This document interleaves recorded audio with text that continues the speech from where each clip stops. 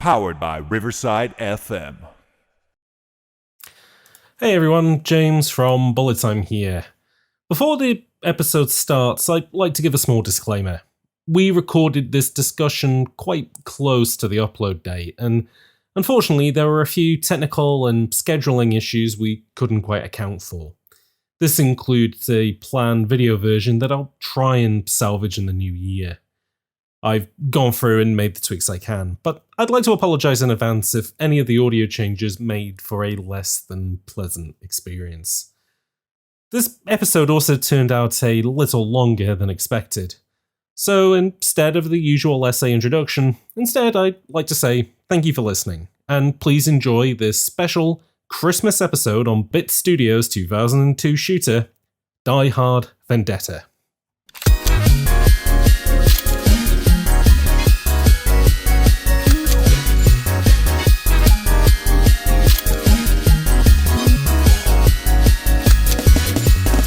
Dump my fucking opinions into orbit. Let's do this. Yeah, that's exactly the best thing that could have been said. Oh my god! That's a good surprise.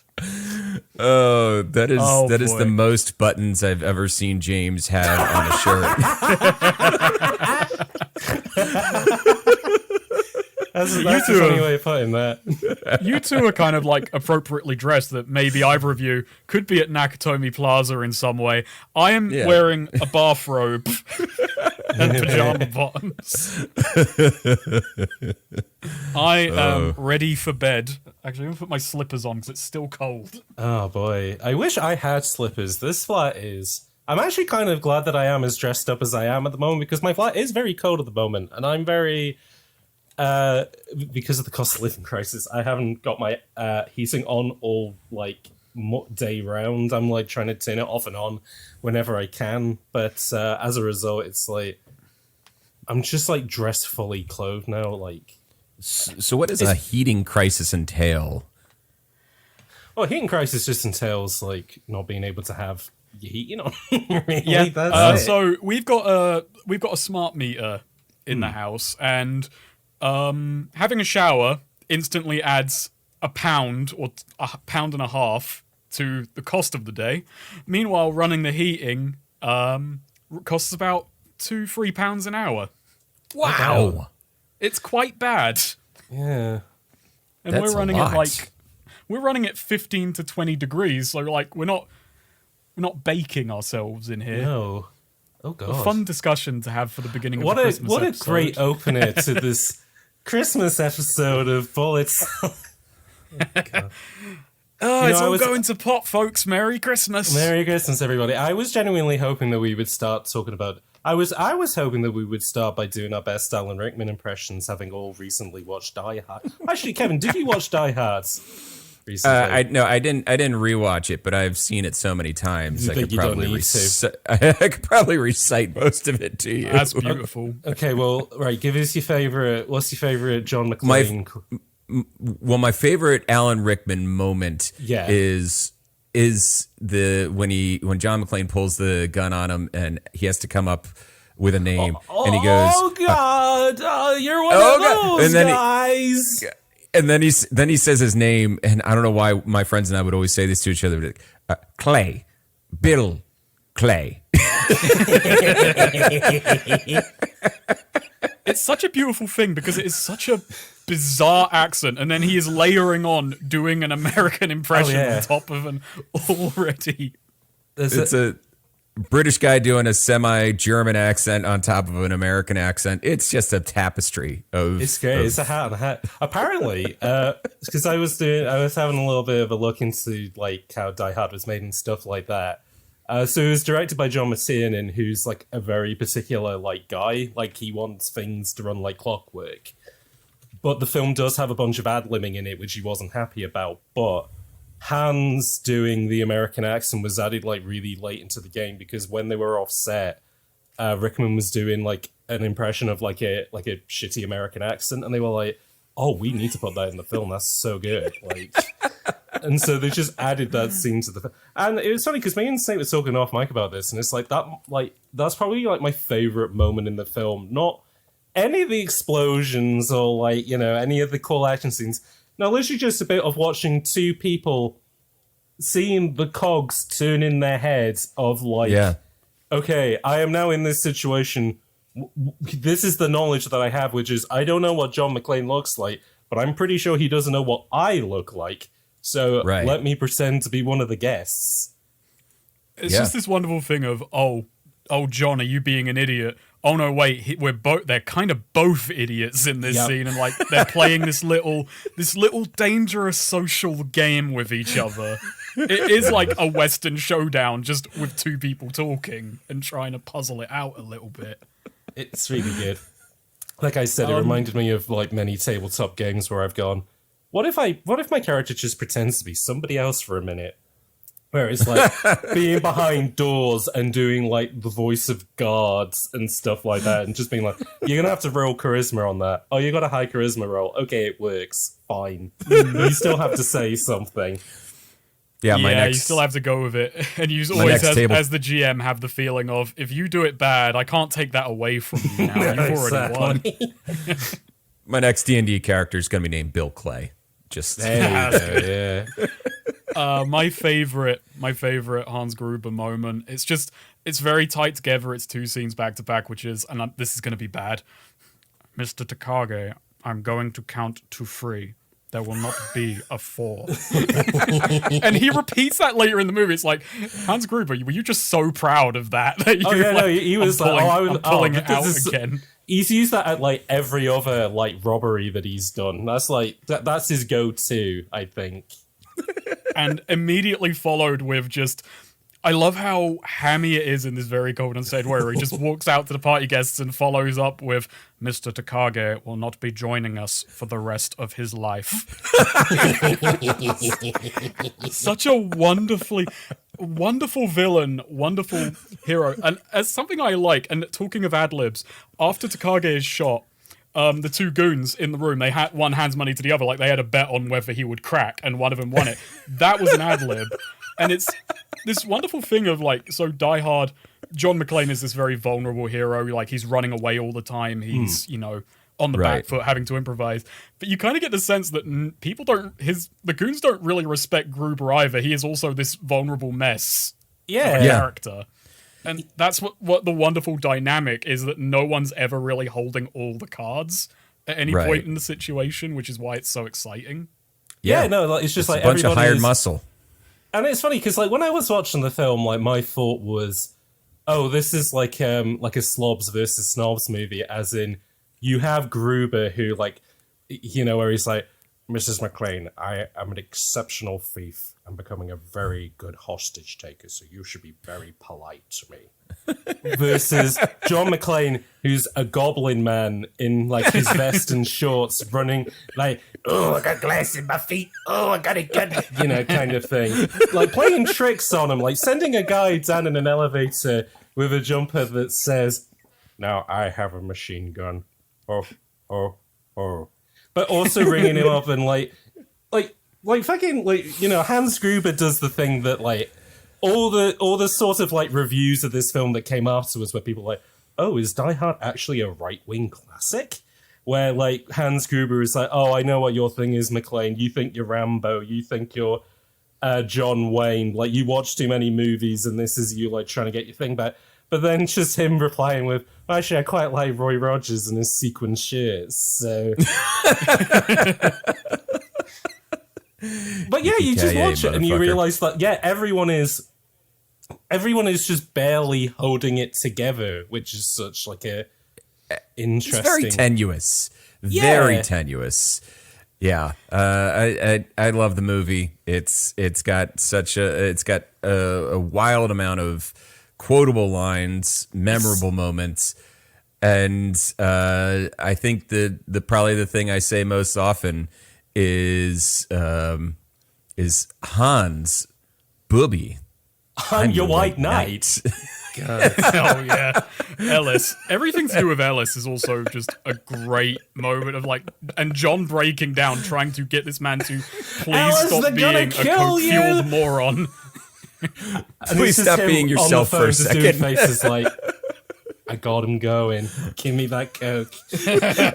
And then like a minute later, and it's just like, yeah, we're all good. And they just spray blood like across the, like that's all you see. It's just Tarantino amount of blood just spraying against the window. Like it's this very funny thing because last time I watched the film, I was 10 years old, and I watched it last night just for preparation for this, and didn't really click for 10-year-old me. Watching it now at 29, I was like, oh, this is why this is one of the best. This is, it's so tightly wound. Every element of it is moving constantly, no wasted energy, and like, and that scene when that's coming up, I thought, oh, he's gonna sell the wife out. This is where he clicks John McClane. It's gonna, and I'm just kind of preemptively in my head, kind of getting annoyed, and then it goes in a much more interesting direction. I'm like, oh yeah, it's just another little element of why everything is working so well.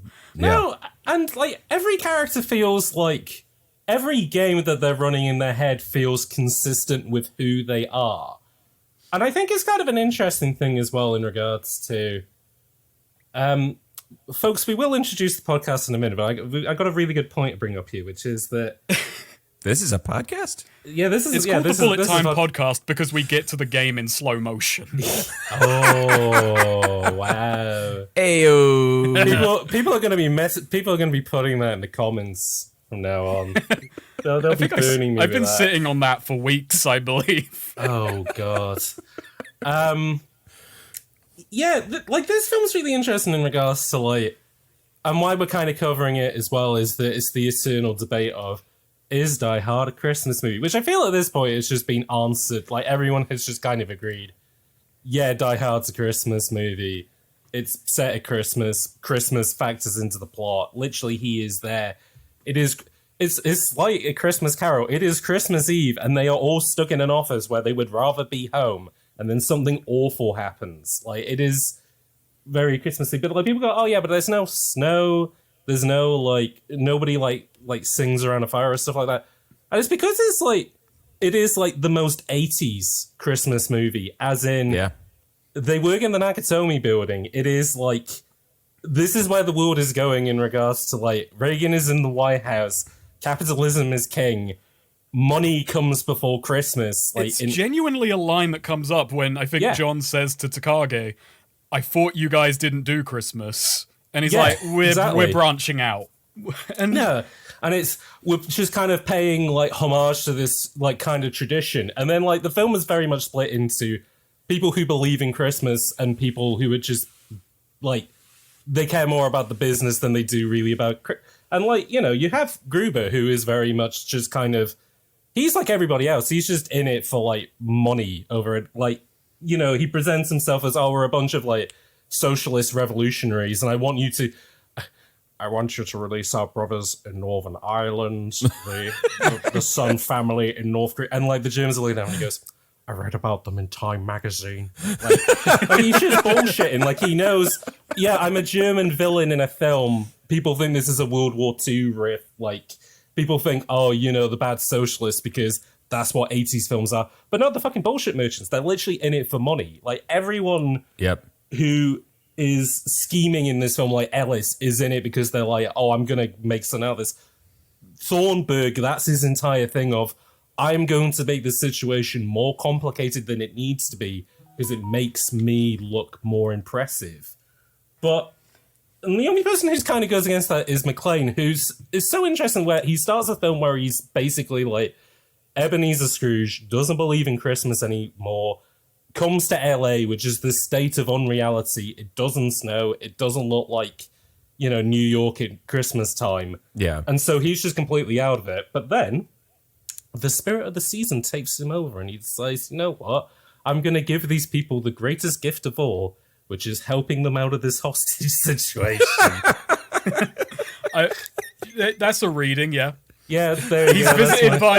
He's visited by 3 ghosts, his handgun, his heckler and cock, and some other weapon. I was going to say the 3 ghosts are the 3 ghosts that he makes across the runtime of the film, and many more, I suppose. Oh, I'm trying to think. I have a kind of point about is Die Hard a Christmas movie, which it kind of got that kind of became a joke in the early 2010s. Yeah, it's an early internet thing. Yeah, and I think the life of a joke is determined by how annoying its initial spread is. Right. This just popped up all at once. Like, Dara O'Brien, who is a popular Irish comedian, had a bit about it. It was kind of everywhere, and he was a kind of net-savvy, dorky comedian, which added to that. And I don't know, it's one of these things where it could have been a cute, fun debate, but because it was kind of treated as this, like, smarmy bit of trivia, by and large, it's like... Oh, exactly. You can't... And it's ironic I'm saying this, because I'm the one who accidentally broached the topic of the game for today's episode. So, I'm glad that you mentioned that, because I've been sitting on this bit of information for a while, which is... so Die Hard, I would say, is a Christmas film. The game that we're playing, or we've played for this podcast, absolutely is not a Christmas film by any extent of the imagination, but because it is tangentially related to Die Hard, which is a Christmas film, it is very applicable for this podcast. Yeah. Because there are very you were few saying to me, like, Christmas what do we do for a Christmas FPS episode? Yeah. Yeah. Yeah, me and Snake were talking about this, and there's very few Christmas FPS games out there, and then you suggested, why don't we do a Die Hard game? Because Die Hard's a Christmas film. And the irony of ironies, I played this game, Die Hard Vendetta, as a child. Yes. And I didn't play Die Hard Nakatomi Plaza, which is a direct creation of... So I suggested the wrong game because it's the one that I played. And I kind of went with Die Hard Vendetta as well, just because of the fact that it was the game that I recognized. Now, Snake, this is the second podcast project of mine that you have got involved in, and for the Christmas special, you have suggested Die Hard. Because the same thing happened in Quest and Show. Yeah, we did. Yeah, that was the thing I was waiting to mention. I didn't consider that. Yeah, we had the joke of, oh, we have a magical kingdom, and you were playing the Prince of the Realm, and the Christmas party got overran, and he was taken out, and he had to solve the hostage situation at Christmas. Yes, and it even had a joke. His favorite play was Hard to Die, starring an Ent called Spruce Willis. Yep. So yeah, I don't know how this has happened twice. It did. So nice it happened twice. Yeah. I don't know. Maybe just, this Die Hard is just intrinsically linked, I guess. Die Hard is forever. Yeah. It's forever. It is Christmas. There we go. So, folks, welcome to Bullet Time, the video game podcast where we analyze the shooters that missed their mark. And thank God we've actually hit a game that feels appropriate for the subtitle of this podcast. Sure. As always, I am James, dressed to the nines for this special event. Joining us, though, are two guest hosts. Very excitingly, we have got them both in the same virtual room for this podcast.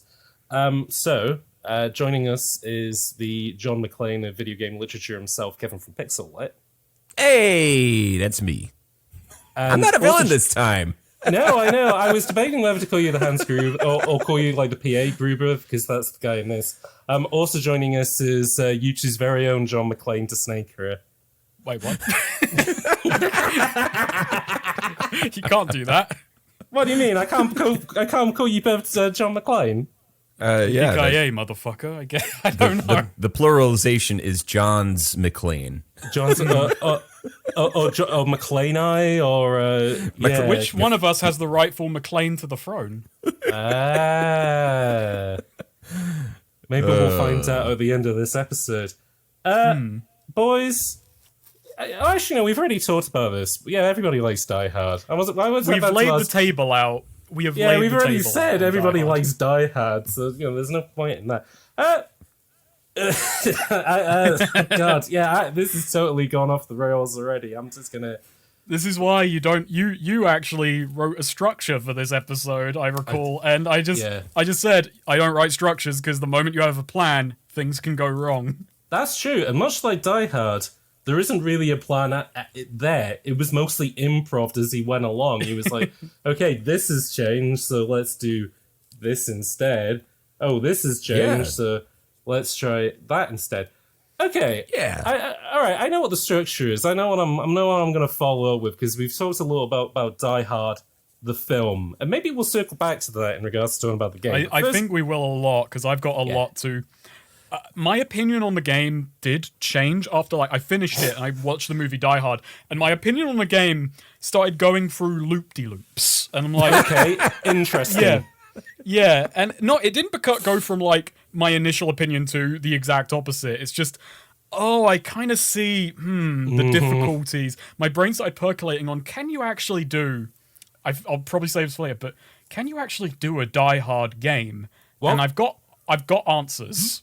That was going to be my question, which is, how do we feel about Die Hard as a genre of video games? Because I feel like it's something that is a good there's a number fit. of And when them. I say a genre, I mean because Die Hard, the first film, was such a surprise success, despite being so simple on the surface, it became, we could do our own Die Hard. So you have Speed, which is Die Hard on a bus. You have Air Force One, which is Die Hard on the president's plane. You get all these different tower action films like The Raid Redemption and Dread. Paul Blart Mall Cop is technically a Die Hard film in a mall with Paul Blart. So it's funny because it's basically an old horror trope. It's the haunted house. It's people get trapped in the haunted house, but it's just that with the monsters are terrorists or robbers or such and such. You flip it to action. Yeah, it's just genre transliteration, and you put that into games, and there's an immediate problem, which is in the film there are 12 terrorists. In Die Hard Nakatomi Plaza, you kill more than that number in the first level.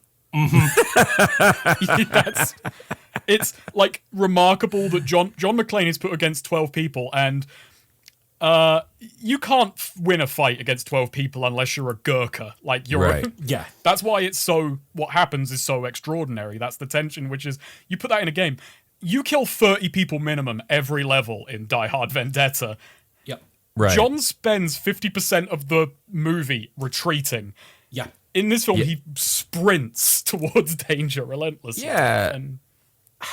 And it's something I actually I was thinking about a few years ago, how one of the things that games often do is they overexert the emphasis on the act of the violence and the killing rather than the strategy around it's a harder sell. It's hard to do. It's hard to play. If you made a Die Hard style game that is very feels like the movie more, and there's only 12 bad guys in the entire thing, I think you would have pulled off something pretty neat. You would have pulled off something remarkable if you could make 12 people feel like a mountain to climb. Yeah. Because it's funny, because I decided to have a look, okay, those were films inspired by Die Hard, what about games? And the one that I always say is Arkham Asylum's like Die Hard. But, well, I guess it's interesting because it's Die Hard 1 is a singular tower block, even though it's it's on the 30th floor is where most of the film is set, but they go between maybe 5 different floors throughout the entire runtime of the film. But that is it. It is a very tight floor plan. Then Die Hard 2, they set it in an airport. So rather than being narrow and vertical, it's just very wide and sprawling. And right. Die Hard 2 has a lot of problems, but I think one of them is just the fact that it's really hard to get a sense of the geography. The stakes are a bit too... Well, the stakes are far too big for McClane. And throughout the film, people are just kind of yeah, we got what you did in the first film, but that made sense there because it was literally it was a stuck in a box situation. Here, the police are already in with the terrorists. All this stuff is everything is kind of fitting together more in regards to John McClane, you're literally being Ellis or Thornburg in this situation. You are making things more complicated than they need to be. Right. Which I think, and then with A Vengeance is the only one that I didn't rewatch for the pod, and it's just because I can remember anything about it apart from the fact that beloved British actor, what's his face, Jeremy Irons is in it. Jeremy Irons as fucking as his brother, like Alan Rickman's brother, despite the fact that they have like there's no facial structure in like common, like the only common ancestor those two people have are the 7 original women on the single continent. Whatever, I can't remember what is that Tim called? Where it's like the 7 mothers theory or whatever it is. That's far too heady for this podcast. Yeah. But this podcast should be headshotty, not heady. Hey. No scope That's that all one. I got. But I remember the third one being bigger because it's mostly set like across New York City. Like it just. Yeah. And so, like, this film, so the game Die Hard Vendetta is kind of like a natural extension on that, but then all the games that are inspired by it, so you like Batman Arkham Asylum, which is set across an entire island. You have Dead Space, which is set across an entire spaceship, which is far larger than, like, the Nakatomi building. Fear, apparently, is... we haven't played Fear for the podcast yet. I've never played Fear, so I don't know how much that is like Die Hard. Now, System Shock 1, I guess. I actually have what I think ought to be the kind of blueprint for how you could maybe make a Die Hard game. It has to be very tweaked, everything.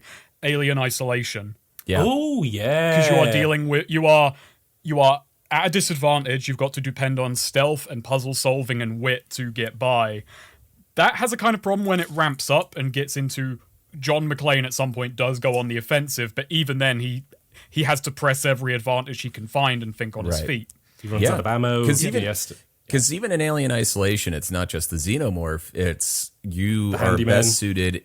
You have to avoid the working Joes for the most part. Even the other people, like you're not directly engaging with other people because you'll get shot down pretty quickly. Your health is pretty much the size of what a human would have. It's not much. Yeah. And I think that could be like maybe the route to go, but you re-gear that or the other suggestion, and this has problems as well, and it's just kind of speaking to that games do have limitation when it comes to presenting threat in certain ways, a point-and-click adventure game.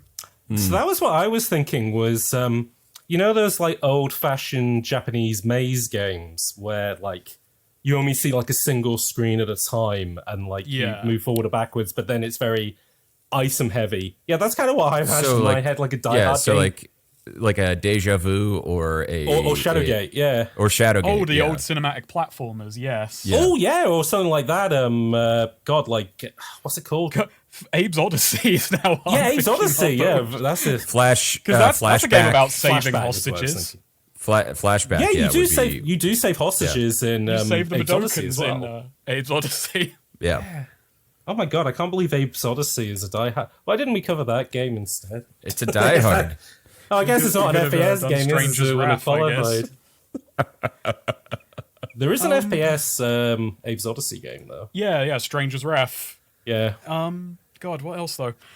We haven't actually. Can I just do a quick mechanics rundown on the game? Can I do a quick introduction of what the game is before we? That makes more sense. That? Yes, I didn't realize we hadn't actually done. What are we talking about? So the game that we're talking about today is Die Hard Vendetta, released in North America just in time for Christmas, November 15th, 2002. Developed by Bit Studio, a British-based developer, and published by Vivendi Universal in some areas, and Sierra in others. Just before we go into it, this game currently sits at a 54% approval rating on Metacritic. This is the lowest scoring game that we have covered for the podcast. And I like it.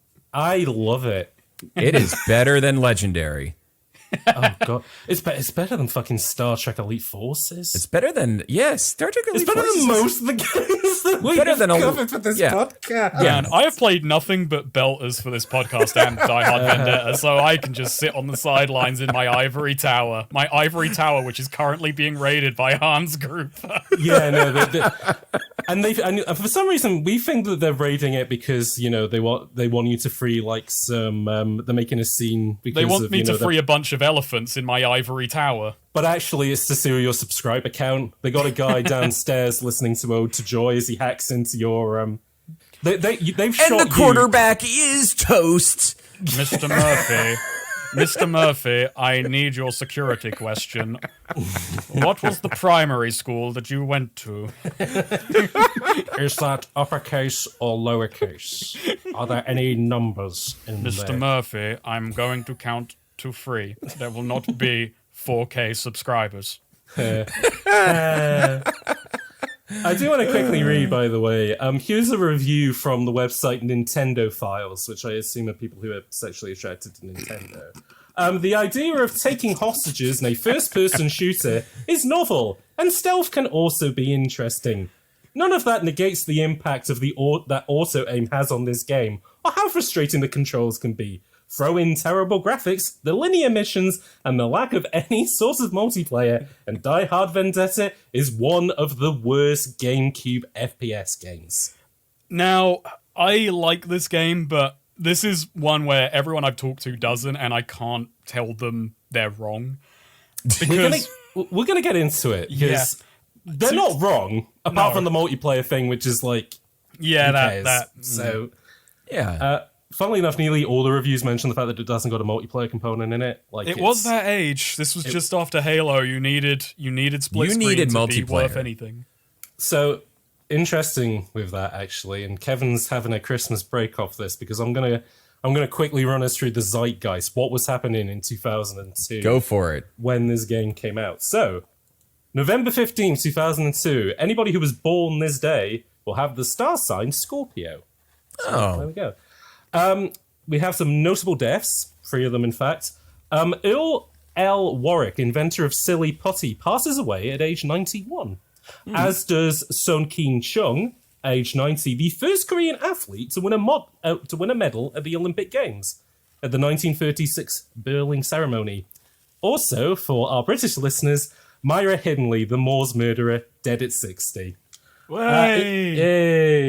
In theatres today, Harry Potter and the Chamber of Secrets, starring Die Hard's very own Alan Rickman.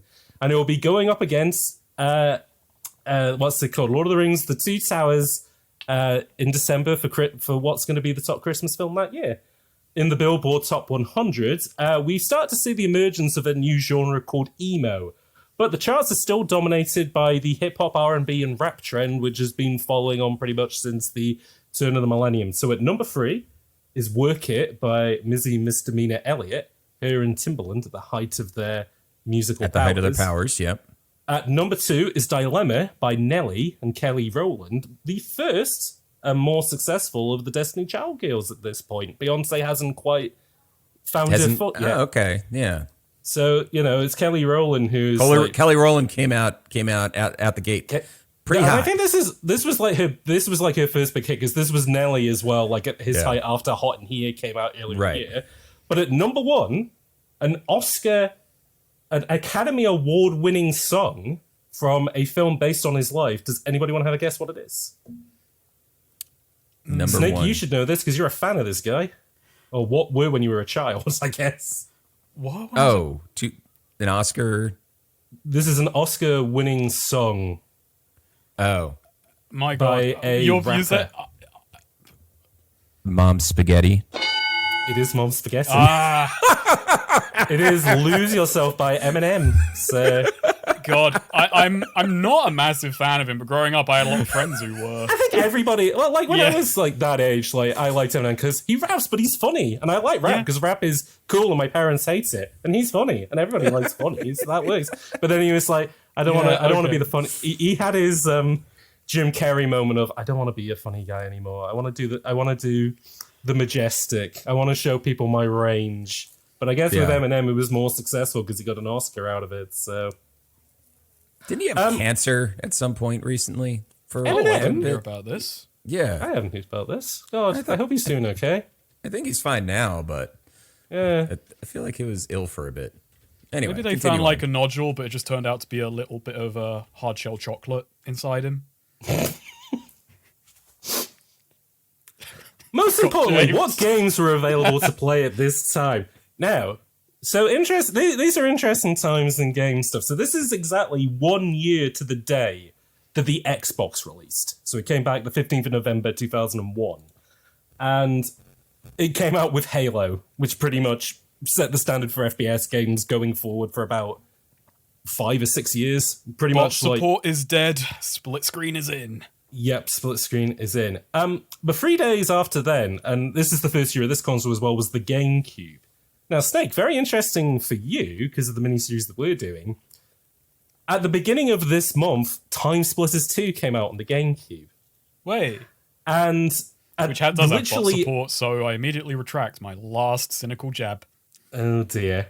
Console not particularly known for its FPS games, but like we have Time Splitters 2, which many would consider like the best multiplayer game on that console. 2 days after the release of Die Hard Vendetta, we get Metroid Prime 1. So, Oh boy. this game pretty much comes out right between two of the GameCube's heaviest hitters in a lot of... Sent out to die. Yes. Yeah. It was sent out to die. It was released between Time Splitters 2, a game which already had hype around it because not only was Time Splitters a hit on the PS2, as we kind of talked about a little bit in that episode, this is the first game from the ex-GoldenEye guys and the Perfect Dark guys coming out on a Nintendo console. And Metroid Prime, which I decided because I finished Die Hard Vendetta quite quickly, I was going to replay Metroid Prime to see how it held up in regards to Die Hard Vendetta. Oh boy, the controls of that game have aged like arse, unfortunately. Versus I decided to then play the Wii version where they remade it for the Wii controls, and it's just so much better. The weirdest thing about it is the fact that the original GameCube control scheme is like RE4's, as in its tank controls, which is such a weird fit for an FPS game, and yet for some reason it works in in RE4. I think it's because you're planted in place while you're shooting, so it doesn't feel so bad. Right. Whereas you can move and shoot at the same time in Metroid, and it just feels like shit.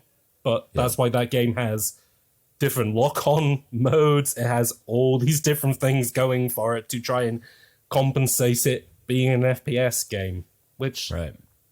I don't know, it feels weird. Like, it came out like it came out years after Doom, but it felt... Because the weird thing about Metroid Prime is that it's the one that Miyamoto was weirdly involved in. He had no involvement in any of the previous Metroid games or the ones afterwards, but he decided on this one, no, you need me at the table because this is important.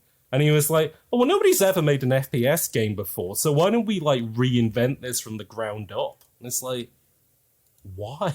why are we doing this? These guys made Turok. That's kind of why you hired them. They know how... Right. Your controller has a second stick on it. And he's like, no, you can't use this. No Nintendo games can use the C stick for anything. It's like... Good lord.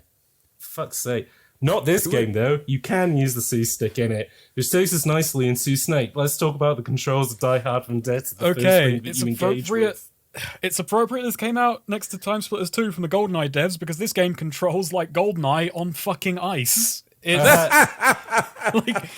has a soft aiming system which is hypersensitive. Like you have to flick and you kind of have to flick and the gun will turn around the screen.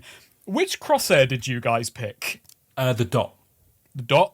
The dot. I had whatever the default one, I think. Okay. Is. I, for a joke, picked one which is a giant radial circle with a transparency in the middle, thinking, this will be funny. It made saving some hostages really annoying because my crosshair is basically like a fucking flashlight. It's basically a suggestion. For some reason, this is a game where at the beginning you can customize which crosshair you want and McLean appearance, which is just right or left-handed. So I made it left-handed and picked the worst thing just to make it the most disorienting experience I could. Oh god. So to sum up the controls of this game, if you're moving forward, you can't strafe. Like you get locked into your direction hard. You can crouch and go prone. If you crouch and go horizontal, you move faster than any other movement possibility in the game. So John McClane has turned into a crab because he moves side to side You got a faster crab walk than he with him. does moving forward. But the bizarre thing is that there's two different modes of movement, which I guess we'll get into, but when you change between them, the mode of movement where you're in maybe 20% of the time until you figure out to change that, what they call it, stealth mode, you move forward so slowly, like it feels like, is my game broken? Because the moment you move him left or right, it's like a bullet out of a gun. It is so quick. Versus when you run around with guns in your hand, it kind of moves a little bit smoother. It is bizarre. Even though you will have this like momentary mental hitch every time you're moving forward, and then you want to strafe because the game will go, I don't know, I can't do that, and you have to come to a dead stop and then start again, and so moving and turning just feels horrible. Like, it feels slippery yet rigid. It's this horrible combination, this oil and water scenario, and this shooting is only slightly tenable because, as mentioned, the auto aim is so forgiving. Like, this is a game where you just you run into a room, you just hold the shoot button, and everything dies. So funnily enough, Kevin, this reminded me of, you remember when we were talking about when I was playing the PS2 version of Soldier of Fortune? Yeah. And I went through how it had like 5 different gradations of aim assist, and one of them was literally fucking RoboCop mode, as in it would just automatically snap to enemies. This game has that on by default. Just has. You just gotta get into the vicinity and they're done. Except if they're a hostage. Unless they've taken a hostage, in which case you do have to do some level of aiming yourself. Yeah, there is a button to manual aim. You will use it as little as humanly possible. Oh, and manual aiming lets you lean, which is useless because enemies have pinpoint accuracy and will just cap you just as much on leaning. They have the auto aim on too. It's a world of auto aim. You just have more hit points. That's what it is. And it is bizarre because it's like, when you use the auto aim, well, we haven't quite talked about the graphics yet, but you get no indication that it locks you in place. So you try and like move left or right, and the game will turns 90 degrees like in every direction. It's like, what the hell is going on? I did have a bit of a cheeky thing with it, which I always do when I can lean, and then realized if I put myself against a wall and headbutt the wall, do I move? Yeah, I do. I'm very easily amused by these things. And basically, the bosses are the worst part of the game because the boss's superpower is the auto aim doesn't work on them. They have no lock on, so you have to manually aim. Yeah. And that is all that makes them challenging because you are a bar of soap with a fucking machine gun and you are fighting a fridge. And that's what the fucking boss fights and the bosses, it's like, of the bosses, there's like, how many bosses are there? There's like 3. There's 3. And 2 of them are the same guy. Yeah. There's one guy who you finish the stage, you shoot him for about a minute, and then it's like, is he gonna die? And John's like, nah, he's fine. Even though you fill him with like millions of bullets, and then he's under arrest. Our power comes and he's like, you really hurt him, John. I'll be fine. Fucking, if you put this guy into an MRI, he would create a black hole. That's how much. It would explode. That's how much lead is in this guy. And then in the next stage, you do it again, and this time he dies. This time you actually managed to shoot him in. Like he's Achilles. He literally, there's one part of his body which is vulnerable, and he finally found it. Yeah. Achilles just, you shoot him in the heel or something, and he's down. He's down for the count. Yeah, I feel a lot of the same about the controls, and so I played it on my Steam Deck. And, how did you find that? It was fun. I mean, it was great. I don't think there's any way that the controls could really be made better or worse. They just There's nothing that could be done to improve it, except the fact that like occasionally I would be holding the Steam Deck and I would lightly accidentally tap left trigger, which threw me into the manual aim mode. Like, I have no idea. Why am I suddenly, what's going on? Why is my cursor going all over the place? But yeah, the controls are, and I'm just getting this all out of the way. This is everything that I absolutely hate about the game. Because I kind of came around on it by the time I was... Okay, good. Oh, cool. All right. So I was... Yeah, we're being very negative. We're going to have to do the turnaround at some point as to why we like this. This is the miracle episode where Snake suggested this game as a joke, and this has become like This feels like we have discovered like this gold nugget of like, oh, why aren't people talking about this game in 2022? If you slid it into the Raven list, it would definitely be right in the middle. A bunch of other things. So the way I view this game, it's like, okay, it's like Soldier of Fortune ish. Yes, that's exactly what I thought. It's very Soldier of Fortune. It's very much Soldier and Fortune-ish, just with worse controls. If there was a re-release of this game with true on like good control scheme, I think people would come back around to it and be like, oh, this is actually like an unrefined gem of the early aughts. The thing that I came to like playing the game was that this is a game that is in due of like, like in the 80s where they remade like The Fly and like The Thing from Another World because and they kind of just brought them up to date. You could do that with this, where literally all you really need to do is fix the controls because like what is here is really interesting. Yeah. So like, okay. So the bad. All right. First, the guy has the voice actor and the appearance of the character is not John McClane at all. And I have a feeling it was like, did they have to like, was there like a threat of Bruce Willis to sue them if they used anything that looked remotely like the John McClane character? So far in as the voice actor had to basically not sound like Bruce distinctively. Here's the funny thing. So I said I had not seen this film since I was 10 and I watched it last night. Not remembering what he sounded like, I will give the actor this.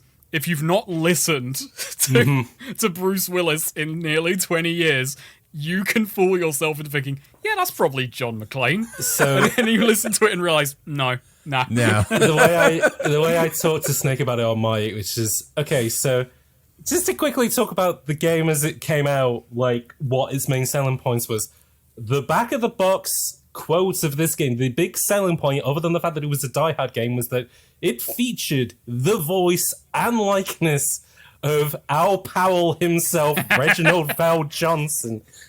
Not McClane, not Groover, not like, no, the police officer most famous for shooting a 13-year-old boy. He's back, baby.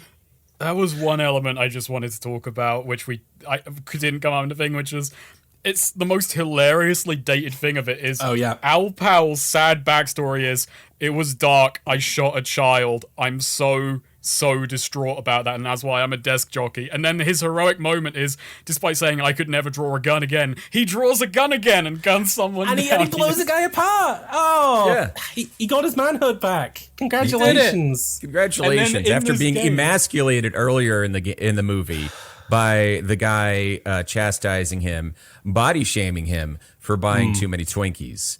That's a very important scene. That has aged worse in the film. The thing that has also aged the film awfully is what happens 15 seconds before that, where they have the symbolism of Holly McClane taking her watch off to kill Hans Gruber. And then when she talks to the police, she says, no, I'm not Holly Gennaro, I'm Holly McClane now. It's like, yeah, they got John Wayne in for that rewrite, I think. Jeez Louise.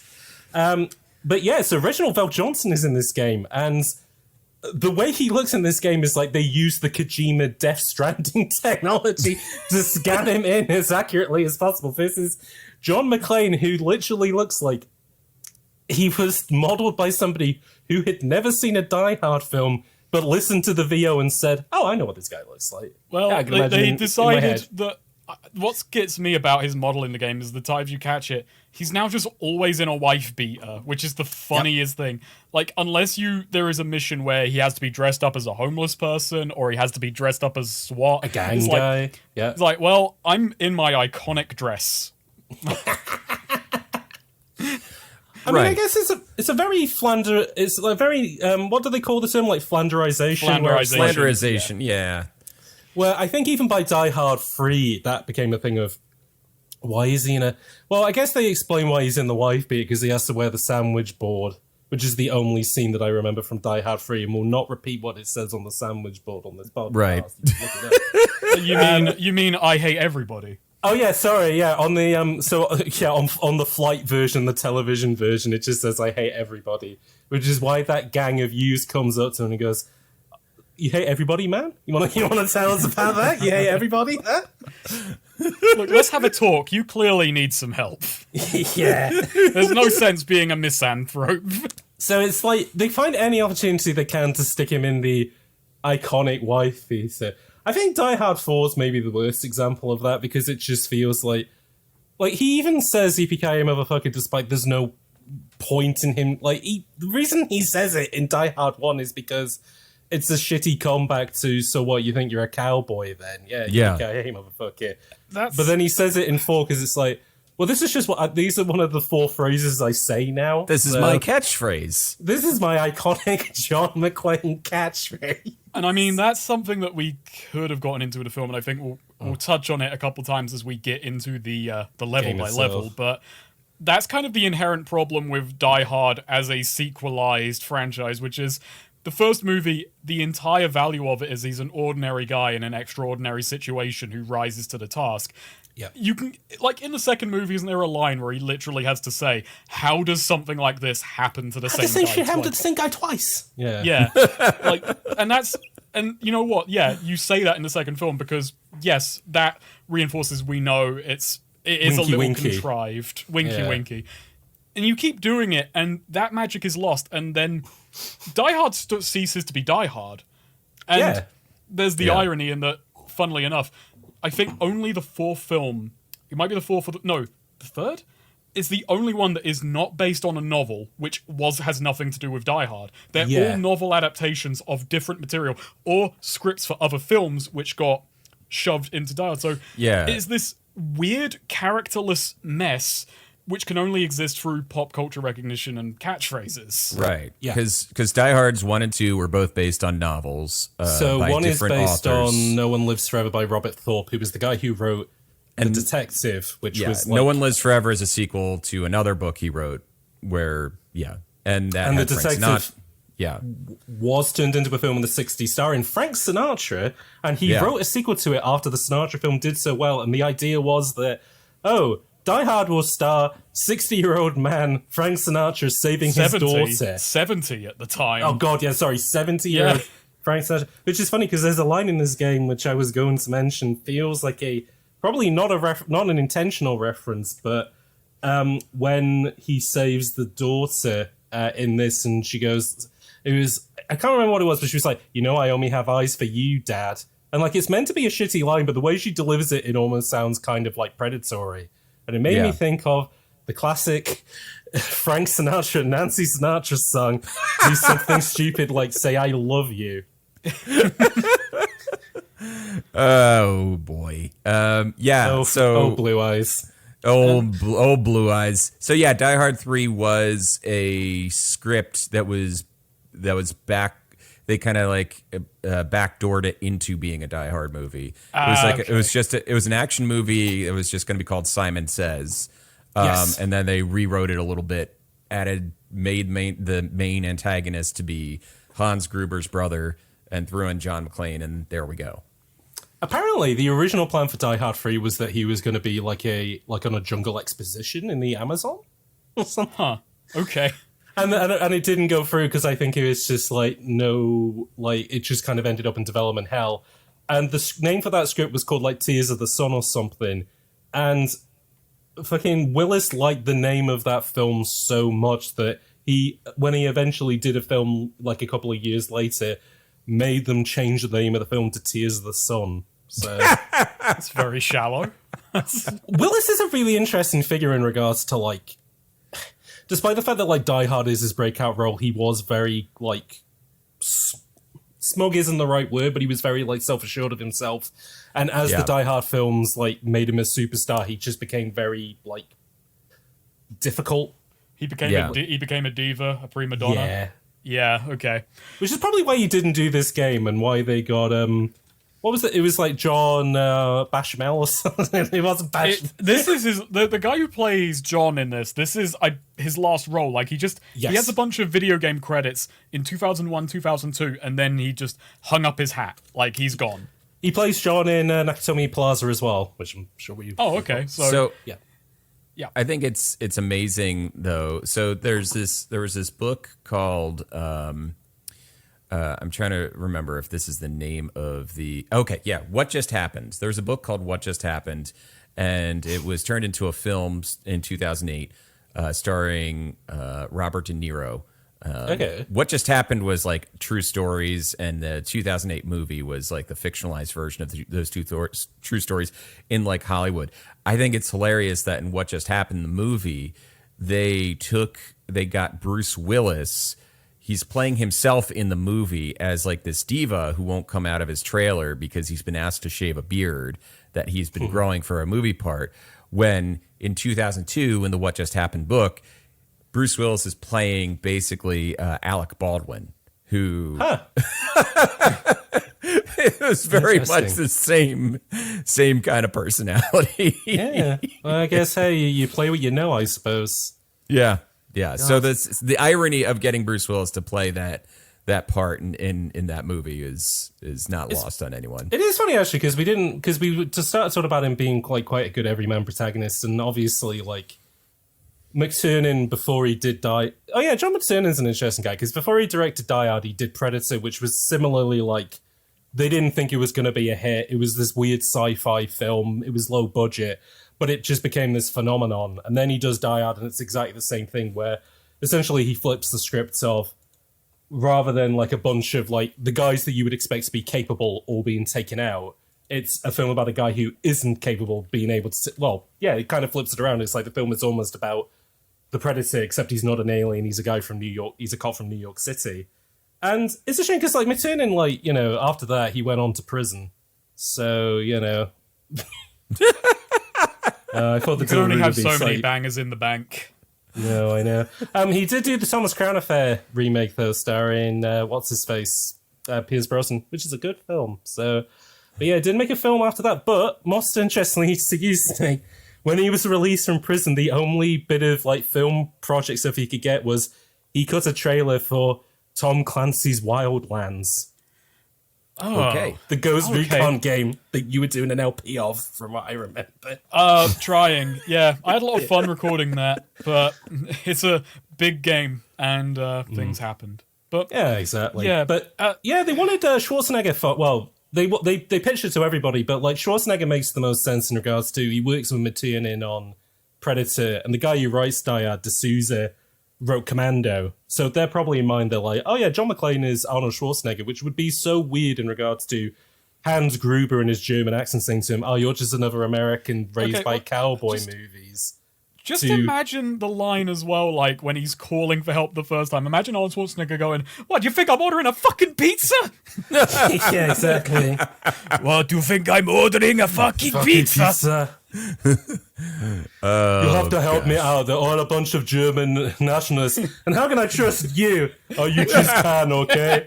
Oh, maybe that whole plot thread about maybe he's one of the terrorists does make sense. There we go. Yeah. Yeah, because he's Austrian. Hey, there we go. There you go.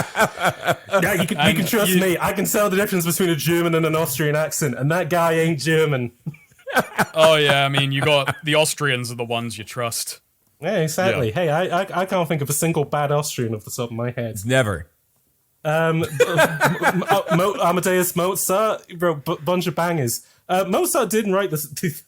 So this game has bullet time in it, so it is really applicable that we're doing it for the podcast. But it has hero time in it, and anytime you activate it, it does play Beethoven's Ode for Joy, which is nice. Yeah, which, call back to the first film, which it sticks out a bit to me. Like, I activated it, and it's just so comedically terrible a bullet time. Like, you're moving around in, like, super speed, and you fire a bullet, and you can just watch it move. Oh, yeah. And I would remember, and, like, because of the auto-aim, I would activate hero time. I'd, like, shoot everyone in the room, and then I'd see, oh, my bullets are still traveling.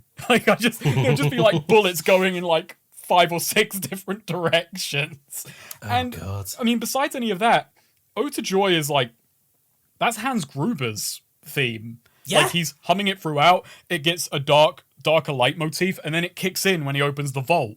And, so it's just very cheap iconography, like, leitmotif of the film, because that wasn't really, I think it does work for John. It kind of, but, it fits his bombast, and it fits Gruber pretending to be like more fucking classy than he is. Yeah, exactly. Yeah, I mean, what is the line that he says? It's benefits of a classical education or something like that. Yeah, as again, just Die Hard is.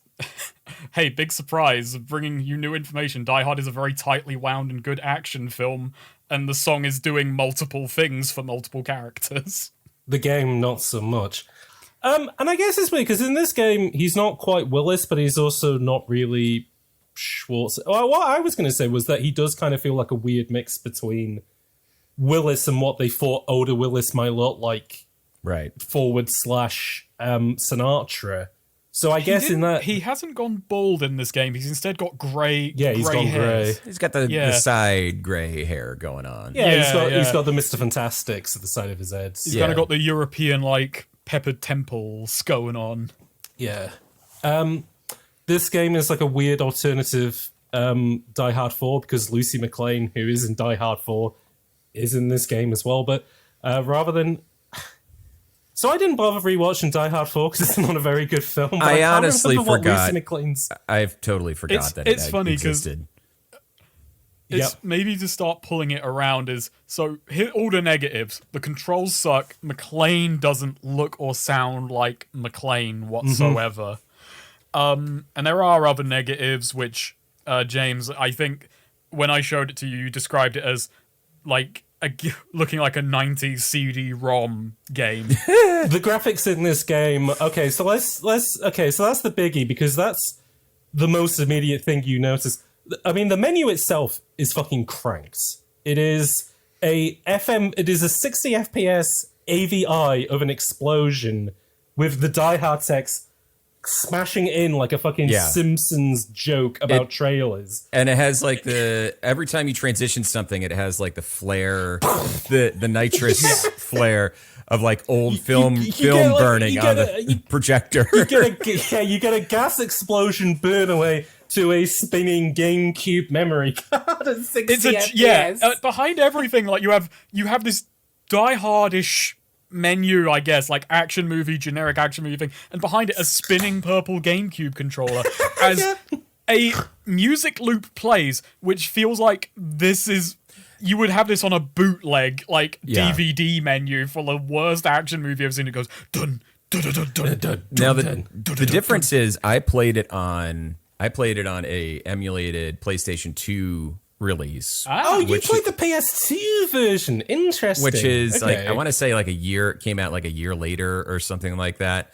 But yeah, so I don't think there was that much difference. I think the GameCube graphics actually looked a little bit better. There was something lost in, well, there's difference in shading and lighting, which I've went and looked at some other people's footage, though. Yeah. I also looked at people playing on GameCube, and the lighting was way brighter, so... Yeah. It is... The second level of this game is like the most night and day... it is literally night and day difference, because in the PS2 version... so the second level, is where Fat Sal's shooting at a guy, and then you go to... It was the thing that you messaged, like the first message we got from you was like, "This level's fucking bullshit." It's terrible. It's the worst thing in the world. It's ice water. So okay, let's do level one. Sorry, the point I was going to make was on the PS2 version that's set during sunset, right? Like kind of an orange sky. So on the GameCube version, it is a Crazy Taxi Sega Arcade ass. Bright blue sky, sunny day. No. What? Okay, that's bizarre. Why is that a change? Why change the skybox? I wonder and it's weird because the GameCube wasn't a slouch power-wise. Like, it could do decent enough lighting. I wonder whether it was because, it's the GameCube version. Let's kiddie it up a little bit. Let's make it look more like a Sega game. I don't know. Maybe it's the most bizarre thing. But yeah, no, the game hits you. I mean, you always see the graphics first, but the game just kind of hits you if you put it in and, this looks like Play-Doh. The weapon models all look unshaded. They look horrible, and they are so big. They are giant. And it's like, this controls horribly, this looks ugly as sin. What am I doing here? Right. As I said to you, it looks like a 90s multimedia, like, it looks like Myst. bizarre. You fired up Encarta, and you found this on the Encarta disc. Yeah, you're playing the Encarta Police, the police edition of Encarta, where they have given you giant models with low poly, low textured models. All the environments look like vaporwave. It's like the first level of this game where you are at an art gallery looks like. Here's what the World Wide Web will look like in 2006, and like you fly into your computer, and there's like a 3D model of like this art gallery that you fly in. Matthew Perry and Jennifer Aniston are coming around the corner to sell you on Windows. Yeah, and there's like low poly FMVs. Yeah, yeah. You don't start on that level though. You can start if you want to with a tutorial, which is the only level of this game that I'm glad I could skip because I could not figure out the ending of it. But I was able to. I beat the tutorial, and I had a moment of crisis early on because I thought the tutorial was mandatory, and I just beat it, and then I died at the. I didn't die at the thing of level 1. Thornburg came running up to me. The level ends and you save your daughter, and Thornburg's like, what a touching reunion, and I just shot him, and the game kicked me right back to the beginning of the stage because there's very sparse mid-mission checkpoints, and I was like, I have to do the whole level again. I'll come back to it tomorrow. Didn't save. I thought, oh god, I got to do the tutorial again. You don't. No, so the tutorial is if you booted up this game and if you've only listened to the first hour of this podcast and heard us talk about who developed it, like the fact that it has shit controls and how shit it looks, and you only played the tutorial, yeah, you would write it off like the people who wrote the reviews and said, "Now this sucks." The first level, you do not have to rely on any of the stealth stuff that you learn in the tutorial at all. You can just play it as a straightforward action game. It is bizarre how well it connects, like how everything kind of works, though. Is the thing like the first level? It opens like you're getting a news report from Thornburg's like terrorists led by Piet Gruber have taken over the art Gruber. Have taken over the art museum, and it's like, and John's like, oh no, Lucy is there, and he like just leaves the house and his wife beat her and like howls outside. That was his literal that's that explanation for why he's wearing a wife beater. Is he was literally sitting in front of the TV like a crabby old man, being like, getting ready later for a night at the opera, beer in hand, TV remote in the other, like he's Homer Simpson. Sees, hey, that's my daughter on the news. Then you see her get kidnapped like a fucking. What do they call it? Like old-fashioned, like a vaudeville being pulled off screen. Yeah, hooked off the screen with Lucy. Yeah. And like, yeah, John just kind of rolls up like with a revolver in hand outside the museum. Wife being still on, just kind of walks up. And this is the first thing that immediately hits you with the game. There's tons of NPCs outside. Yeah. You can talk to all of them. They all have distinct dialogue. Yeah. That's the thing is you go through these levels and you're like, who do I have to talk to? Because it becomes a process of like, do I? It's a weird puzzle, yeah. Every single person, or is there one person that I absolutely need to talk to? And the only person you need to talk to is, of course, Reginald Val Johnson. Al Powell. Al Powell. Yeah. So that's how I got through that level so quickly, is because I know he's the guy on the back of the box. I need to go talk to him. He's going to have the most important dialogue. That's why he's in this game. So. That's why he's on this box of cereal. And he's like, McLean, you can't go in there. I'm going in there. Well, I guess I can't stop you. Oh, they've opened the door. It has Dark Souls dialogue where it doesn't just do it naturally where they talk back and forth to one another. No, the game actively wants you to press the A button so you can respond every time. And you have to exhaust their dialogue options in order to unlock, like, do the flag. Where do you think Miyazaki got it from? Oh my god! Right here, baby. And he cowered out because this fucking game, this is the worst element of it for me, beyond the controls, beyond anything. There were multiple times I talked to someone, I talked to the right person, but I didn't talk to them enough. Because you'll get the end of a long, rambling conversation arc and it'll go, oh, by the way, here's the keys. It's like, fucking open with that. Or the best one is in the last level, where the guy gives you keys and then you have to talk, and you think, okay, that's it, because I got the thing. No, you have to talk to him again to also get a police radio off him. Yep. The last level has a point of no return. So you could talk to this guy and he gives you the keys. And then I went and I used the keys and I progressed and I jumped down a hole I couldn't return to. And when I got to the checkpoint, it said mission failed. Because after he gives you the keys, you have to talk to him one more time and he'll give you the radio. There's the level where you are in the... I guess, is it you're in the prison and there's these two SWAT guys hanging from their necks and you have to shoot them down, you have to kill all the dudes. And then I didn't talk to the SWAT guys. I just continued about my day and I got through and I jumped down into the cell where you're supposed to continue. It's like, objective failed. You didn't get the SWAT uniform. Like, what? Yeah. God, we'll talk about the bloody prison level because I like that level, but that level is some bullshit. Like, I learned very early on I should talk to people, but I didn't learn talk to them until the dialogue starts looping. Yeah. That's when you know you're safe. Yeah, the prison level took me so long to figure out how I actually get out of the cell block. Like, this is the one way to put this game is I am proud of myself that I beat it without a guide. That's what level of bullshit we're on. I did too, although I did do something. I'm going to just say it now then. So, Kevin, did you figure out that this game had cheats? I sure did. What do you think? How else was I going to beat it? I beat it without cheats. Congratulations! Okay. Congratulations! Go I put on.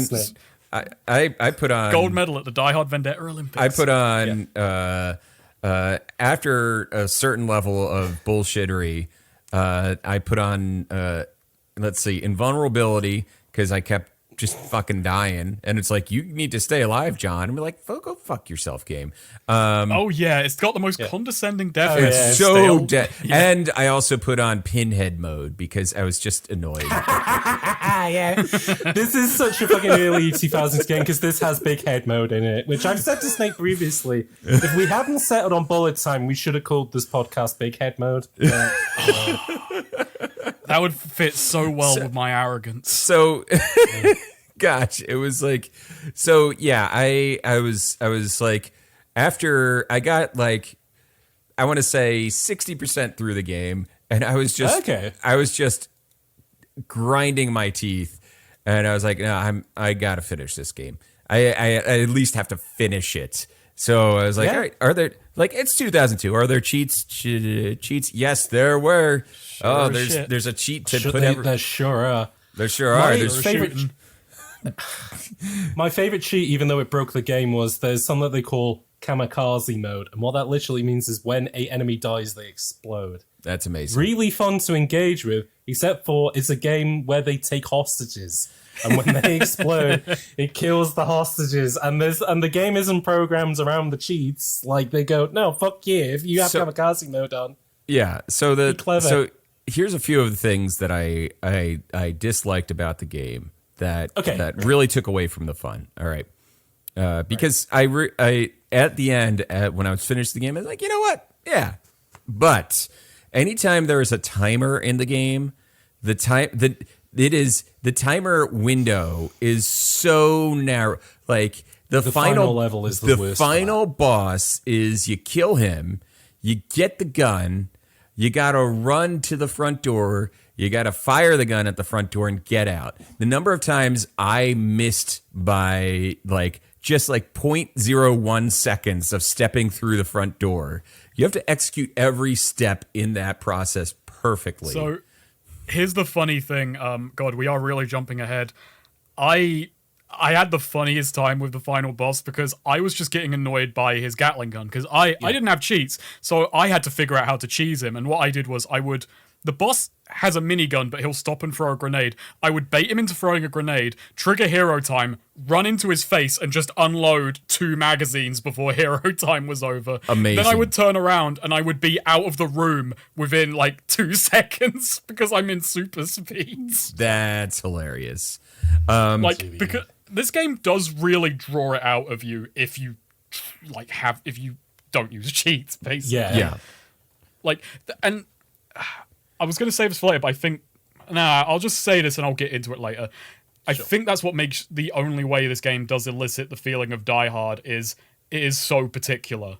Like that Yes. is So I was about to say that the failure like window of any objective is so wide open that you just don't understand, and half the time you don't understand how you failed it necessarily. It's very mean in a very kind of once like it clicks. It's What feels Die Hard about it is like this situation is that perilous. Right. Yeah.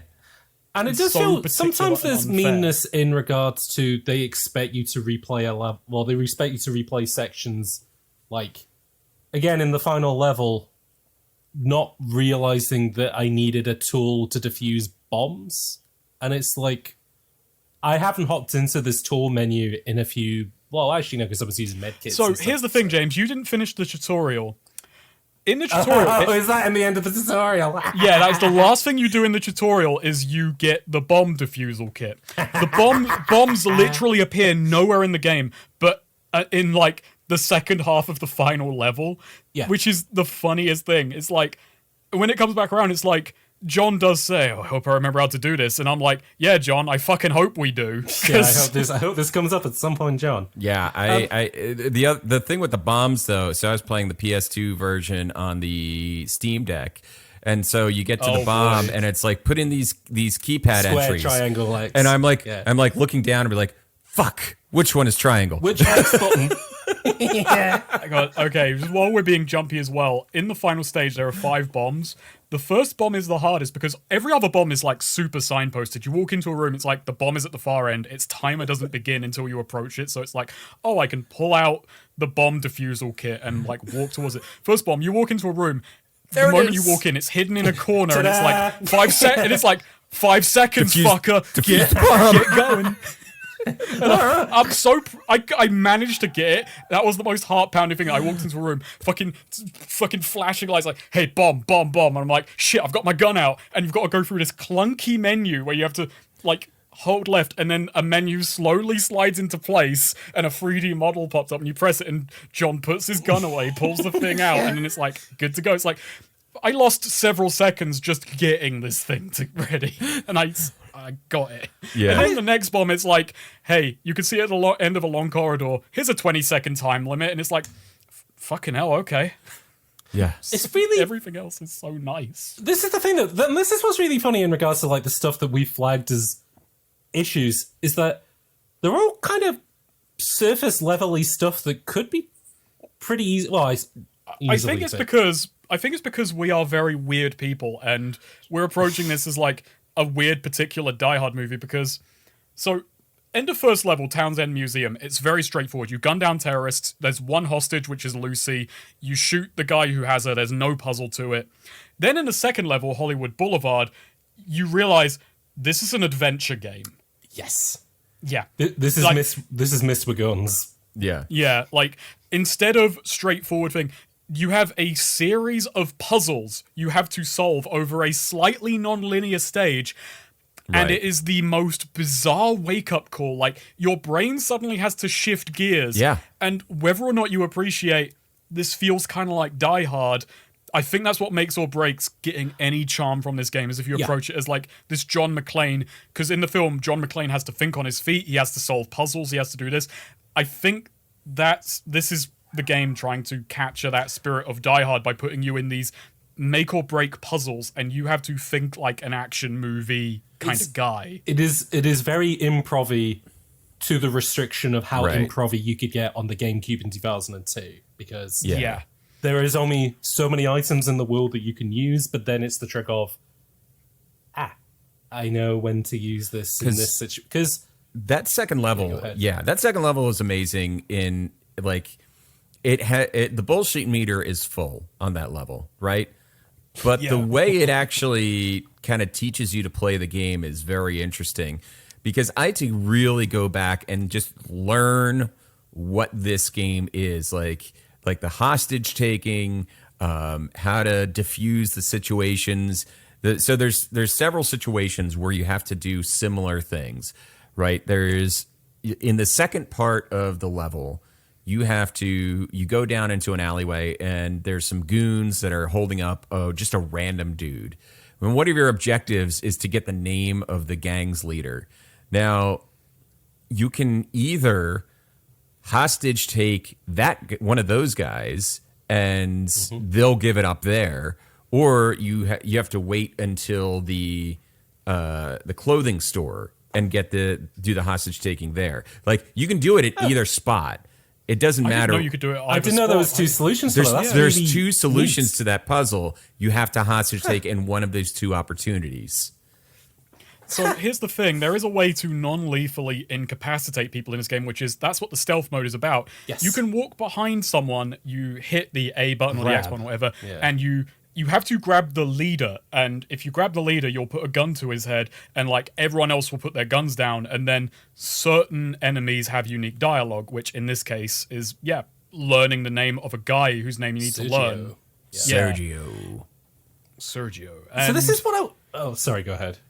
the clothing store is incredibly particular as well, because if you are running on the street, not in stealth mode, they'll just gun down the hostages and you lose. And that is part of the bullshit meter, is like, you start learning, I have to go around in stealth mode and tiptoe everywhere, because at some point I might just walk into a room, flag everyone, hostages die, kicked back 5-10 minutes. And it's like, and it's kind of bullshit, but it also does. So getting into this, in the film, John McClane is creeping around and he's very tenuous, but in this game, you can take like 50 bullets and not die. So I think it offloads that vulnerability and need to creep around on the hostage situations to create a die-hard feel. I am maybe being way too pretentious about this game at this point. Somebody's got to. From the reviews of this game, somebody has to be in this game's corner. Yeah. And I think stealth mode kind of forces, like, it reintroduces that tension of, like, I'm creeping around, the terrorists, people are at threat, da-da-da-da-da. And that's what the clothing store kind of feels to me. And it's like... it introduces that element, and then you get the clothes from the clothing store that lets you dress like a gang member. And then there's like a whole... I missed that on the first go around. Yeah. There's a whole few like levels of difference where it's like, all right, you got to get the clothing, and then you have to get the key card, the membership card, and the clothing in order to show that you belong. And then I don't know how that scene in the place is supposed to play out. I don't know which one is correct. All right. So basically there's two things that can happen. You go in, and if you walk too close to one of the dudes in the bar, they recognize you as John McClane. But the second time I did it, I went in and I just crouched behind the bar, and eventually a gang fight breaks out. Like, so it's interesting, and I know I throw this out a lot. It's almost like it's like this proto ImSim element. So it kind of is lightly that. I put it more just kind of like adventure. Yeah, adventure, but yeah. It is very much on that Deus Ex thing of, and I guess it's kind of funny because it's like, and I guess kind of what Snake flagged earlier is good, which is that we kind of have to be weird for this podcast, because the whole point is that we're going back and we're playing these games as they are, which is kind of as they were, which is... Right. You kind of take for granted that a lot of FPS games nowadays are all kind of built on a similar template. So, yeah, of course the shooting in Call of Duty is going to be like the shooting in Apex Legends, and it's going to be... and so on and so forth, because some of those things have just become standardized. But this is still kind of from the era of like, you do kind of have to change your brain a little bit for how this is going to work. You never quite know what you're going to get. Like, besides the controls being a mess, the control layout, you have to just forget everything you know and replace it with this very bizarre, like, system that's archaic. No, it's not archaic, because nothing before this was like this, nothing after this was like this. It's just an eclectic mess. It's like someone just kind of guessing, does that make sense? Is that, like, you press the X button to crouch, the B button to go into stealth mode, Y to jump. What does the Y button even do? It jumps. Oh yeah, Y button is jump. And this game also has auto jumping, like bloody Legend of Zelda. Like the you Legends of run off a Ocarina of ledge. Time. Yep. Yeah, you run off a ledge and John auto jumps, which did more damage than help in my case. Yeah, the it's- auto jump every time I I was trying to solve like a platforming. By the way, fuck the platformming in this game. I the kind of platforming like in this it. game is bad. I liked every intentional instance of platforming. Yeah, when it's just like just getting so in that level right after you save the guy in the alleyway, just trying to fucking jump on the dumpster and to jump on the roof and then jump onto the next roof and then jump across the alley was like harder than any other platforming section in the game. There is one platforming section, and it's hard to even call it a platforming section in this game, where I had to put it down. Is it the forklift room? It is the fucking. Oh my god. Yeah. No, I got through the forklift room So here's the thing. Here's why I have an advantage in this game. I am like a natural climber in FPS games. Like I see structures and my brain immediately starts going, I want to get on top of that. Okay. And even I did that section and thought that didn't feel natural. Like it feels felt like wrong. it felt like I had done an exploit to skip like a level chunk, but there is no other possible path in the forklift. God, we're not even there yet, but hey, that's I know, everything. Yeah, but no, there are platforming sections in this game, and as a very strange man who likes first-person platforming, I was mildly pleased. But there's rooms in this game where I'm like, no person's ever gonna see that, and no rational mind But then pieces together what to do here. there is a platforming section either before that or right after that, where you have the 3 forklifts in the room, and it takes you between 4 different levels of shelving, and there's like enemies on. That bit's really fun. Like that bit's like, oh, that's cool. I like that. That's really fun. There's the one moment where you have to deflate the parade. Balloon. Oh yeah, you shoot a balloon and then have to hop on it really quick. Yeah. And if you deflate all 3 balloons, game over. Objective over. Yeah, Objective I fails. fucked that up the first time. God. I blew up the rocket fuel and deflated all 3 at once. Game over. It's like, that's bullshit, man. Yeah. You can't do that to me. And go ahead. Oh no! You make your point. Yeah. That I was gonna jump over to escorting people. So They move so slow. they move so slow and they're so like easy to die. Like they're not dying hard, they're dying easy. So I think you're talking about the sewer level where the sewer art level dealer is following you, right? Well, there's 2 parts. There's 2 ones in particular. There's the art dealer following you, and then there's Lucy at the top of the Nakatomi Plaza building. Oh yeah. So after you rescued Lucy and you're going to face off against whatever the fuck his name is, you're getting to the top of the yes, it's before the Holmes Observatory level. You get Lucy and you come out and you're like shooting people in front of you because clearly there's people in front of you and you're shooting them. And then there's like a random dude who will come up from behind and just murder Lucy. Like you will have no idea that that they're on their way. That is another little archaic thing. Is there are so many times you'll walk into a room and there will be bad guys like standing on a ledge behind the door you walked in on or under a stairwell. This game is very mean with the surprise like enemies. But the thing I was going to say was, it does feel very timely in regards to, and Kevin already said it.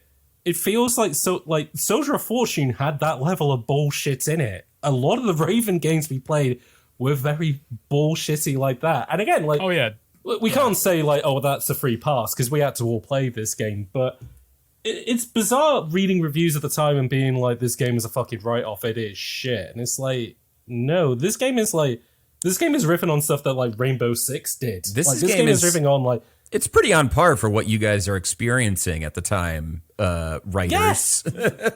And as a licensed game, it is. I mean, for a fucking licensed game, it's punching above movie license games. Like that is the thing about it. Okay, let me quickly sum up level 2 Hollywood Boulevard. Yeah. Just so this will give you an idea of like how this primes you to be a puzzle game. So it opens with a like 3 or 4 minute long cutscene from Thornburg, the news reporter from the movie, and he just kind of goes over the biography of a guy. The life story.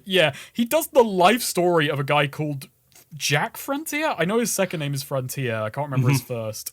And it's like, I think it's Jack Frontier because he changed his surname or something. But yeah, it's Jack Frontier. he's kind of like an Arnold Schwarzenegger riff. Like he's like a bad actor. Like he used to be in the military and then he defected and became a soldier of fortune, and then he tried to break into acting. He was in it for a bit, but he got kicked off of his latest film, Galaxy Thief, and now he's a criminal. Yep. This game has a lot of riffs to do with movies, which I guess is both a Die Hard and an LA sort of thing that makes it work. Yep. And then you get this news report out of nowhere, and then you're just dropped into Hollywood Boulevard with someone yelling behind you, "Hey, don't go that way, there's a gang war." I can't do an LA accent. Hey, I'll give you a gunshots, go sort it out. And then you walk over and it's just this cook stereotype with a big fucking paper hat on. Yeah. Hey, firing. like he just... Yeah, it's the Italian chef from Simpsons, basically. Yeah, he go like it's the funniest, and it's the first thing away is that every NPC you talk to, they've gotten a certain aspect of very cheesy action movie writing down, which is everyone is very characterful and very immediate. Like you talk to someone and you immediately get an impression of who they are. It's very stereotypy. It's very, but you know, for like a thing, it's very appropriate because you talk to someone. Every NPC is loaded with character. But you walk down, there's this fat, like, Italian chef restaurateur, like, firing his revolver off at some people running away, and you talk to him, he says, "Hey, I'm Fat Larry! Those guys, I winged him in the shoulder, he won't get too far!" Hey, he stole my pizza! I shot him! So then what you have to do is, you talk to him, you walk into a restaurant, look at a table, and John makes a note about the gang war, which spawns gang members. You kill them, you walk down the street, there's a bank being robbed by gang members, you solve a hostage situation, which was fucking eclectic. Like, the first time I thought, I've got to go slow and I've got to, like, figure it out. Nuh-uh, don't go slow. Sprint in there and shoot the guy immediately behind the hostage. You just blew my mind. I never actually went into the restaurant. So I did, but I didn't know you could find anything. But I was about to say, did you go into the restaurant and talk to anybody? Because again, this game has a bizarre level of detail of you can just chat to everyone. Yeah, there's like a guy in the restaurant who will like go at you for being a cop. It's like, "Hey, I don't feel safe." And it's like, "Yeah, you probably shouldn't." I'm right here, buddy. Oh, that's amazing. But yeah, you go to the bank. You kind of... Here's the thing, I like the hostage situations, but it's a good and a bad thing that you have to solve every hostage situation differently, and they are never signposted that well. Like, except for one. One is signposted very well, but you'll get to that. So, you save him, you climb out the back window of the bank to follow the guy who... Did this guy get winged in the shoulder, sprint through a hostage situation and dive through the back window? Or is the hostage situation something that he was like, hey... slow them down. Create a hostage situation for some reason. Yeah. Okay, boss. I'll throw my life away for this. And then you go, "Hey, where did you see?" It's like, "Did you see a guy coming?" You just go to one of the hostage guys and say, "Hey, did you see a gang guy come through here?" You know what? I'll give John McClane credit in this game. Every time he talks to a hostage, his first question is, "Are you okay?" Yeah. Yeah, that's true. He is a decent cop in that respect. He's a decent enough guy that his first question to everyone is, "Hey, are you guys doing okay?" He's a nice guy. He's a good lad. The funny thing is, like, this guy is losing so much blood. This Yeah. He is losing pints. Like, he leaves a blood trail over several blocks.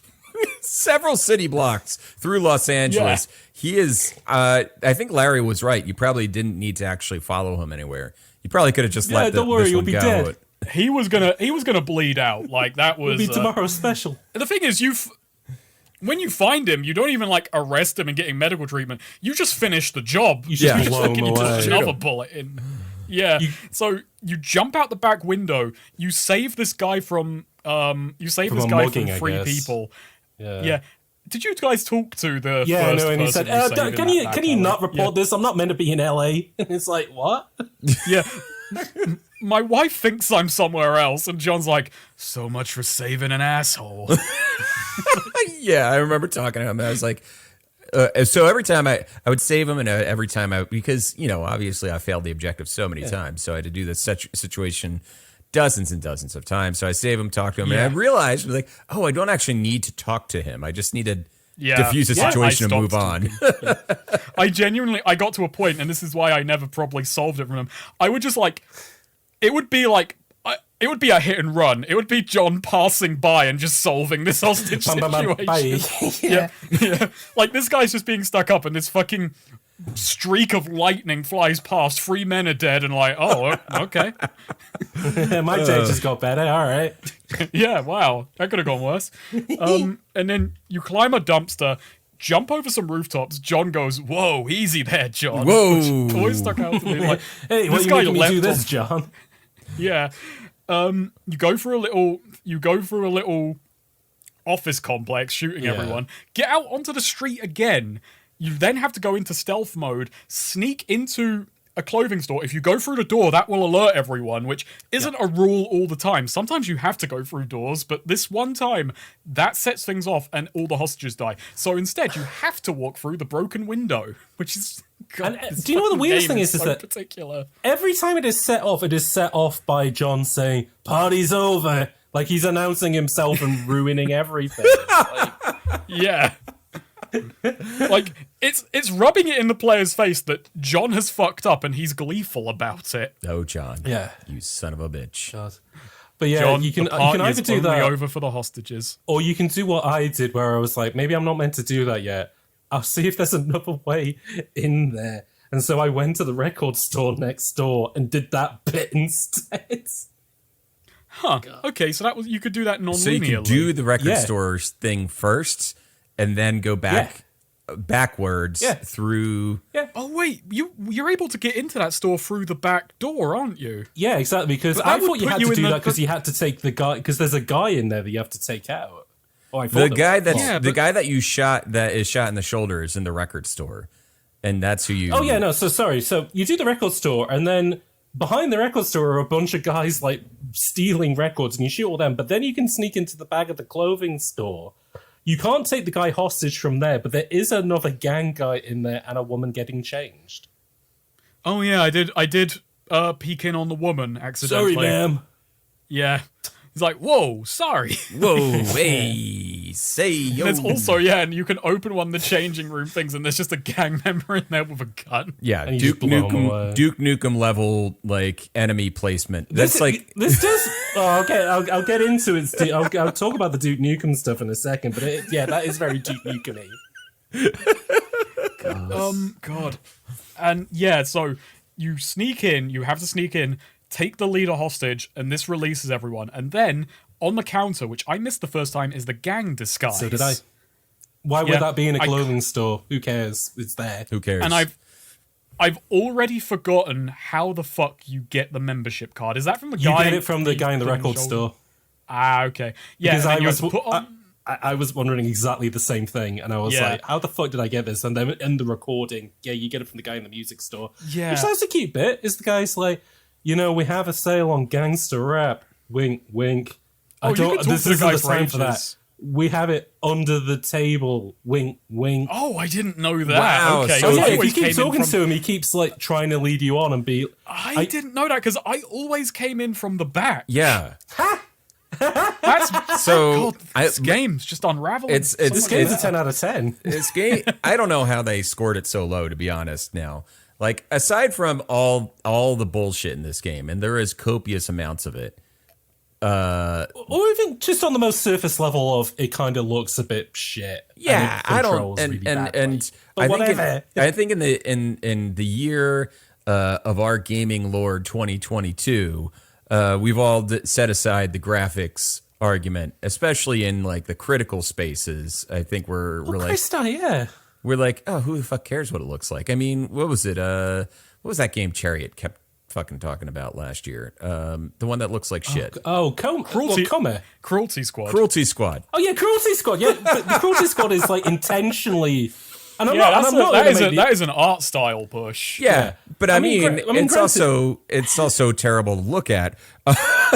I actually wouldn't agree, but that's the thing about taste, you know. It's like it's very particular, and like I look at, to me, like it doesn't look like shit because it is selling exactly what it needs to. Sure. Yeah, but I get your point. Is like we've kind of hopefully moved beyond the very petty thing, and I mean the kind of problem there as well is like art style wise, this game isn't really selling anything. It's got no real art style to speak of. And the movie poster in the game is a ripoff of the Final Fantasy Spirits Within Fantasy Spirits Within poster. Yeah, me and Snake noticed that as well. No, you noticed that. I didn't. I'm pulling the handbrake on this podcast right now because you said 3 things that you didn't like about this game, and I'm gonna now turn this around and be like things I liked about this game. I genuinely love the look of this because it is so... What was it that I said earlier about the original Die Hard, which is that LA is a state of unreality? This is the game... So you're thinking this is in like a hyper-reality haze. This is the most... So people at home, if you're still riding the vaporwave in 2022...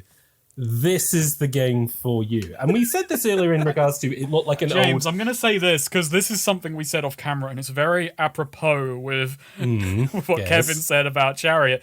You did once say to me very early on, before you had solidified much of your opinion, this looks like Cruelty Squad with normal textures. I absolutely did say that, but I like the look of Cruelty Squad. I think Cruelty Squad is going for an exact tone. This game... If they could have had Nintendo developers or whatever work on this, they would have made a nicer looking game. I think they leaned exactly into the limitations of this. And again, you have crazy taxi ass blue ass skies. How many Sega games are set in LA and Hollywood and San Francisco that look like this?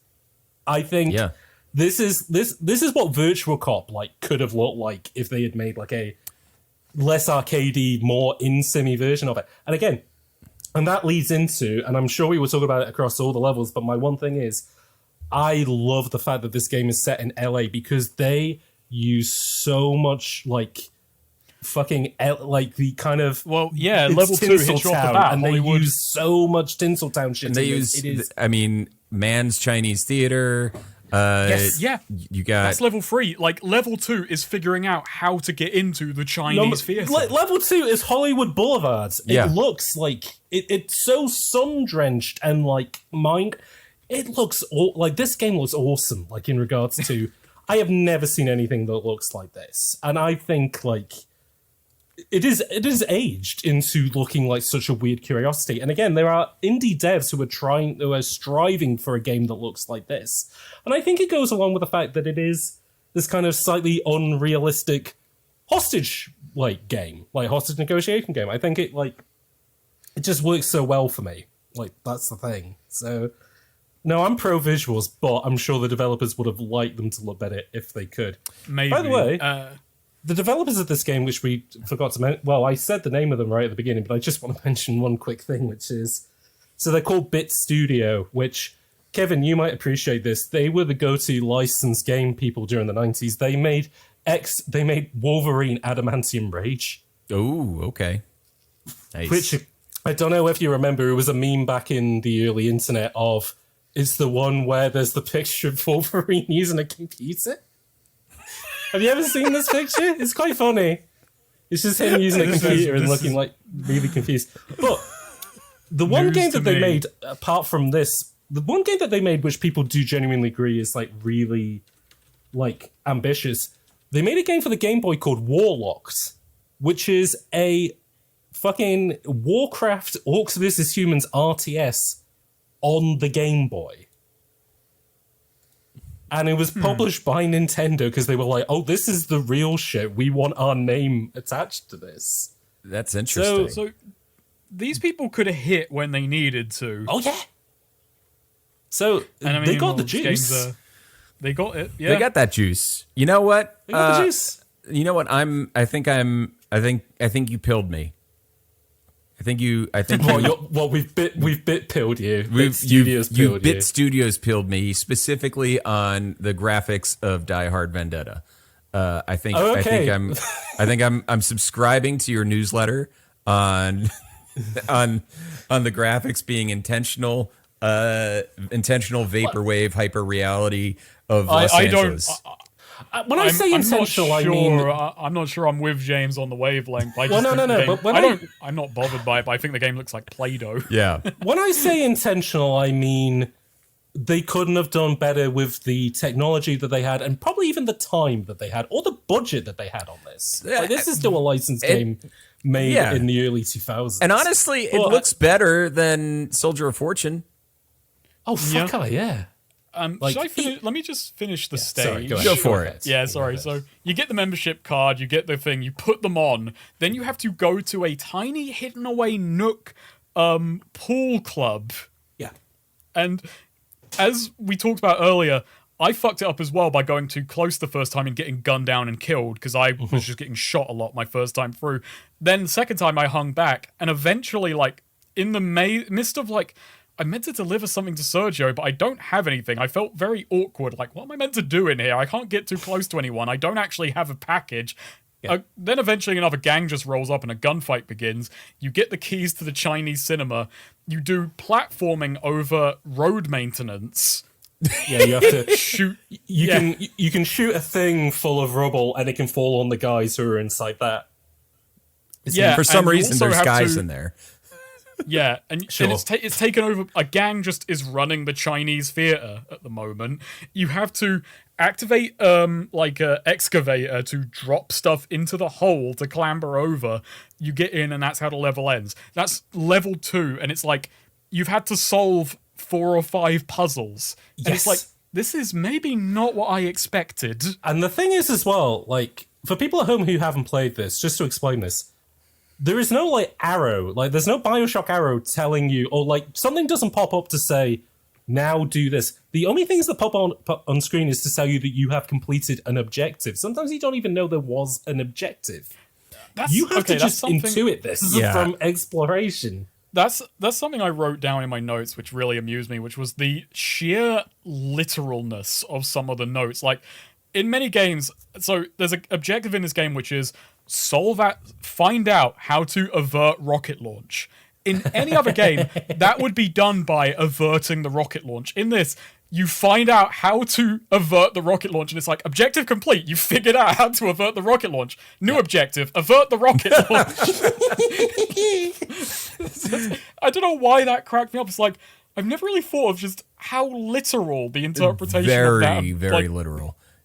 Yeah, it's like, you figured it out. That was actually a step. So I think there's two, and that brings up kind of like two things, and they're little criticisms that could have probably made this game a little bit more accessible to people who are like trying to love it. Is that there's no signposting for literally any of the puzzles. You just kind of stumble into them, and then there's no.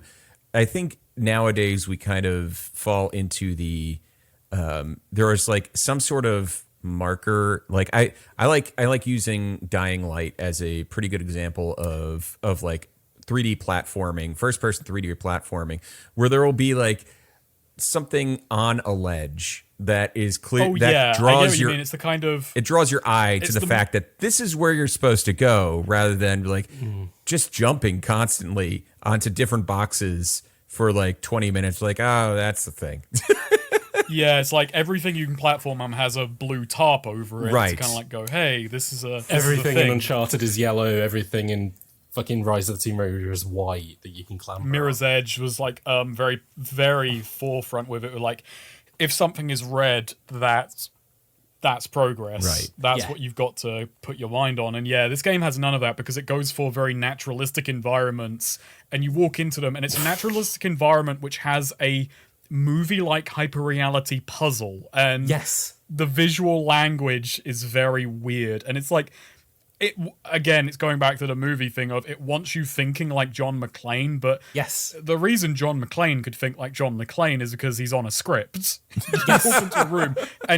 You walk into a room, you haven't read the script yet. No. Like, you've got to... And that's the thing about it is, the first time I went through level 2 Hollywood Boulevard, it took me half an hour. If I booted up Hollywood Boulevard right now, I could probably knock it out in 3 minutes because it's just... Once you know what to do, the stages shrink. Yeah. Yes. Once you know the script, you follow it like bang, bang, bang, done. That's sorted. the thing is that was my theory is that if you knew everything what to do ahead of time and you put the entire game together, it would cut to like a running length of a Die Hard movie. Yeah. Yeah. Easy. Like, you would knock everything out back to back super fast. It's like, I'm going to say 50% of my runtime in this was probably walking backwards and forwards thinking, what the fuck do I have to do now?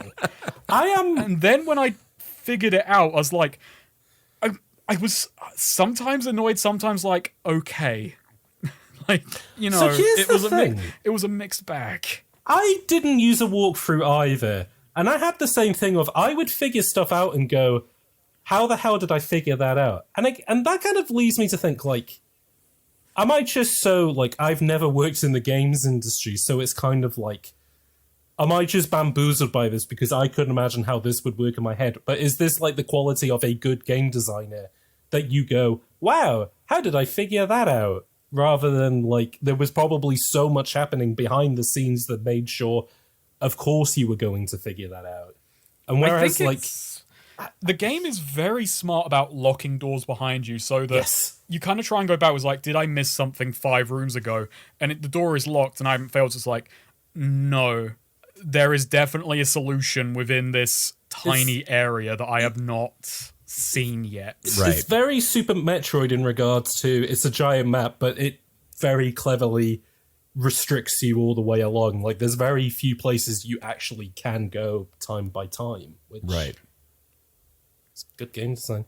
Meanwhile, the Chinese cinema, this is probably the least memorable stage. I didn't like this one. I liked it on pure aesthetics alone, but and I It's a also very- like its intro because it is just a funny little puzzle.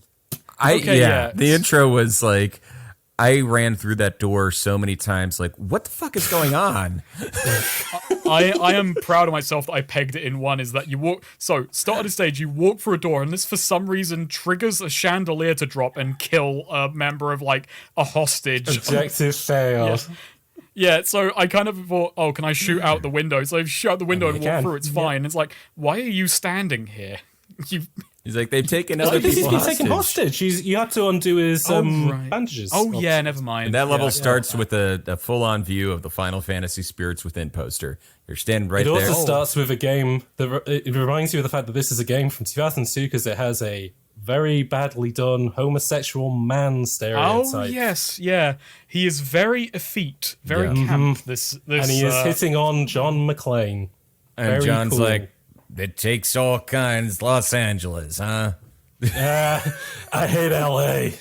You know, brings me to something. Is John living in LA now? Yeah, no, they say that at the beginning of the game. He works for the LA police department because Al Powell says, John, you had your day off. And he's like, Lucy's in trouble. And he's like, okay. Why did he go to LA? He hates Because the- I he hated think the joint. because in Die Hard 3, he has already moved to LA. He comes back to New York for some fucking reason. I can't remember. But in not number 4. In Die Hard Vendetta, they do say he has moved to LA because when you're in the police station, he goes, "Can I not just have a normal day of work or something like that?" Yeah, which- that's the thing that gets me about it, is like, so watching Die Hard 1, John is very like proud like New Yorker. He's like, yeah. and that feels like, okay, so speaking as not an American, but kind of feeling like there is a rivalry East Coast, West Coast. And Yeah. the film is very much early on like, the New York guy is this kind of grounded, straight shooter, normal person. And people from LA are like, oh, these LA people. Like, Yeah, oh, they're no, so exactly. weird. They kiss you on the cheek like they're fucking Parisian. Like, Yeah, exactly. Well, and I mean, that's the point at the beginning of Die Hard, is that he's not Scrooge, but it is meant to be fish out of water in regards to why would he ever help these guys out? But then towards the end, the spirit of the season has taken him over. And The spirit of being from Brooklyn. yeah. The spirit of being an Irish descended cop is the real hero. Is the my real God. hero. That's right. Yeah, it's not actually a right-wing movie. It's a let's look at all the... As a man descended from Irish stock, I am going to claim Die Hard for Irish descended people everywhere. This is the our most movie. Irish podcast because Kevin's got an Irish surname, and I'm partial. I've got some Irish. The surname's German, but my heritage. Oh, sorry, is no. Irish. So Yeah, it was the other two bits that are Irish. yeah. Kevin Patrick Erhard. Irish, God, German. and I have and my dad's Irish, so like, pretty direct. Yeah, And I yeah. have some Irish So- in me after I've had a Bailey's. There we go. Haha. Hey. I'm drinking Guinness right now. It's Guinness West Indies Porter, but that's neither God. here nor there. Oh, gosh. Yeah. I finished a bottle of Prosecco earlier. I forgot to bring it up on mic because we've been cutting everywhere. But just to add to the Christmassy element of this. By the Okay, way, no, folks, go ahead. there is Chinese cinema, not as puzzly. This one is more like everything is built around a central puzzle, which is how do I reactivate an organ to climb up onto and behind the stage, and it's like this whole level of how do I solve this one thing. Right. It's quite hostagey, I guess. Yeah. Well, I say it's quite you have hostagey. to There's save. two. You have to save 3 different hostages. One of them being the projectionist, who just admits to being a criminal and like. Right. He was like, "Yeah, I was in cahoots with him. I didn't think they'd turn on me. Oh well." John just like moves on. It's like, I was cut in. Like, Yeah. John has no fucking judgment about this guy who was like a big crim. Yeah, right in front. It of took him. me a little while to figure out the that you have to shoot it took half me the ages. banister down, or half Yeah. that banner down in order to climb up it.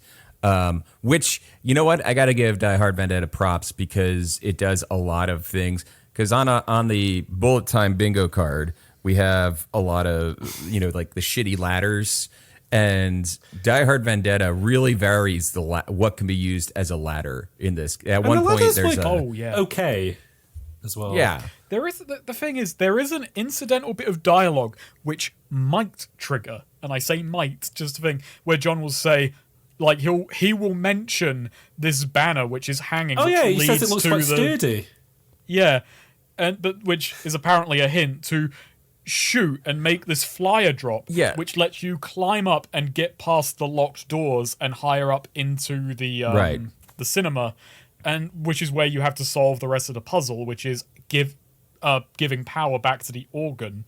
So you can So raise this the is much organ more and simple. get behind the screen where While it you plays have Ode to Joy. where you have to figure out that there's another hidden wall. What is this? Dark Held up Souls? by 2 ropes. Hanging by 2 ropes. It's a pretty. It's just weird in the intricacy of everything that is done to hinder your tracks in this one particular episode, in one particular level. yeah. And yeah, so you shoot them down, and then you head into the LA subway, which is level 4. And just, I feel like I've got to mention this now. The plot is Piet Gruber has kidnapped an art guy named. What's his name? Of something. For some reason, I thought. What's the name of the art guy? in Van Ghostbusters? Lieben? Yeah, something Van Lieben. Yeah. Christoph Leben, von yeah. Leben. Von Leben. Christoph von Christoph Leben. von Leben and stolen some art pieces. Like, that's the opening of the plot is, and then you go into the LA subway and it's suddenly, we weren't just bumbling around banging, ganging, fuck. Shooting gangbangers. Shooting gangbangers, thank you. Keep all that in. Merry Shooting Christmas, gangbangers. everyone. Yeah. Okay, we are actually on the trail because the art is being taken through the LA subway and this Chinese cinema. And in all of this, I've completely I'm just Well, it's kind full of of weird military guys, and it's like, where the hell are these guys coming Where are these from? guys coming from? And the day started on Hollywood Boulevard. Like, Yeah. It's very confusing. It feels like you just kind of get wrapped back around into the actual plots. yeah. And then Yeah. so as you're going through the subway, there's like all these different moments where like first you have to figure out, all right, there's the train, and I got to figure out how to get around one side of the train to the other little side, Yeah. and then that's cute. fine. It's cute. You're picking up art pieces along the way as you're going through this level. Oh, I missed art piece number 2 and spent 20 minutes wandering around that I section did of exactly level. the same It's thing on back replay. where it's the guy. It's the guy who's talking to the computer. He's on the It's where video you chat. also have to figure out that you can open the toolbox to get the keys for the generator, which I didn't figure out the first fucking time. I accidentally did that perfectly. Oh, cool. Yeah, this is a game where occasionally you have to press A on stuff, which is never introduced. So It's a GameCube game. You got to use the big A button. They love Yeah, that. yeah, hit that big A button. It's Big A in there. There's also night vision goggles for a blackout section. yeah. Yes. And that's actually a really tense section because Von Laban, as we've talked about, can die literally at any point when you're escorting him. And you're like going through this maze of sewer doors, and there's dudes popping up all over the place. You don't actually know where you're going, and there's no like. It almost felt like I just kept going in random doors until I got to the other I was side. here for a good 10 minutes. So I figured it out quite quickly, and the reason I did was because I only Running used water? the night vision goggles for the train section. After that, I did not bother. If you just follow the lights, it just Oh my fucking god! No, that's the worst. That's awful. I was a good because player, when you wear and the I night put vision goggles, everything gets flattened out, so you can't even tell. So I just took them off, and I was like, "Oh, just follow the lights. It's like a Valve game. This is great." Oh, there's also another puzzle in this, which is I hesitate to call it a puzzle, which is you get to the intersection of 2 train lines, and there is a locked door with a Gatling gun. And you have to turn the Gatling gun around and blow the door off its hinges to progress. I This use game just kind of grenades. keeps. you. What? I did not know that. I didn't know that I was. did not You can know throw a you could grenade at the use door, this and it blows off its hinges. It's great. I used the Gatling gun to Yeah, blow it off there we its go. hinges. And every time there was a Gatling gun after that in the game, I was like, "Now is this part of a puzzle?" Yeah. We'll talk about that in the Hollywood I don't level. think I killed a single enemy with a Gatling gun in this game. This game really is an immersive sim. There's just so many Yeah. different solutions to opening a door. It's great. Yeah. It's what an incredible game. It's Deus Ex 2, folks. You want to know something else, Kevin, about that fucking maze? Yeah. Can't talk to James because he solved it. He solved it like instantly. the fucking Rubik's cube Yeah. master. I sprinted out of the maze right into an instant death pit and had to do it Oh, again. with the Oh, water, did you run into the pool of acid? I ran into the sewer water. the and- sewer water, Oh, yeah, fucking and hell. you gotta time the jumps and turn off the pipes Yep. and all that stuff. God, that level. Here's another thing about this game, actually, a mark against it. The FOV is so tight, you feel genuinely long-sighted quite Yeah, a bit. this game is disgustingly claustrophobic. And again, a lot of the Raven games we played also had the most fucking cranked FOVs going because they were all designed for cons. I don't know why it It's became like a thing. 60 that if- degrees. You're like a horse with You know that blinders. it's a console FPS because it is like that. You have the world's largest gun model like in view. It's again, if they remade this game, put it to 90, put it to 100. Just give people the option. You know, Yeah. Here's the John thing, Bain's I- last wish: just add an FOV slider to this game. Yeah, that was his last wish. That was the last thing he said. As That's the one thing that Total Biscuit said before he passed on was, "Please add an Played FOV it slider." in Even the every games game. that don't need it, fucking Mario platformers, just put an FOV Put an slider FOV. in it. Yep. Which Sonic Team eventually did with Sonic Frontiers. That has an FOV slider in it. So Pour one out to a real one. King of FOVs himself. All right, I'm pouring this on my carpet. oh shit, there's water everywhere. God damn it, Total Biscuit! Why did you make me do that? God, what? I'm generally someone who does not get motion sick. It takes so much to get me feeling ill in VR. I don't get car sick, I don't get thing. Lately, in this game in particular, I felt ill trying to navigate corridors because I'm like, oh god, everything is so close, everything is horrible. I can't handle this. Time Splitters 2 is the FOV. Like, if there's one flaw with that completely flawless 11 out of 10 game, Everybody's a little bit tight. Can maybe be pulled out a wee. Yeah, I mean, yeah, granted, this would have been played on a 4x3. In the day, this would have been played on a 4x3 television, not on a 4K 16:9 19. A television which would be 4 foot or 5 foot away from you. Yes. Not a monitor which is a foot and a half away from me, you know? So. Yeah, so it's maybe a bit hard to judge, but still, it was like, oh, I shouldn't be doing this. You go to the end of the sewer level. You turn a big wheel, and Van Laben says, "Is that a good idea?" And then the two you comically get sprayed out into the LA. What are they? The flood I was about to say, what controls. was it called? Where did they race in Greece? The LA storm drain. The flood control. Yeah, the flood drains, the storm drains in LA. Not enough games use the. I mean, I guess fucking GTA. I mean, 5, I was always you can try. riding around in them in the San Andreas. Yeah, exactly. San Love Andreas and those GTA things. 5. Recreating the scene from Greece. Then the helicopter takes you to a fucking movie Yeah, studio for you're no like reason. Lucy is there, and you get taken to the police station. Oh, yeah, sorry, it's the police station. police This is a station really fun first. level. Yeah. Yeah. This level feels like a miniature Die Hard, and they managed to do that a couple of times. It's a trapped building scenario where you've got to solve puzzles to escape, and that is quintessentially Die Hard. Right there. Yeah. You have to figure out how, because you can't just go through the front door because the front door will explode. You have to go get, Communications lockdown? Yes, there's the communications lockdown. You have to go unlock that. You have to then go to, you have to get Nitric out of jail, out of his You get the holding nerd cell. out of the cells, and then you get Nitric The nerd out of of the cells cell. to defuse it. Yeah. And there is also a decoy prisoner who says, I know a secret way out of here. And if you let him out, he will sprint and throw himself at the bombs, getting you a game over. That's amazing. Yeah. He is in a cell next to Nitric. It's the dumbest puzzle in the game because the place is rigged with bombs.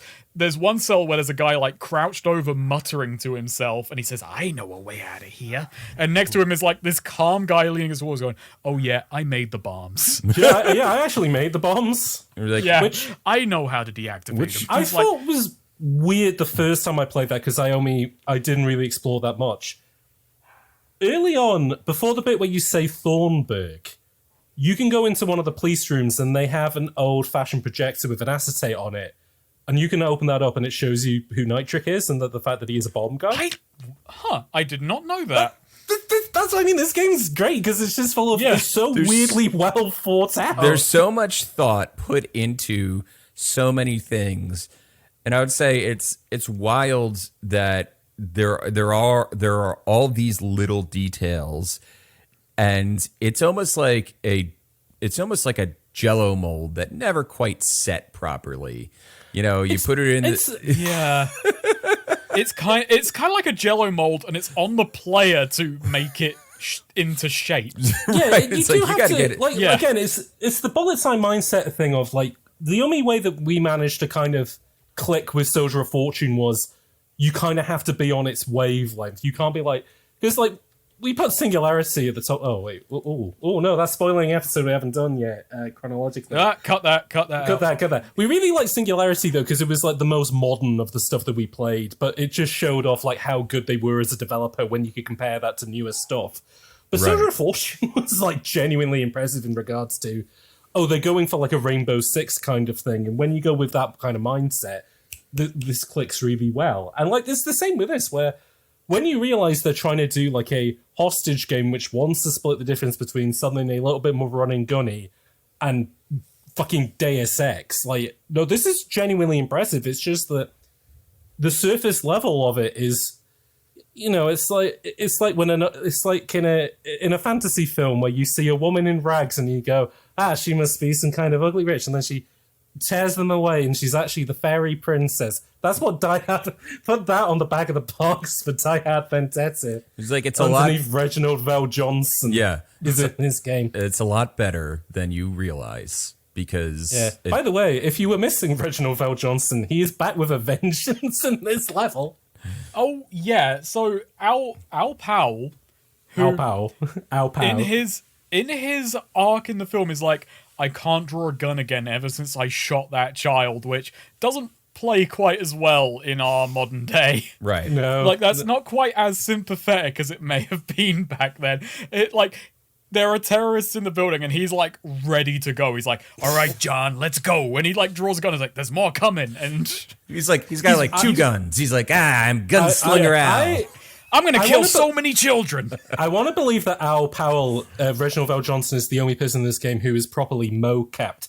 Because he does like a wide stance, holds the gun in both hands, and because he has like a proper policeman's special. Which, by the way, we haven't done this yet, but maybe we'll do it once we've talked about the end of the police station. But Kevin, even though Snake isn't a fan of a bit, there has been a weirdly recurring bit over the episodes that we have done, which is where he is been able to point out what the gun models are in the FPS games that we cover. I mean, that's a 38. That's a Colt 38 detective special. It is. The other gun he uses is a Beretta 92 FS, which just a note on the film. The same Beretta 92 FS, which is a modified one, was used in Lethal Weapon and is currently in a museum. I did not know that. Yeah, Very interesting. the same gun is used by Bruce Willis, sorry. Bruce Willis. in Die Hard and in Lethal Weapon 1, and is in a collection currently. And Lethal it's Weapon modified. It has Weapon gets referenced at one point in the game where John says the line, I'm getting too old for this shit. Which is what's his name? Which is Danny also Glover's. a Die Hard reference in the fucking vents. Yes. Yeah. Yeah. Which is Danny. Come out of the coast, John. Have a nice time. Come out to the coast. We'll have I guess a few as we're talking about laughs. the guns, then we'll quickly have a mention about that, which is the Beretta model, the 9mm model in this game, doesn't look like his iconic Beretta 92F None because of the guns look right in this game. They all look kind of untextured. no, they look like they were taken from texture in it. Yeah, they were taken from GoldenEye. It looks like they were just. And I lifted. think it's because it's a sixth generation game. It's a PS2 game. Look, we can do real time reflections on these, and they fucking can't. It's just the maddest chrome section, all of them. The revolvers are like snub nosed. They're like 2-inch barrels, like cut short, look like kind of generic cop guns. There's something. Okay, so this is the most nitpicky thing. I hate the reload animations in this game. I hate pulling out guns in. I hate pulling out guns in this game because you change weapon. It's like a 2-minute animation where John like pulls it out and either like racks the shotgun or he like pulls the charging handle, which is. I mean, it's it's the most mild thing, but it's like very movie. Like you do the gun thing on the gun to make it sound cool, but it just slows the game down a bunch. The one animation in this game that freaks me out anytime it happens is when he grabs somebody. It looks, it's really hard to describe without a visual. So maybe this will be in the video version. But you kind of glide into position. It's like a creepypasta. He glides forward. The arm comes out from out of screen, so it looks like he's grabbing. You're gonna suck the soul from the back of his noggin. And because it already has this kind of freaky, uncanny valley look to it, anyways, it is bizarre. Yeah, you're gonna Slender Man. You're gonna Slender Man a few times in this game. You know what I was about to say is that the revolver he's holding. I don't know why it reminded me of a Saturday Night Special type of gun. Yeah, no, it definitely is, which is what's. So I had a quick look to see where the gun models were kind of referenced from. That's Zeus's gun in Die Hard with a Vengeance, because I was like, when did he use a revolver in these games? And it's like, nope, Die Hard. Wait. Did either of you ever get a Desert Eagle?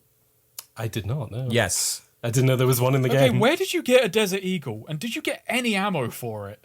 No. Now I can't remember what level it was, but Was it in the Chinese theater? Maybe? There's a point at which you get it, and it's not called the Desert Eagle because I think that's probably it's called the Enforcer. The Enforcer, yeah. You pick up the Enforcer, and it's like, oh, I have like 7 shots of this. It didn't seem like it did any more damage than the 9mm, which is odd because the Desert Eagle would be punching holes in these people. Yeah, it's like it's a 44 or a 50 AE. Like it's overkill. It's overkill. Stupid. That's why Bullet Tooth Tony has it in Snatch. It's it's the oddest thing though, because it genuinely flashed into my mind just you never saw another Desert Eagle again. Nope. Yeah. Well, speaking of guns that you don't see again, in the tutorial in the police station, you get a tactical SMG which looks like a H&K MP5. Oh no, you get that in the Nakatomi Plaza. Oh, do you? Oh, I totally forgot about that, because the only other assault... Oh, wait, no. You get an MP5K in the bloody... Never mind, yeah. Because all the gang members, they use Uzis, which you can tell because of the flanges, like, is a dead giveaway, which is weird. A lot of... Not to get sociological or anything, but gangs in LA... No access to Uzis and stuff like that. They're more likely to use Mac 10s, which are a bit easier to get hold of. So yeah, and an Uzi is an Israeli gun, and it's very specialized in military. Yeah, which it actually reminded me of a story my editing professor once told me, because he was the editor on the second Power Rangers movie, I want to say, back in the early 90s. Interesting. So he had to go to a meeting with Haim Saban. And he gets in the elevator, and there's these two IDF guys with Uzis standing in the elevator. Oh my god! And he gets onto into the where his office is, and there's just like each corner has an IDF, like a former IDF guy with an Uzi standing in there. Oh my god! I mean, I knew that Haim Saban was a big wig in like Israel. So that's interesting. That was his meeting with Saban over the Power Rangers movie. Jeez, I thought you were gonna say like they had to go in and edit all the Uzis out of the power, and I was like, I don't know, Power Rangers aren't really known for using submachine guns, I guess. Always something bad, I suppose. Yeah, there's a joke I've stopped myself from saying. Yeah, I'm not gonna say it. Fair dues. The shotgun, Mossberg 500. No, it's a Spaz 12. Oh, is it? How did you Spaz know? 12. Because it's a Spaz 12. Snake, help me out here, because I was using the Internet Movie Firearm Database to reference the look of guns, and it looked more like a Mossberg. So what is it about I'm looking at my footage. Yeah. And I mean, like, I'm not going to argue with the IMFDB, but this is the difference between the co-hosts, ladies and gentlemen. By the way, Kevin doesn't know gun stuff. I don't know guns. Much to the great shame of my father, I don't know anything. Oh yeah, your dad is right. So it's for me, it's the funky thing. So we're in weird opposites where my dad absolutely hates guns. He used to work for the post office, and he got stuck up once and has hated them ever since. And I grew up playing FPS games, and several years in my teens, I was into airsoft, and I had a friend, actually a friend who will come up in the Time Splitters one that we played Time Splitters 2 a lot. He got me into airsoft and was a massive gun nut, so I got a lot of secondhand gun info from him. Yeah. And come on, give me that. Show me that Spaz 12. Show me that front cheese. No, that's a Spaz 12. I'm sorry, that's not a Mossberg. No, but that's I'm asking, what is it? Like, is it the shape of it? Is it like the flanges? Yeah, it's the shape. It's the shape of it. It's the same shotgun that's in Half-Life. It has that kind of very, very distinctive pump handle. Though the top isn't the same. The top usually would look a lot more layered, and it's very funny. It's got a kind of circle and like just straight uppy bit for the iron sight, which in this is just two kind of blocks because it's not very defined. But that's not a Mossberg, and it's got it doesn't look like a Mossberg. Well, what I was going to say people was at the IMFDB, a rare L for them. There we go. Well, the detail I was going to say was that the Mossberg does appear in Die Hard 3, which is why I thought maybe that's what they based it on. But if it's a Spaz 12, never mind. I mean, I'm looking this up now to see if I'm... We need to figure this out. Right. Okay, yeah, this doesn't have the game on it. This just has the movies. Oh, yeah, no, the game isn't on the IMFDB. Okay. I actually had to put effort into this is probably why I didn't think it looked like a Spaz 12, because I had to go by my own research. At least we know the assault rifle's an AR-15.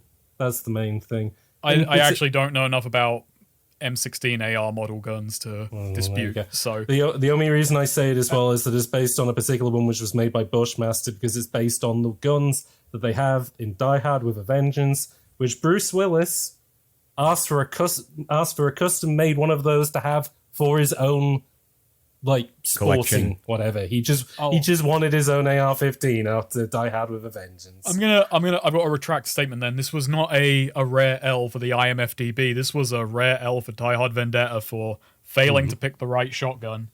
And it's a funny thing as well because there is a sort of rivalry between Spaz 12 and Mossberg owners, I believe. Okay. I'm not that into guns to know. That's it sounds like a Ford and Chevrolet level of weird pettiness. Yeah, it is pretty much a question of which one did you buy? You are now in the club. You are now that. There we go. You are now that person. Yeah. Are you a Sega or Nintendo kid, or you're a Mossberg or Spaz 12 man? Yeah, we didn't have a Sega Genesis in our house. We had a Mossberg. That's how we had fun. The only gun I couldn't figure 16 out 16 bits, try 12 gauge. The only gun I couldn't figure out and here's another thing as well. The in-game gun models don't match when you pull the menu out and the gun rotates. They don't fucking match up. Oh, I never noticed that. Yeah, no. The 9mm does not look like a Beretta. The 9mm looks like a fucking Glock. Huh. That's very odd. The one gun that I couldn't figure out was what the model of the sniper rifle was. Because that's a PSG-1. Same one in Metal Gear there Solid. We go. Yeah, which was just the sniper rifle in video games for several years. But that's what I was thinking. It was it's got to be something which is so again, they haven't used it in the game because it's such a recognizable gun, you know. So. Yeah, PSG is just it's generally used as a sniper rifle. I don't think it's actually used a lot in real life, but I mean the thing is with movie guns is it's kind of form over function. If it looks cool, that's what's going to be in media, right. And the PSG looks fucking cool. Well, when I was an airsoft kid, I wanted a PSG so much, and I never got one because they are fucking expensive. You'll shoot your eye out, kid. Yeah, I luckily still have both my eyes. I just got shot in the nuts a lot. That was my experience of being an airsoft kid, because I was not a good shot. I was not a good spotter. I got shot in the nuts very often. One last interesting gunfight, which isn't related to the game but is related to Die Hard. All the terrorists use bullpit looking guns, like Steyr AUG.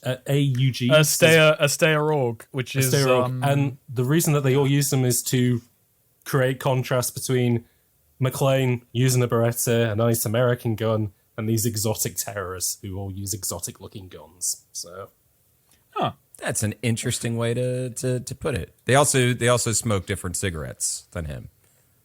That's true. They dry his throat out. Yeah. Cigarettes. I'm actually These things will kill you.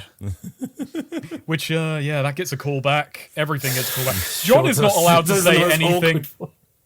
I'm sorry. I'm looking at the sniper. I'm actually looking at the sniper rifle to try and determine if this is a PSG-1. Okay, now we are in the weeds, folks.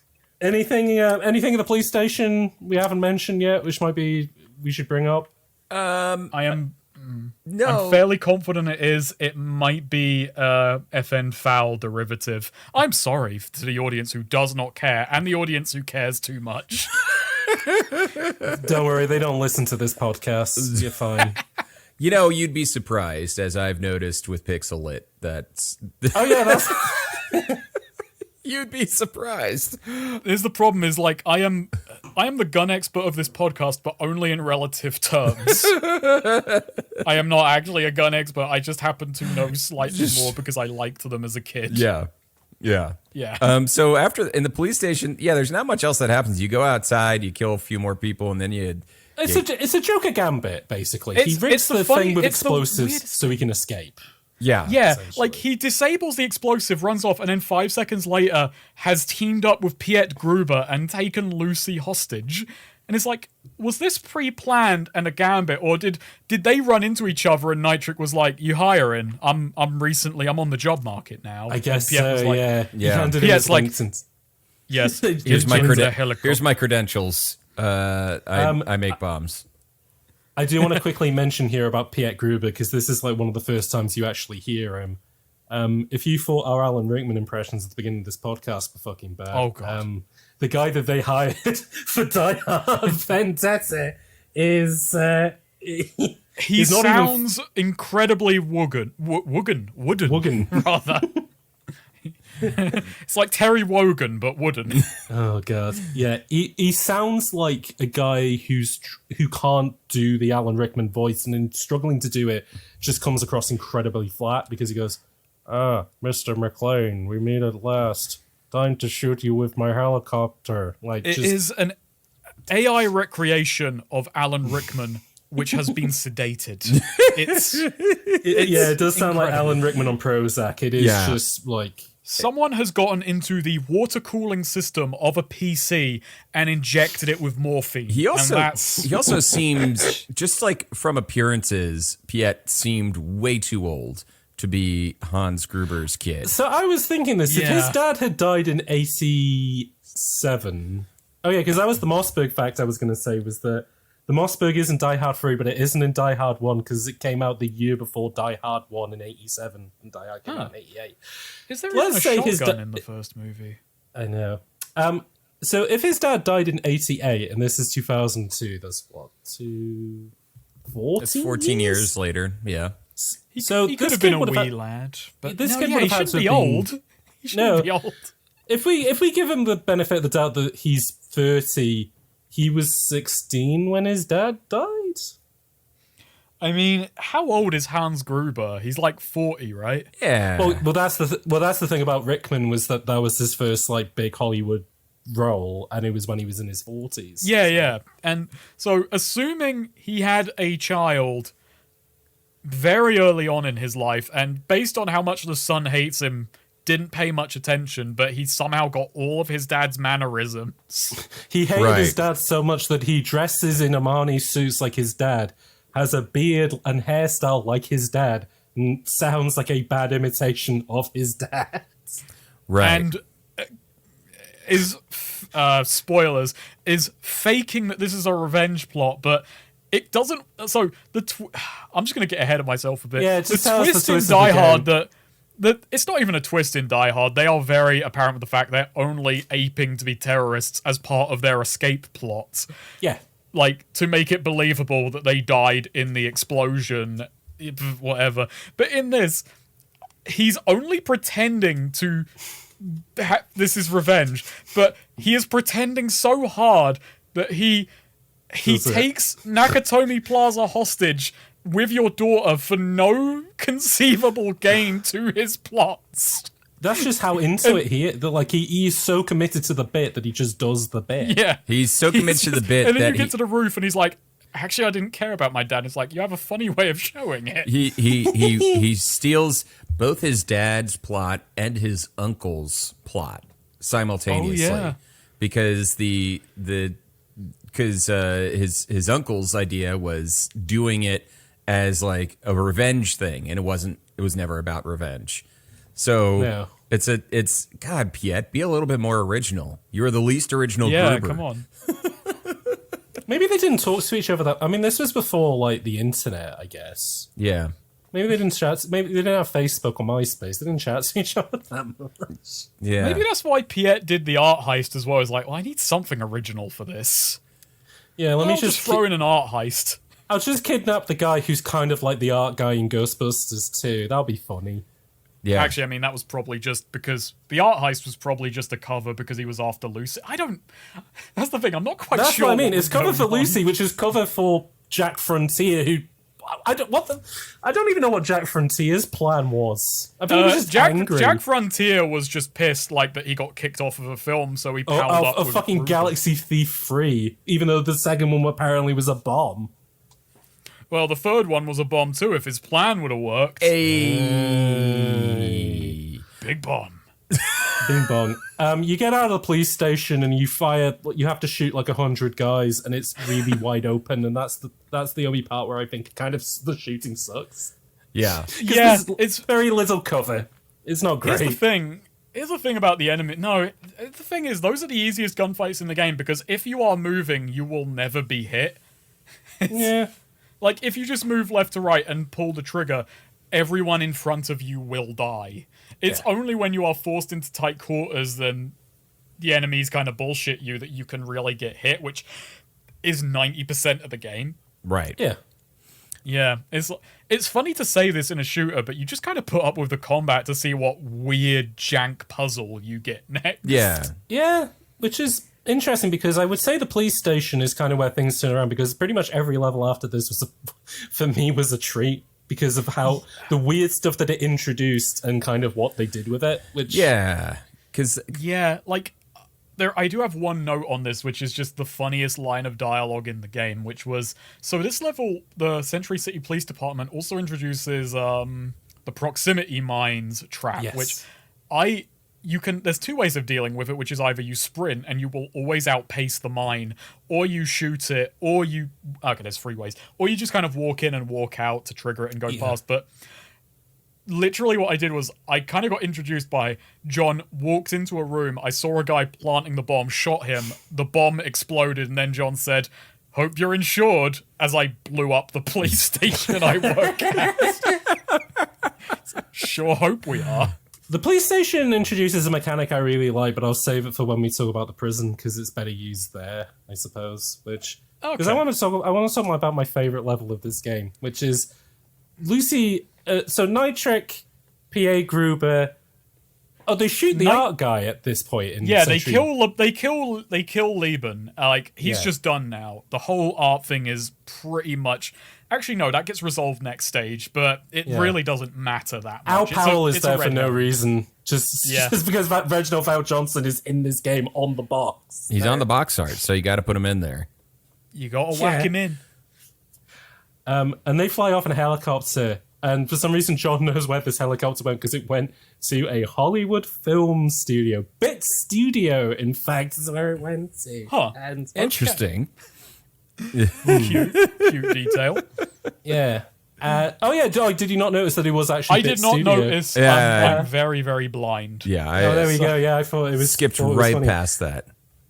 The Hollywood level is my favorite bit of the game, and I think if you're setting a game in LA, you have to have a level like again, I can see like the best version of this game, which is like all the controls and stuff are super polished and whatever, but it's just all the LA landmarks. Like, yeah, of course you go to a Hollywood film studio and have like a hostage situation in there. It's just it's like the plot works enough, but it's just contrivance to get you from interesting set piece to interesting set piece. Exactly. And this is where the game really just starts picking up, and it doesn't quite stop until endgame. It's like there's just a string of levels which are back to back. Oh, these people could fucking do something.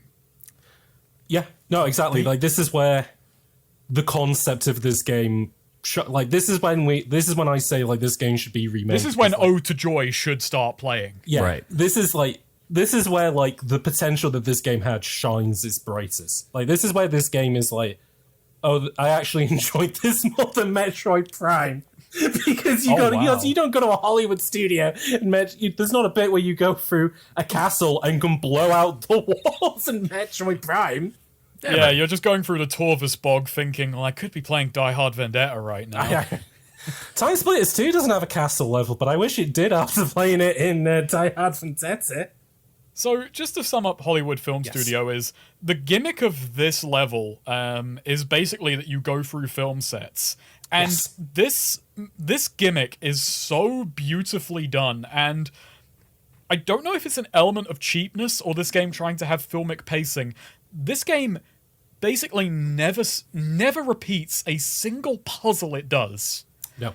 That's the weirdest thing about it, is you do a puzzle and that's it. Like, you solve this one thing. Is that good? Yeah. Is that bad? I don't fucking know. But everything is bespoke to the situation that you're in. Yeah. It's Mario Galaxy style pacing. It is bizarre.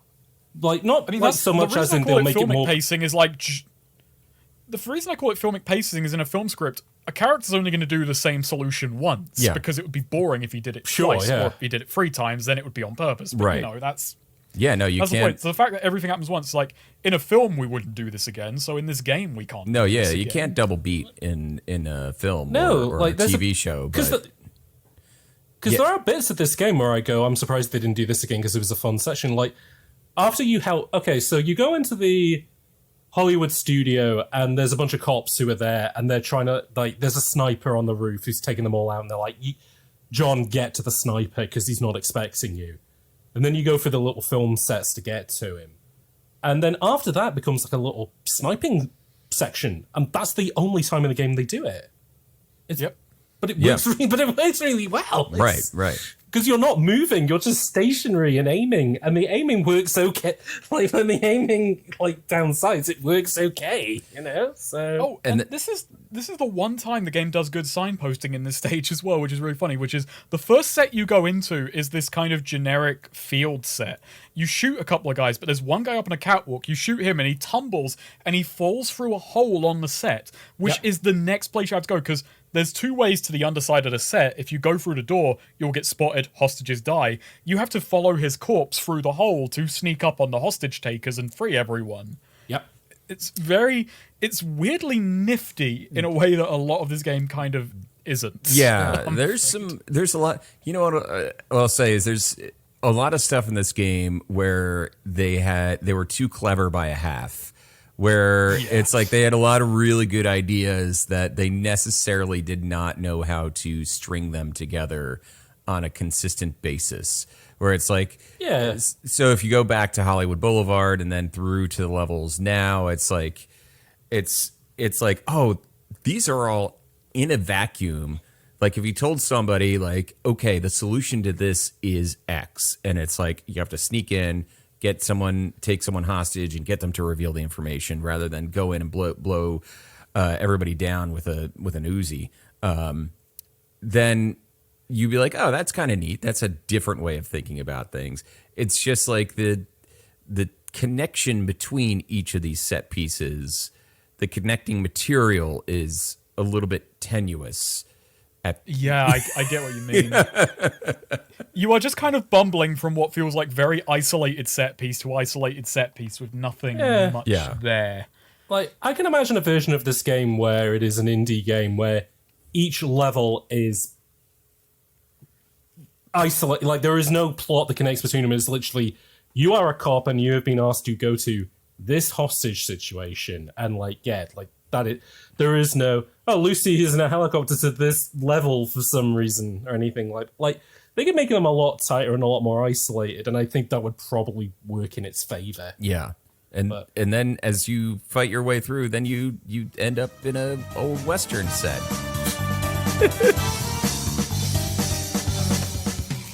James has got a hell of an editing job for this. Like, this has been a miniature editing diehard of just puzzling technical errors and and Kevin having obligations. So now, yeah.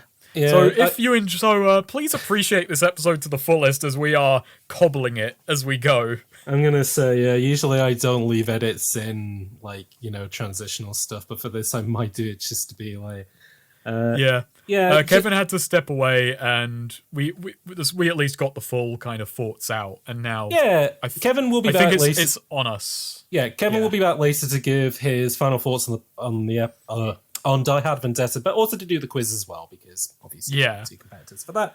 But yeah, unfortunately he had to step away, so it'll be me and Snake finishing off the episode. So I guess you'll be getting a bit of a preview how things will be in the Future Perfect series, where we didn't get to talk about the best room, my favorite room. I think this was the room where my brain went, oh my god, these people are fucking incredible, actually, which was the castle room. Yes. Yeah, the castle room is my favorite kind of gimmick, which is every wall in this room crumbles and there are enemies hidden, and they will shoot down some walls, you will shoot down, so it's one room, there's only one room that has this, as you blow away walls, and it's like, oh, there might be an enemy there, and they might be coming for me, and it's really neat. Little ambushes. It's really neat, and sure, the frame rate might dip into the single digits. Yep. The game hasn't got that's the thing though, it's it's kind of easy to give that, both on one, this is a game, this is an old game, so it's not going to be all singing or dancing anyways, but it has enough charm to it that, I'm happy enough to kind of make up for it. And plus, they're they happen now and again, the frame dips, but they're not that, Nah. frequent. Nah, it's just this room is like a particular blighter for it, and I did notice it, but I was mostly just kind of like, it's such a simple thing, but it just kind of speaks to the way this game varies up so often that you walk into this room and it's like, we have a totally unique gunfight in here. It will be done once. Enjoy it. No, And exactly. then you do it, and it's like, okay. That was the castle room, and then you shoot everyone. You have to find a ladder, climb up, and then platform over the stage to get out. And it's like, I think that is probably the lesson that could be taken is this game being on a budget, but it uses this room so efficiently. Oh yeah. Like you get a shooting puzzle out of it, and then you immediately transition into a logical follow-on, which is a platforming section. And there's a med kit on the far corner, which is hey, you want to solve this other platforming puzzle to get a med kit? There you go. Yeah. Otherwise, exit's right there. It's just a nice, and again, it's as you said, it's like maximizing as much as they can out of the assets that they have. Because again, like a lot of games don't have Hollywood studio levels because you then have to make like jungle pieces and like castle pieces that are never going to be used in like any other point of the game. But yeah, these are purely bespoke assets. Yeah. So the fact that they go into like this level of attention to detail is just very appreciated. And that obviously follows into the last bit where it is a Wild West shootout, and John has to mention that he likes Roy Rogers because that's something that he said in Die Hard 1, but makes no sense here.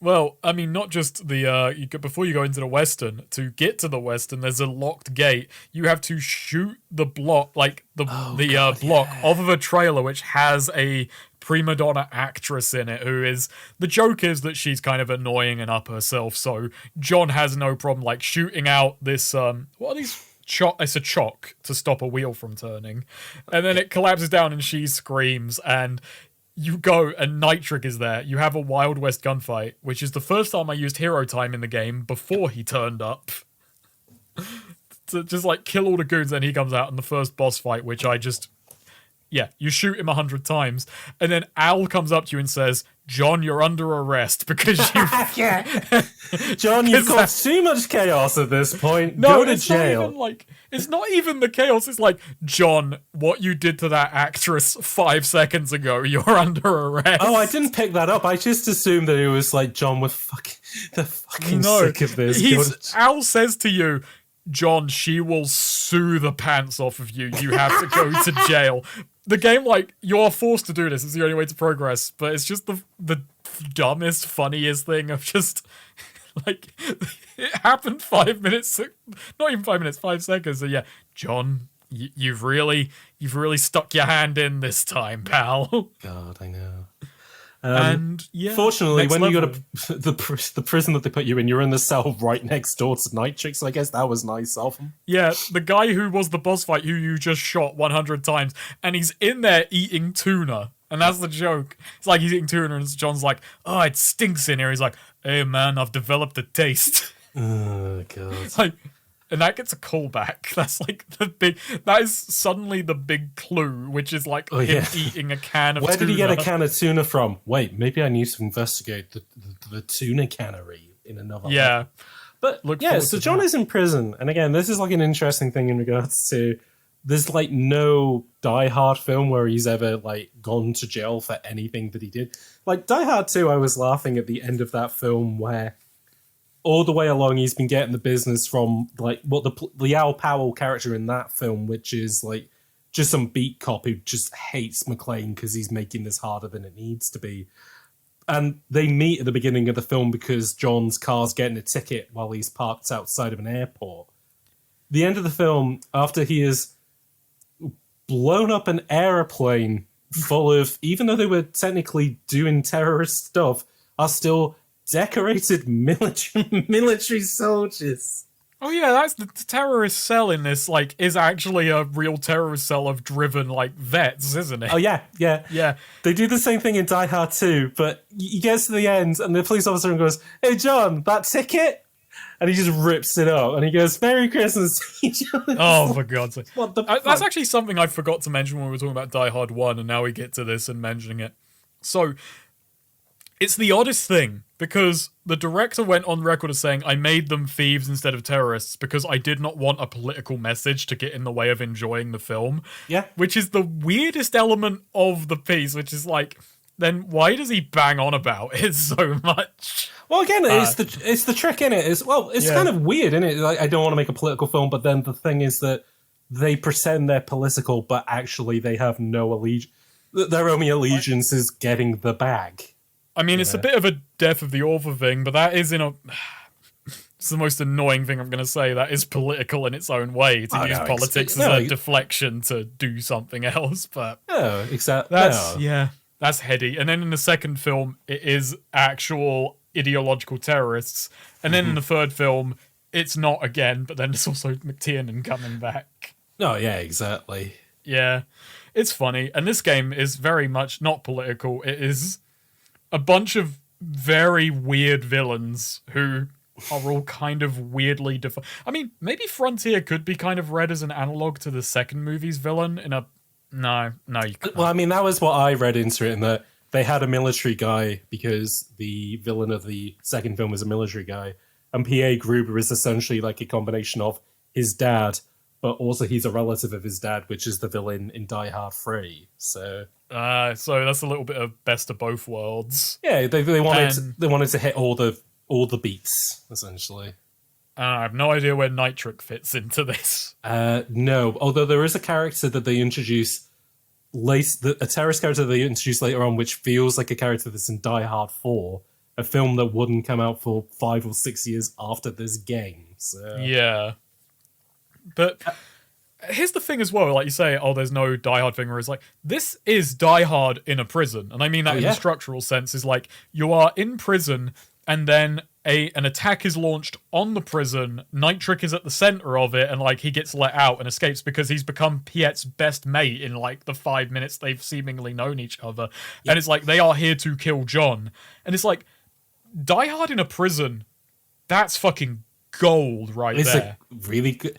Every level of this game is kind of Die Hard in a something. Well, I guess Die Hard in a Hollywood. Some are more than others, because sometimes it's like a trapped location. You have to puzzle your way out of it from like, Die Hard is very Jackie Chan. It's improv-y. Yeah. And I mean that sense that Jackie Chan is like a character who is always kind of an ordinary guy-ish, pulled into extraordinary situations and has to bluff his way out. Jackie Chan's just he's a lot more Jackie Chan about it. I don't want any trouble. That's his catchphrase. And it kind of follows on the same thing, and also that John, he always starts his way at the bottom. He has nothing to work with, he has nothing to do, and he improvises, and using his wits, he acquires resources, and he gets out. And that's 2 levels in this game are like perfect for that, and that is the police station and this one, which is yeah. And this one even more so, because you literally have nothing at the start of the stage. You're in a prison cell. Yeah, you literally begin with... Yeah, you only begin with your fists. Like, that's it. And you have to solve a puzzle to get out of your cell block. I think because you were talking to me, like, the other day about, like, where you were getting through and, like, what you were thinking of it. And I said to you, like, there's a bit in this game that I feel like if you ever, like... Not that you need ideas for videos, but like this was the moment where I was kind of like, I feel like this was something you would dig into, which is the puzzle of getting out of the prison. That bit of prison complex is so like, if the way, like, we're going to describe how you do it, and it is bizarre, but just the way that these cogs turn is just really interesting and very indicative of. Here's the funny thing. I can't remember exactly what you said to me, but I said I didn't need to check a guide, and that is true. But I think I only solved this because you kind of gave me I gave you the solution. Yeah. Maybe you did. Yeah, and like, it's bizarre. And also, did you know that you could take the guards hostage? I did. Well, that was the only way I could beat it. Okay, right. It took me too long to realize that, because I was crab walking super fast, because the guards go in like, so you are in a 3-tiered, 3-story prison block, and there are 2 guards on the top 2 levels, and then 1 guy guarding the block exit. And I just thought I had to crab walk behind them until they got to the stairs and I could go down, and then make sure I was always behind the next guard. After 20 minutes of failing, probably longer actually. I kind of decided, can I take them hostage? And I did, and I was like, oh, cool. Now I can just roam freely. I can. Yep. And that made solving it. And if you talk to all the prisoners, they just tell you the answer. Yeah, that was the only reason I figured it out, was because, you just go, hey, that guy wants... Well, I think I picked up the cigarettes first, and then I literally, the cell over, the guy goes, you got any smokes? And it's like, okay, have one. And it's like, now I have a lit cigarette, maybe I have to burn something. And then, like, one of the guys was like, yeah, somebody was trying to get out of here. He put, like, kerosene in his mattress. He was making bombs in his cell, and that leaked into his mattress. Yeah. What a fun cellmate. It's just funny because I thought, I'm going to blow it up and that's going to create a doorway. No, you set the mattress on fire, and I think I only clicked this together because I just kept trying to think of ways to sneak downstairs, and my thought was, maybe I have to, like, get the guy's attention, give him the runaround, and then go inside and hide inside the locker. And I saw that there was a fire extinguisher in there, and I was like, well, this is way too in the middle of the room to not mean something. It took me way too long. I did it a couple times before I was like, because you never at any point in the game would even think to get in a locker. No, exactly. There's no other case for it. There's no, like, hiding and using it. This isn't Metal Gear Solid. It's like you have to crouch into this one locker this one time in the game. Again, very movie-like. Like, you just kind of have to read the cues and think like McClane. And you get in there, and he puts the fire out, comes back to his desk, and that changes and then obviously shuts one door, opens another. Yeah.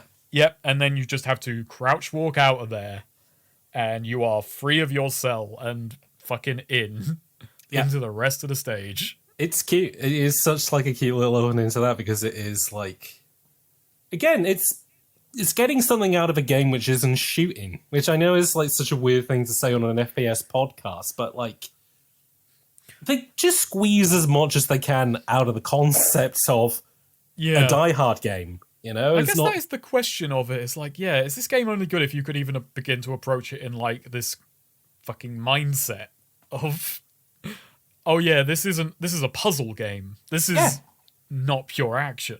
No, and, like, that's what I mean. That's what I think is so kind of clever about it, is that and I'm not going to say that the developers knew the shooting was going to be bad, so they focused elsewhere. No, I think it is just purely, like, it's bizarre to think that sorry, go ahead. No, I think I was just about to agree with what you say, which is you get through the shooting to do everything else.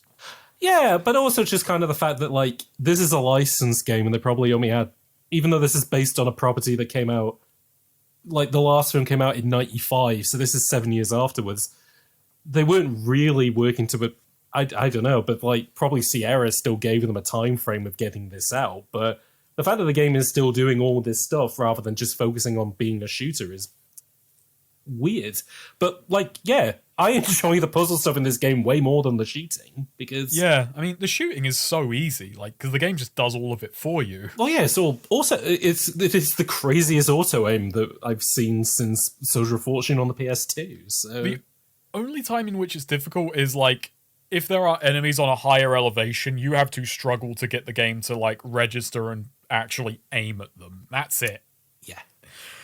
But this level does remind me of something, which was you found an N64 beta game. Yes, so when they were working... So Vendetta was probably lined up to be an N64 game, because there is a beta floating out there made by Bit Studio for Sierra, which, from the footage, it doesn't look as in-simmy as what the kind of game became. It's much more straightforward, but graphically, art style-wise, it's far, far more consistent. And it's funny because it's lower poly, but what they're doing with the lighting and what they're doing with the the texture work and stuff like that is way more appealing on the eyes. It is, and it's funny because there's a lot of GameCube games where their origin is really late era N64 game that then they decided to move over to the GameCube, and so you get this kind of weird middle ground of, like, low poly, high rendering budget, which I think is kind of weirdly indicative of this game, where it has got that weird art style of everything kind of looks plasticine-y, but then you have GameCube water effects in there, like, which I guess we'll get into in the next level because that's where they demonstrated the best. But yeah, it's just weird. And yeah, I kind of wonder whether would this game be better appreciated if it had come out on the N64 versus being a platform multi-platform for the GameCube, PS2, and Xbox, because I mean the N64 did have GoldenEye, but nothing that was to this kind of pace and tone. So yeah.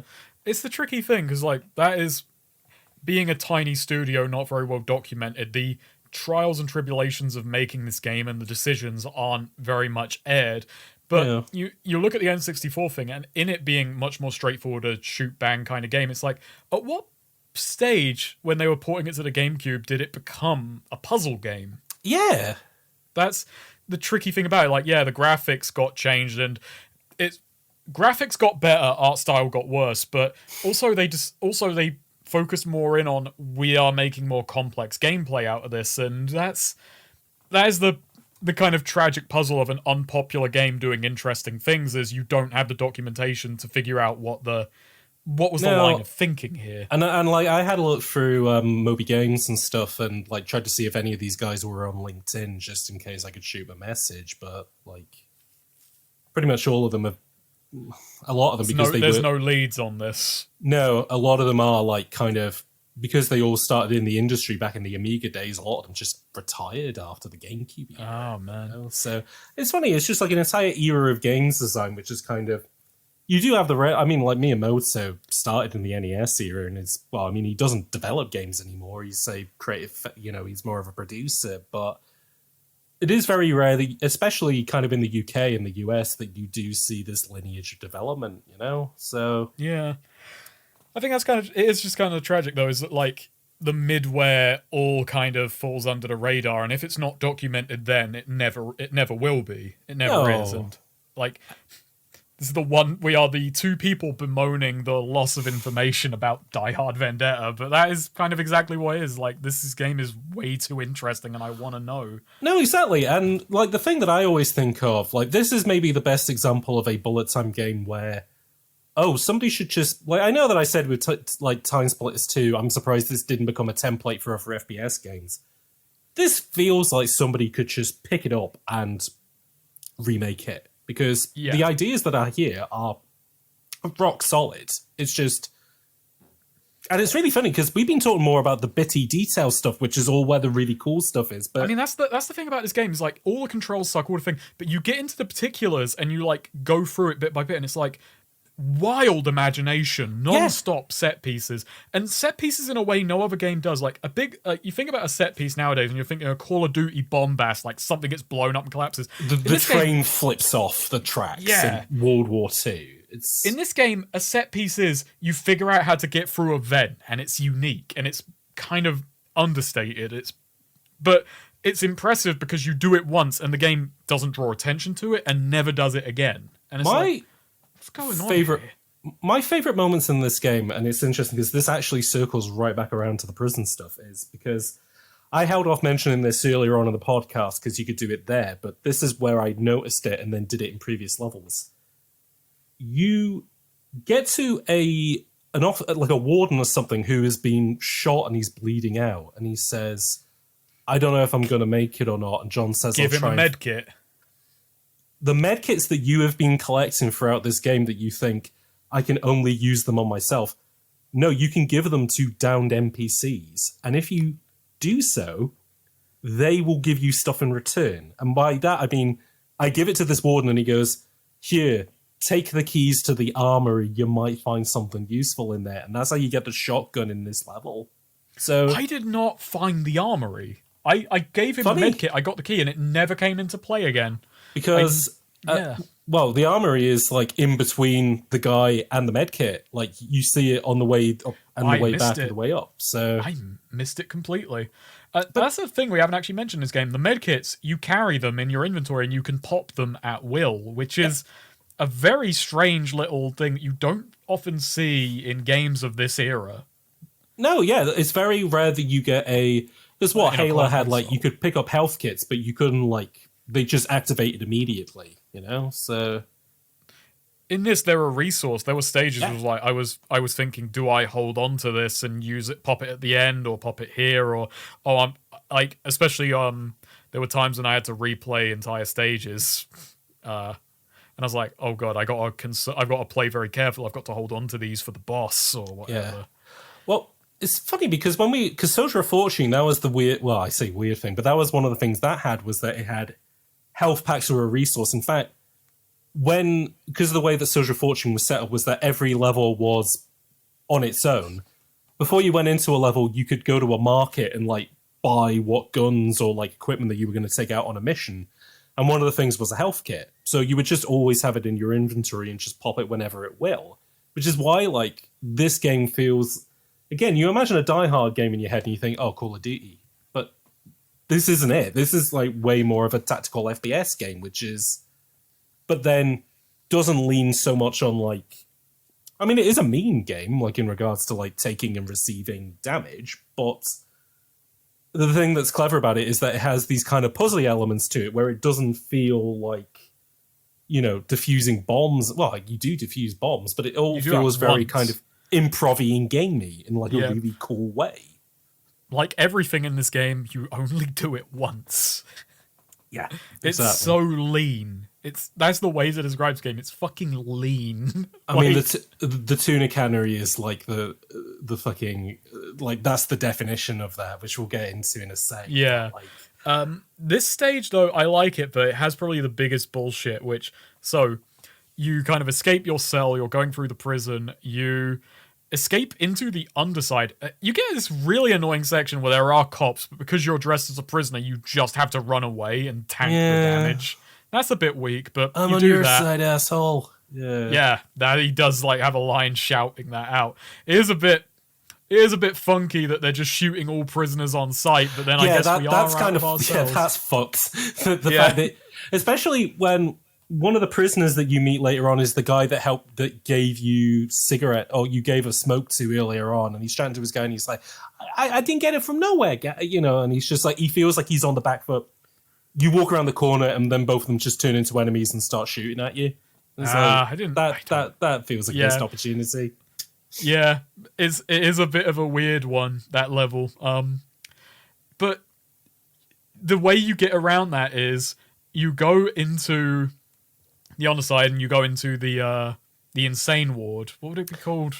I don't know. Yeah. For some reason, they put all the all the prisoners with psychosis. They put them in the fucking pipe room where all the steam pipes are off of this prison. I guess. I had this really funny moment where you talk to this guy and he goes, the way out of here is up, down, up, down. And I'm like, I have to go upstairs, downstairs, up, downstairs. And then you walk into the next room and it's just there's 5 like knobs you have to turn. It's like, oh.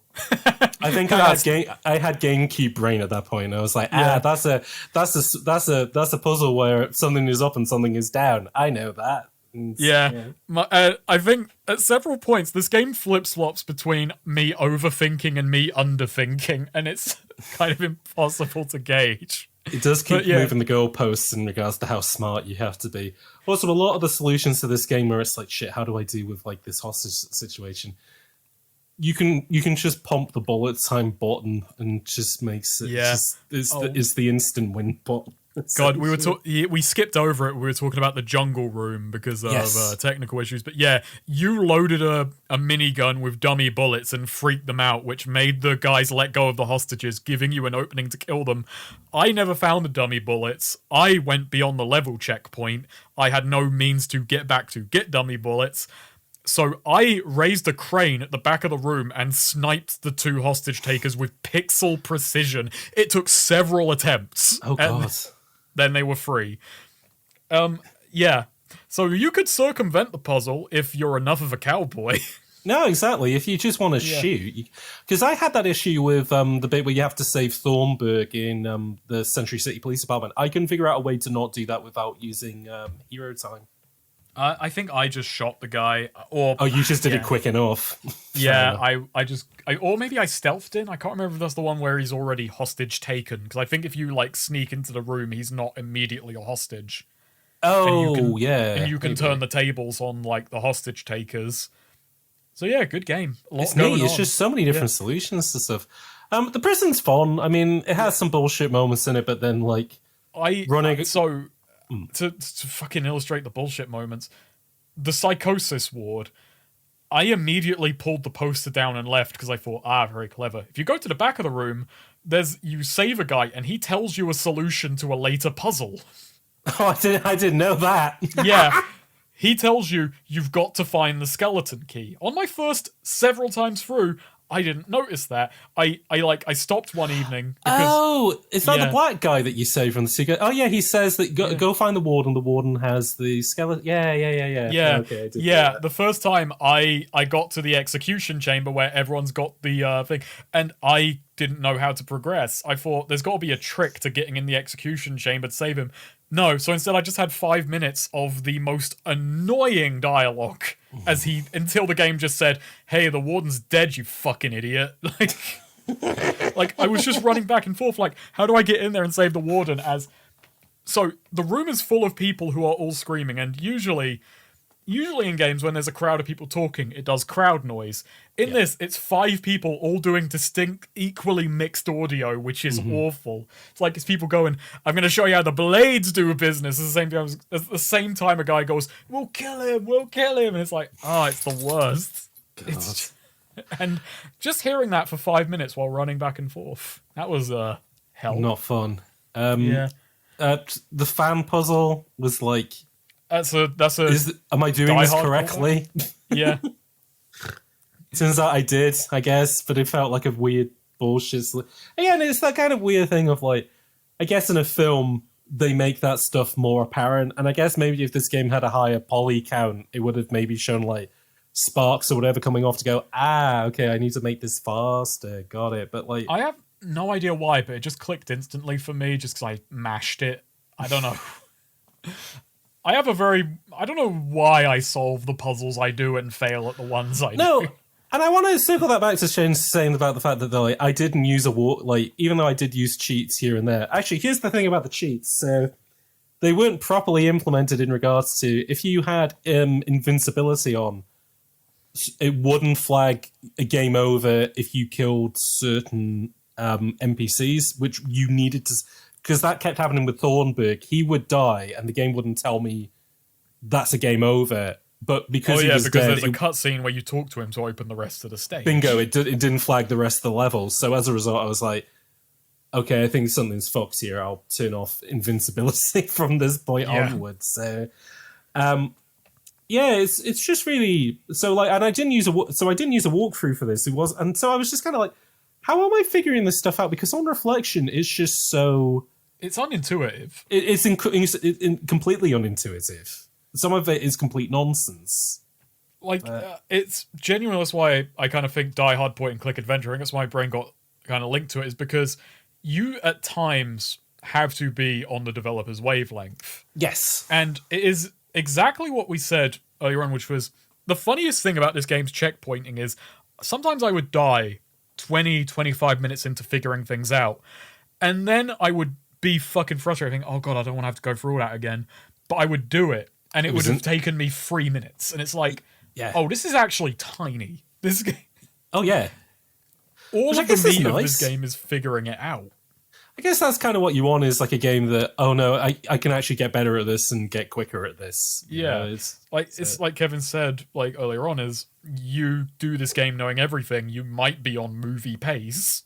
Yeah, no, exactly. You might beat this quicker than a Die Hard movie. So you could fucking probably race a Die Hard movie. I wouldn't actually recommend doing that'd be good. Yeah, you have Die Hard 1 on one. You have all 3 Die Hard films like synced one after the other on one monitor, and you have Die Hard Vendetta on the other, and you're just you're AGDQing it. God, they should have this game at AGDQ. I think that'd be interesting. That'd be, because you've got the perfect marriage of like really awkward controls and really absurd puzzles that probably have tricks to them. And like no one in that audience probably even knows that there was a GameCube Die Hard game, so they're gonna like just enjoy the appeal of that and the slight weirdness of it. So there's a guy in my server though who does do AGDQ applications, and they do turn down pretty much everything esoteric he sends their way. Interesting. Well, even Yeah. like for their weird game blog. Yeah, like he has sent off stuff for like he has sent stuff off for the Brigand, basically. Got turned down for. Which is really a shame. That is a shame. Yeah. I think Brigand, I want the world to have to deal with Brigand. I want to put Brigand on the world stage. I want it at the UN. I don't think that Brigand isn't ready for the world. I think the world isn't ready for Brigand. It never will be. It should be, though. Not at this rate. I'm trying to think, is there anything in the prison we haven't mentioned? Okay, so basically, to save the warden, you have to know that in this tiny grey corridor, you can turn to the right and find a secreted office. Because this is probably the worst. This game at times reminds me of Postal 2 with how kind of ugly and samey things look. Yeah. You just you're walking up this stairwell in a grey block corridor, and you have to notice, oh, actually, there's another right turn, and you can go down that, get the skeleton key, and that determines whether or not you win the fucking stage. You save him, you go up to the roof, and you kill Nitric again. Yeah. Is that where you move the desk and then you go over to the painting and you do the classic remove the painting, there's a safe behind it? Oh yeah, because you have to get the that instantly clicked in my brain. My brain just went, there is something behind that painting, because it was a fucking bespoke cassette. No, and it's really funny because it's like, we're probably not going to, well, I don't know, on a long enough timeline, but I played a little bit of Sin, the old PC game, potentially as like a podcast thing. I think we'd only ever cover it just because fucking... You remember the attention that like fucking Sin episodes got because it was like going to come out at the same time as the Half-Life episodes, and people were like, this is the future of games, people. Sin is going to be on people's radars. And who the fuck is talking about Sin in 2020? Who knows? It's a funny thing. It kind of goes back to our EA thing, but yeah, Sin has its fans. Sin Episode's emergence was very corporate controlled and was very dulled down, and it was only going to be for the first episode. After that, they'd be free to do what they want, but it got fucked by overhead and no more episodes. Literally only one episode, and I think at this point Steam just has renamed it to Sin Emerge. I don't think it's called Sin Episodes Emerge. I think it's just called Sin Emergence at this point. Oh my god! The reason I mentioned it's sorry. tragic. The reason I mentioned that though is that the first episode of Sin is, funnily enough, it's a hostage situation in a bank, and that has it where you go into the manager's office, pull away a painting, and there's a safe behind it. And yeah, there's like a code for the safe, which I think in Die Hard Vendetta, you get that code from someone? Do you get it from the black guy, or do you get it from somebody later on? I actually can't remember anymore. I haven't written down in my notes. I just knew you get a code at some point. No, it's I think it's literally on a guy in the same room. Oh yeah, there's like a note or something. Yeah, it's like literally. It's not even a puzzle. It's just, oh my god, there's a safe, and the fucking code is right behind you. God. The most difficult part of that puzzle is you have to jump to get the fucking thing in the safe because it's a bit high up. Oh god! A rare cheap moment in Die Hard Vendetta. Oh my god! Don't tell me! I can't believe it. You tell me that there's something that didn't quite work out in Die Hard Vendetta. Mental.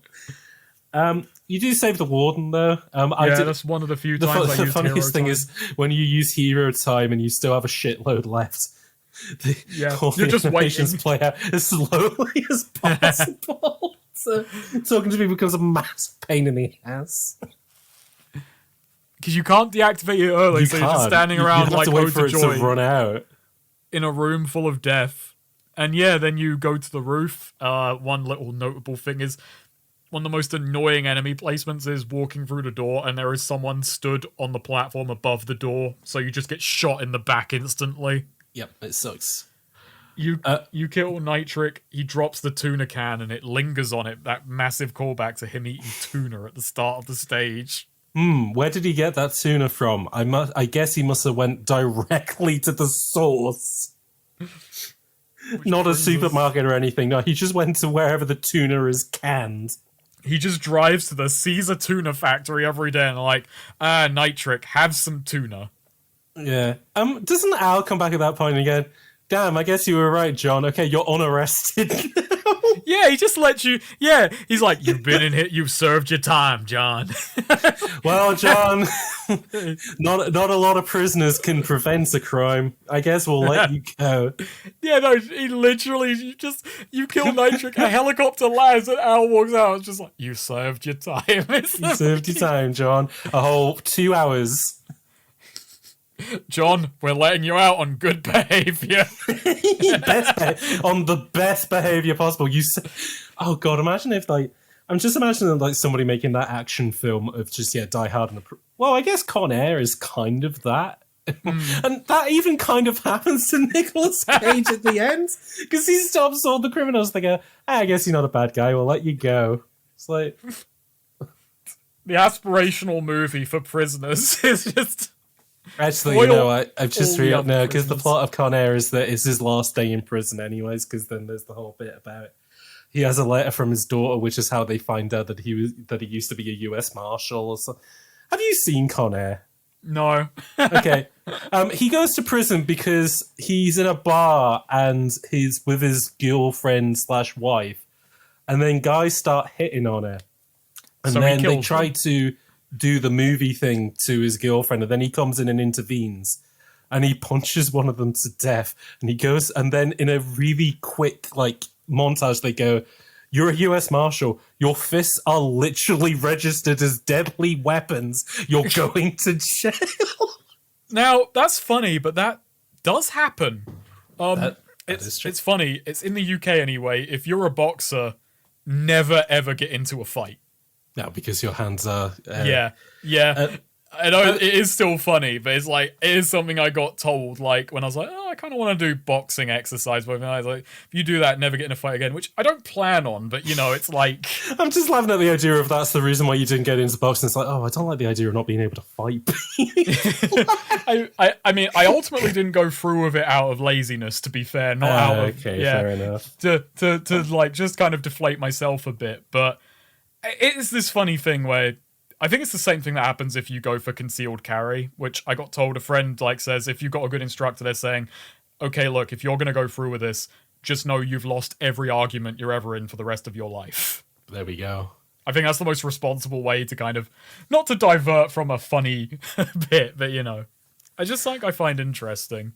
Oh, sure. You're like Tom in the back of the car saying that about seatbelts. You just find it interesting. I just find that interesting. Did you know that even without guns, people die all the time in fist fights? I just find that interesting. I mean, it's funny that the US Marshal in that film, the guy who's able to punch somebody to death with his hands that are literally weapons, is fucking Nicolas Cage. So. No, I can believe that. I think he'd go to the death. Oh, God. I mean, the only thing that's surprising about that is that he wouldn't then eat the person. True. You go on to the tuna factory, though. Just move past that comment. Yeah, let's move past that quickly enough. Tuna factory's fun. Again, you think a factory level would be boring, but this is where all the gimmicks come out. Now, I got lost in the tuna factory before I got in there because I didn't talk to someone enough. I saved the hostages, then walked in circles for 15 minutes before I talked to someone, realized I had talked to him just once too shy for him to go, oh, by the way, you need the gantry key. Oh, I didn't have it with that, but I had it with the guy who he had to operate the lift so I could get onto the boxes so I could get into the building. Yeah, because of the earlier gantry key, my paranoia had been ramped up so severely that I'm like, I have to talk to everyone 15 times to make The nice thing was, though, is that I had removed all the enemies between there and the lift, so by the time he just fucking sauntered over, he had nothing to worry about. So sweet as a nut. Yeah, I think I killed all enemies before talking to anyone, just out of I mean, Laban aside, and hey, he dies.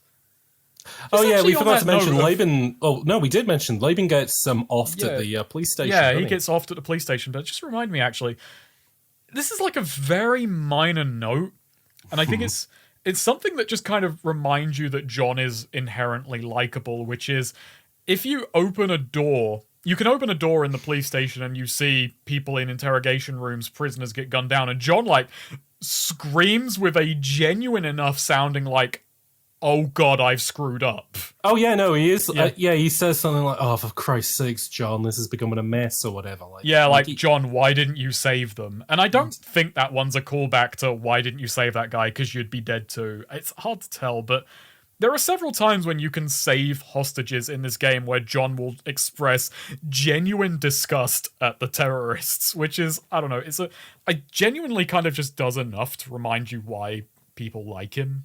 Oh yeah, well, I mean, I think that is that's the serendipity of them getting Willis for the first Die Hard film, is that, like, because again, if it was Schwarzenegger, I mean, I don't know, it's funny because I always thought Schwarzenegger was a good fit for, like, when he did Total Recall, like, it was just, what's his face, the guy who directed it, who also directed RoboCop, Paul Verhoeven, just found his perfect character because he is on that kind of perfect wavelength of Philip K. Dick, not cynical, but just slightly removed from reality stuff. Where world weary. Yeah, I guess so. Where you could have Schwarzenegger can sort of like. I mean, I guess that's why he was good at the Terminator, because it does kind of feel like he can fake empathy, he can do a good stoic, but you feel like there's a heart underneath there. Sort of, yeah, but it also feels like he can turn that heart off when he needs to, like in the case of Terminator 1, you know? Yeah. I mean, he's built, well, you know, I have to tell you that Schwarzenegger is built. Still is, yeah, he's humongous. He is literally built, but it's just, he has that look where he can surprise you with empathy. Oh, sure, and like, you have got good empathetic performances out of Arnie, but... I can't remember the name of the film, but there is a hilarious, I think, 2015 zombie movie, which is Arnold Schwarzenegger. Yeah. And his daughter gets bit. Yeah. His daughter gets bit, but it's like a zombie universe where zombification takes months, and anyone who's bitten gets taken to like a horrible camp where they're just left in a giant like free-for-all with all the other infectees. And it does feel very much like him trying to prove he can act by being a sad dad. Yeah, and it's like at this point, his face has got enough miles on it as well that you'd think, oh, well, we'll be able to look. Well, it's basically Arnold's The Last of Us, but he's no Joel, unfortunately. No, it's a very cynical feeling like, look, I can make a sad movie kind of film. And it might have just been that I went into it with that mindset of this is Arnie trying to prove something, but I'm going to spoil the ending of that film. The ending of the zombie thing film is like, Arnie loses his wife because he's like, no, I will not give my daughter to the... I will not give my daughter to them. I will defend her till her dying day. So she throws herself off the roof of their 2-story house. Jesus Christ. Is that... Okay. It's like the ending of the film is like, he's asleep downstairs with a gun because he's like, I'm going to defend my daughter. She goes down, is like, you think, oh God, is she going to bite him? But she just, tenderly like... Oh, thanks, Dad. Goes up to the roof and offs herself. It's like, fucking Christ. I can't believe it. This is the saddest thing that has ever happened to me. A single tear is rolling down my face. God. It's like, I don't know. It's just the fact it was a 2-story roof. I shouldn't have been laughing at a fucking suicide attempt. It's just the fact it's a fucking 2-story fucking roof. I mean, if she fell directly on her head, I suppose that would do it. But God, no, I'm just imagining, like, when people do like fucking planking challenges on TikTok. Like, yeah, I'm doing the roof. I'm doing the roof forehead challenge. No! Fucking off I go. Yeah. Yo, don't try this at home, kids. God. And that's why Bruce Willis is in Die Hard. And that's why Bruce Willis. That's why they. He's got the everyday, ordinary guy quality. Yeah, exactly. And it's plus because Arnold said, "I read the script. This sounds shit. I'm not doing this." And apparently, Stallone was the same. He was like, "I can't. This sounds like a boring film. I'm not doing it." Not just them. There was a string of popular of the day action actors who all looked at Die Hard and had no faith in it. And Bruce Willis was, at the time, a comedic actor / comedian he was on Moonlighting. Yeah. So. And everyone was like, he can't do it.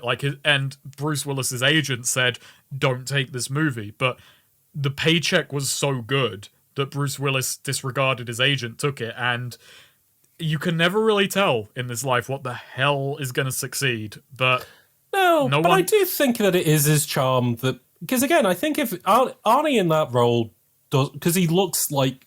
He looks like an action movie star. He looks like too- Gruber's henchman. Yeah. One of Gruber's henchmen, I think, is actually like the actor was one of fucking Schwarzenegger's stunt doubles. So it's not like totally off. But yeah, it's one of those things where because he looks ordinary and his voice is kind of higher pitched and he can sound desperate. Like Arnie would not sound right running from terrorists and like screaming for his life. And whenever he gets into a fist fight, like the first fist fight, he jumps on a guy's back and is like riding him until the guy just accidentally breaks his own neck by fucking no, exactly. up. Yeah, he pulls him down a pair of stairs, and yeah, he just again like he's just like Willis is just a small wiry guy, and like there's another bit like later on where one of the terrorists is like walking around the corner, and he literally jumps on him from like hiding behind a generator, and like there's like a foot difference between them. And that is a contrast from this game where every level you are just sprinting forward, massacring goons like You're either blowing away guys in do-rags or guys in military gear. Yeah. Another funny thing, actually, is originally everyone in the first Die Hard movie was going to wear fatigues and camouflage. It was actually a suggestion from Alan Rickman who said, let's put them in a suit. Like, well, because it would make it more interesting, I guess. I can't exactly remember his reasoning, but I think it was like it fit more with the theme and the characters. Yeah, no, I can see that. Yeah, and it's like it makes sense, like Christmas party, like, and that probably it's one of those things where with both this game and this movie, you never quite know what's going to work. And not to say this game worked in terms of popular opinion, but we definitely think it works mechanically if you appreciate it. This game is the Die Hard 1 of video. Yeah. No one believed in it. No, and they continue to not believe in it, and it didn't get any sequels. It has had 2 decades of not being believed in. And only now, through Christmas magic, are we finally believing in it. Because yeah, the tuna can level is where all the fucking magic tricks that this developer has are like put into effect. God, I don't even know where we start with it. I guess start. Yeah, start to start. So we sneak in. I finally get the gantry key after walking in circles for ages. Open a door that was locked before. By the way, just in this game, I checked every door because I was paranoid at this point. Like I was just walking around hearing the Half-Life 1 door sound effect over and over again because that's the same effect. And you get through, and my God, Piet Gruber is doing a deal with the Japanese, and he has a big missile. Yeah, he's selling missiles, and I don't know. It feels like He's buying a missile from a Japanese guy. But he's trading art for the missiles, which seems like a really shit deal. Oh, okay. Oh, yes, that was the art. Okay, there we go. The art deal did come around. I forgot that. Yeah, no, he was handing him over because you do collect art in this game in order. Oh, I think we mentioned it to get Van Layden. Yeah, the way that art is represented in this game is like Quake ass 3D models spinning on the ground, but they look like giant, like fucking pirate treasure map scrolls. Yeah, they are just massive bits of parchment on the ground that you pick up. Yeah. So that never mind. I was wrong. The art did come back in. He is trading it, and he has a giant ballistic missile. Yeah, he just gets an ICBM out of it for some reason. Yeah. He's like, well, I mean, that's coming through. Yeah. And you follow him through. You kill a bunch of these Yakuza. I'm presuming they might just be bizarro Japanese businessmen who have an ICBM. Sure. We're at the docks, better known at the docks, and fucking right on through. You have to like shoot this guy who's up on the top of a bunch of cargo crates, and he will blow up the Japanese businessman's fucking boat. And he'll go, you blew up my boat. And John's like, hey, don't blame me, pal. It wasn't me for once. Not that problem. You kill him. Oh yeah, this game has bullet cam on like certain enemies. Oh yeah, we haven't mentioned bullet cam yet, and it looks like the Matrix came out 3 years ago. This is still really cool, where you have like the circular ripples behind the bullet, which I've never. Is that like a legit thing? I don't think so. I mean, it's meant to represent a sonic boom, presumably, sound waves being displaced or whatever. But I don't know if that's an actual visual. I mean, you don't really see a bullet, to be honest with you. Oh no, but like it's like the Matrix popularized having like literal white circles, like Yeah. repeating behind a bullet, which I don't know. Yeah.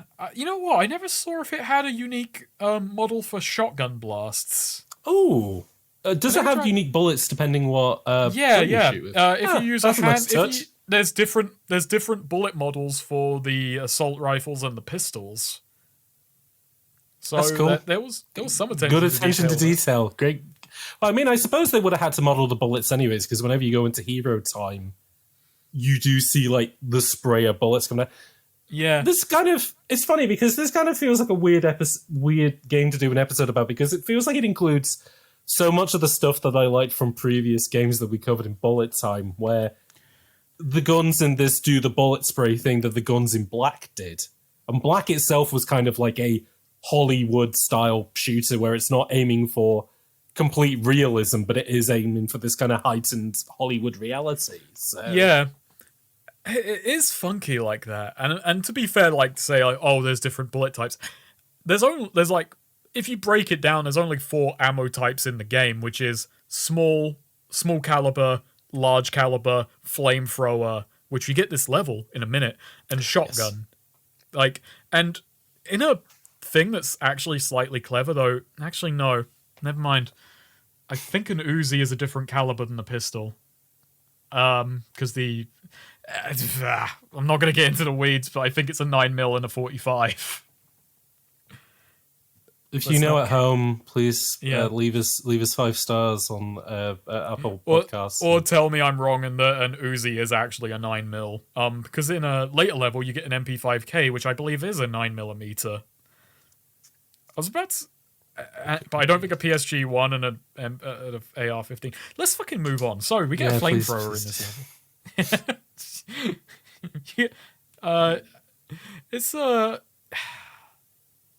It's a good fucking stage for that, because you get a flamethrower and it kind of sucks as a weapon, but then it has puzzles. Yeah, you can... This does my favorite thing in games, which is you can use weapons for stuff other than shooting. I guess that's this entire game, is that you can do stuff other than shooting people, but this is a weapon which is you can do stuff other than killing people, which is...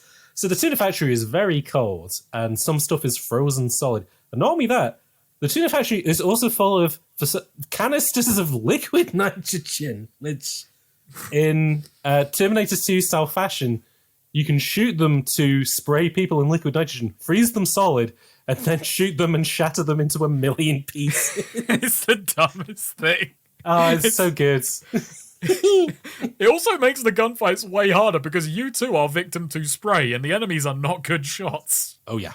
There is more danger from the canisters than from the enemies. Mm-hmm.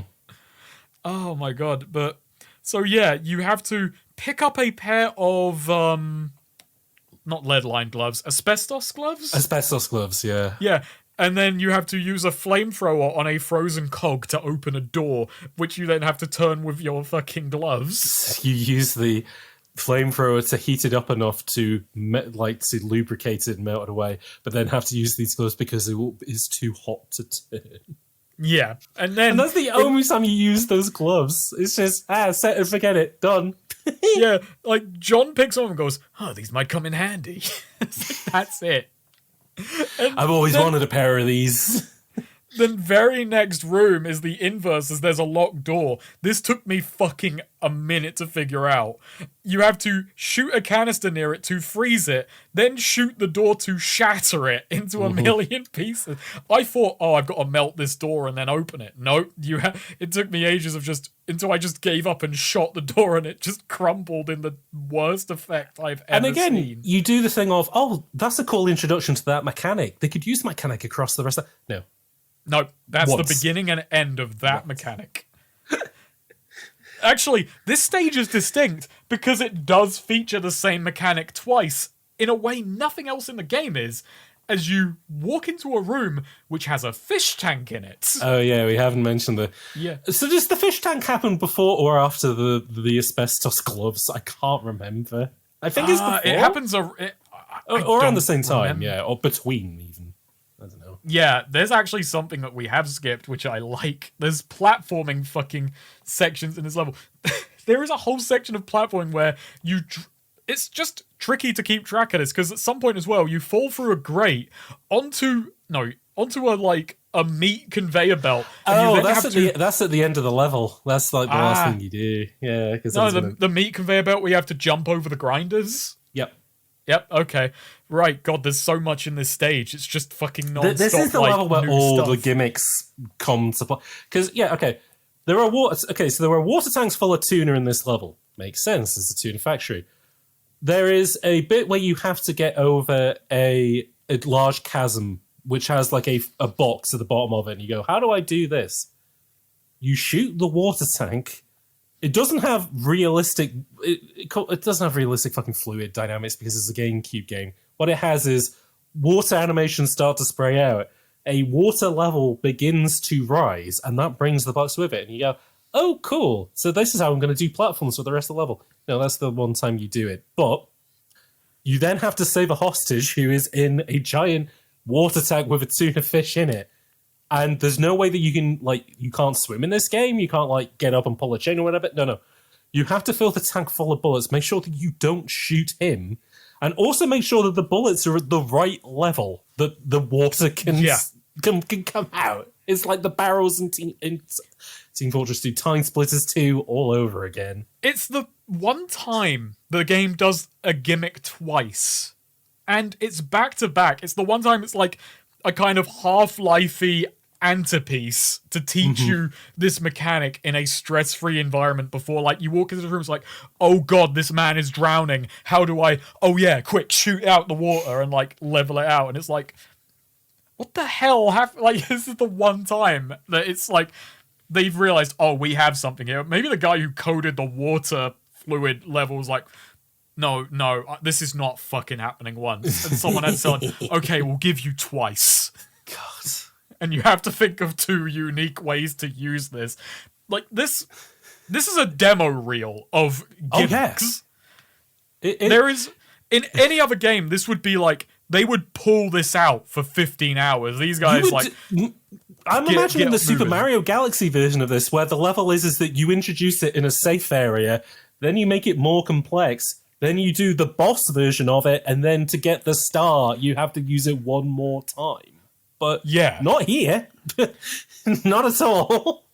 And it's why going back to it, it's why I believe this has movie pacing where you would not be allowed to do this twice in a movie unless it was very intentional. So it has to be done once, and it's John's quick wit coming into play through mechanics. And it's so funny to think that it's you can't play a game with a movie mindset. It's exactly what you said earlier, which is John McClane can do all this stuff because Bruce Willis has a script that tells him what John McClane is going to do. And even though that we pointed out that everything in Die Hard 1 feels like everyone feels not so much like a character, but like a real person, because you can figure out that everyone's playing their own game and has their own motivations. This is this is clockwork in the way that the Die Hard the film is, but you're like a mouse in Big Ben. You just have to figure out where the cogs are going to go. It is bizarre. And it's got the emotional side to it as well, which is in character. All of John McClane's decisions and actions are driven by desperation. Oh yeah. He does several actions no rational mind would do because he's like, I am going to do this or I'm going to die. And a player is not going to be on that wavelength. Well, no, because when John McClane dies, you get a game over and you go back to the checkpoint. It's John McClane dies in the movie. It's like, well, that's off script. He's dead now. Well, yeah, exactly. That's the end of that's the end of the film, or that's the twist of the film, is the protagonist has died. So. Yeah. Oh, it's the oddest thing. And this has my favorite hostage rescue in the game, this level. Where you... I'm guessing not the guy in the water tank, because we mentioned that's actually very good as well, but just my favorite, saving a hostage who has a gun to his head, very particular, which is, you shoot a chute to just drop tuna. Drop tunas on him. Yeah. You just drop tuna on the bad guy to distract them long enough to, get the hostages free and then shoot them. It's again, like I have game brain. I have like, this is what Black would do. This is what this. It feels like every level should have something like that, because the only other time I can think of when you do that is the Hollywood Walker, the Fat Sal level, where you drop the stuff from the excavator on the guys, which you don't even have to do. You can shoot them, but you still have to drop the excavator in order to like get ahead. Yeah. But here you don't have to do the fish shoot at all. You can just shoot them. But then I discovered the fish shoot, and I was like, nah, I got to use this. Oh yeah, and like that is the thing, is like it had a big lock on it, and I think the levels kind of benefited as well that earlier on you have to go through a puzzle platforming segment where you have to shoot cages to drop barrels into water to make jumps, and it's like, oh yeah, and then you see that at the end of the stage, and that is when the game is kind of clever, when it's like the visual storytelling actually lines up to make you go, this isn't a repeated gimmick, but the visual language has clued me into, that's a solution right there. I can drop that fish and like I can shoot that lock and something will happen. Yep. That is, and the game's very rarely like that. And it's funny because games that do that feel like they do that in the first hour, and then that's the rest of the. Half-Life 2 does that. Of you shoot a lock, something will happen. Always keep shooting locks, but not here. Literally, just pretty much this level has. I guess all the levels have kind of locks, but usually they are just you shoot a door open and he goes, "Welcome to the party, pal." But yeah. The mechanisms of opening doors kind of change level by level as well. So there's no consistent visual language, or there's very little consistent visual language, which is both an upside and a downside of naturalistic thing, is that you have to kind of treat these places both as movie sets and as sort of semi-logical spaces. And that's a trap. That is a gamble. Absolutely. Because sometimes the game will reward you for thinking like that. Other times, not quite. Like, you're not following the script. It's funny, and I think this is like, not that we're at the end of talking about the game yet, but that feels like maybe if the review, and I'm not saying that the reviewers didn't do their job or anything, because what the fuck do I know? But like, it feels like all the issues that they had were very surface level with like how it looked, and they didn't have any multiplayer, whatever. But the flaw of this game is just kind of like, if it was more straightforward and more Call of Duty-ish, it would be like an absolute crowd pleaser, but then that would completely lose out on the element of, I figured out a puzzle and this is very neat, I mean, it's another thing of like reviewers at the time, reviewers now, which was those are magazine writers, which had a very different time scale and stock to us. And I'm trying to put it in cultural terms of today, where we are two people who play weird games for enjoyment.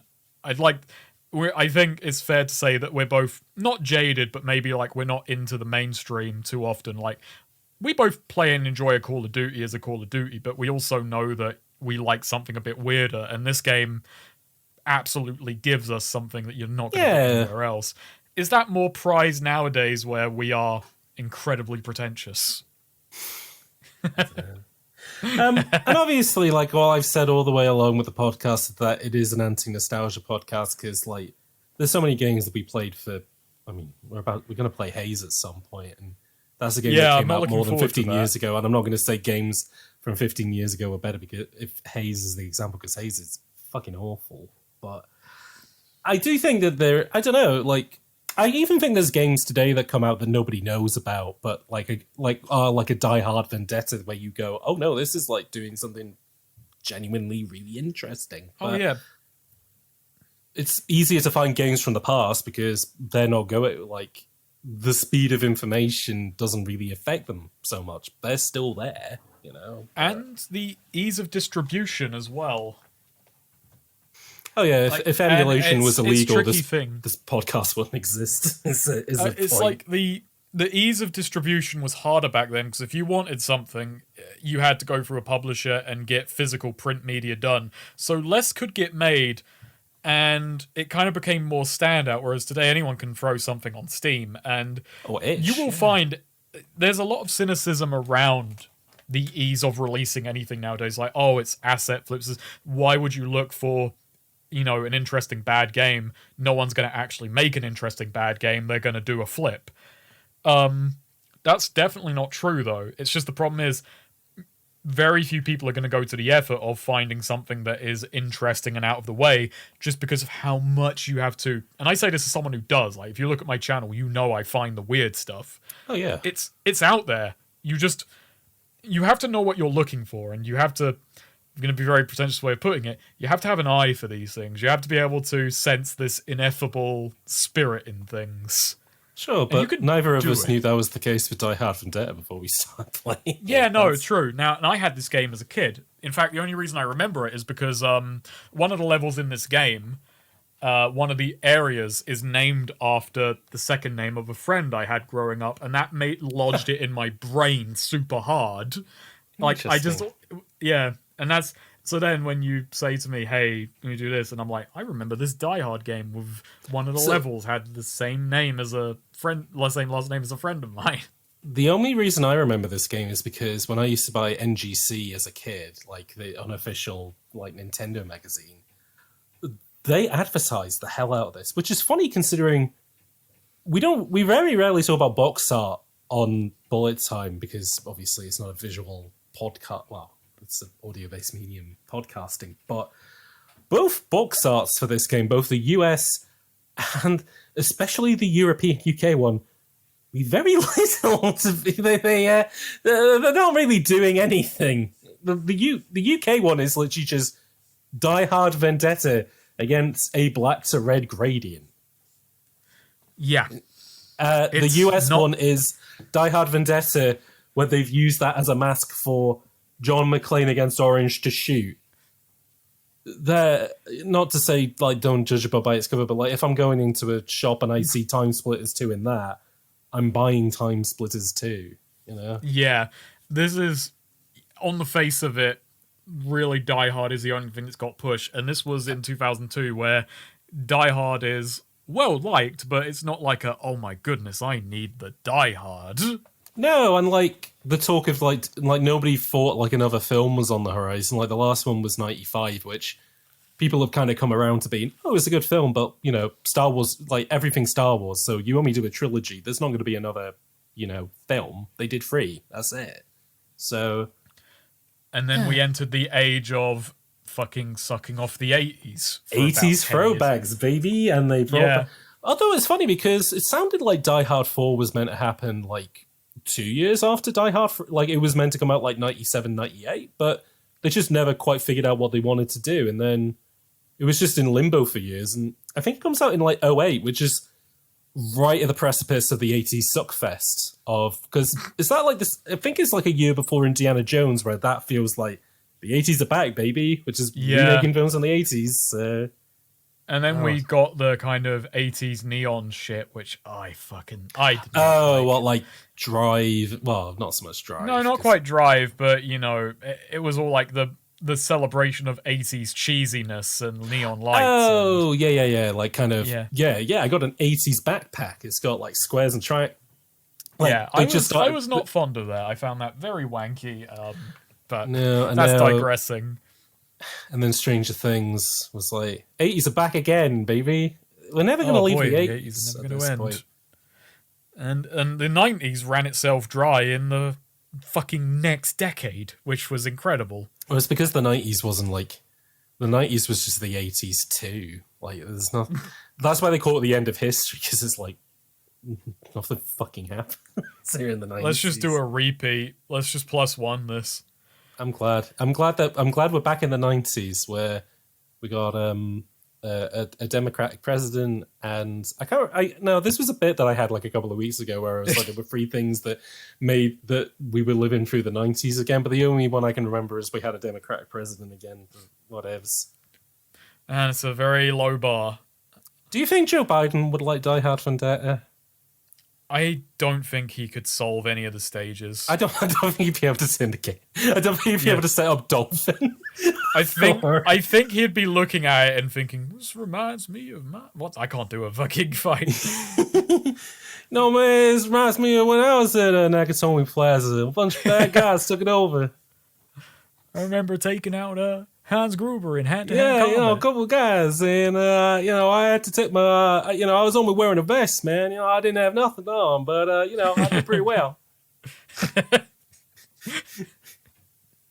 Then he falls down the stairs. Yeah, he's the one who falls down the stairs.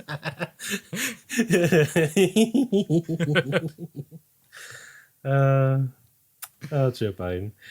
Is there anything else you want to mention in the tuna level? We are introduced to the ninja woman, like assassin Christ, lady. yes. Yeah. What was her name? Sumi? Susie Kawame. I made a note of this for some reason. Okay. I do have a note, which is the end. So, end of the level, you sneak through all this. Hans Gruber has a missile. And then at the end, you have to sneak onto his truck. And that bit sucks. I overthought the hell out of this. I thought, okay, so I don't know why my brain went on the most pure logic route to this, which was, I have to sneak onto the truck so I can't kill anyone because that would be a giveaway I'm on the truck. So I spent a while trying to figure out, I have to distract this guy who's looking at the truck. Eventually I gave up, shot him in the head and got in the truck.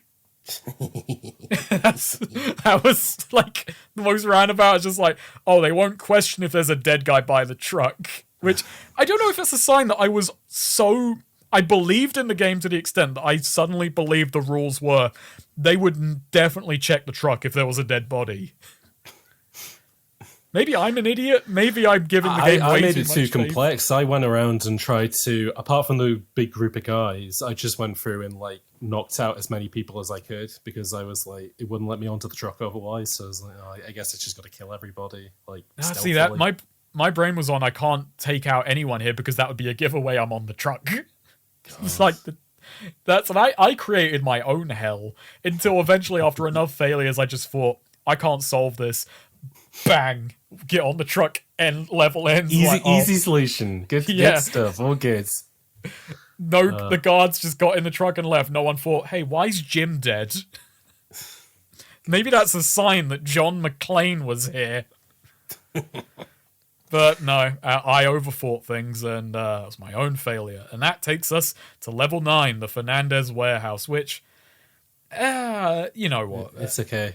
Just generally, we're on level 9 of 11, and we can probably speed up, because I think the last 3 stages, they're a bit of not a rush to the conclusion, but it gets a lot more like straightforward here, which Fernandez warehouse, Pierre Gruber has a missile. Let's just hit all the points. Point is, this game's very varied. You do things once and then bang and you're over.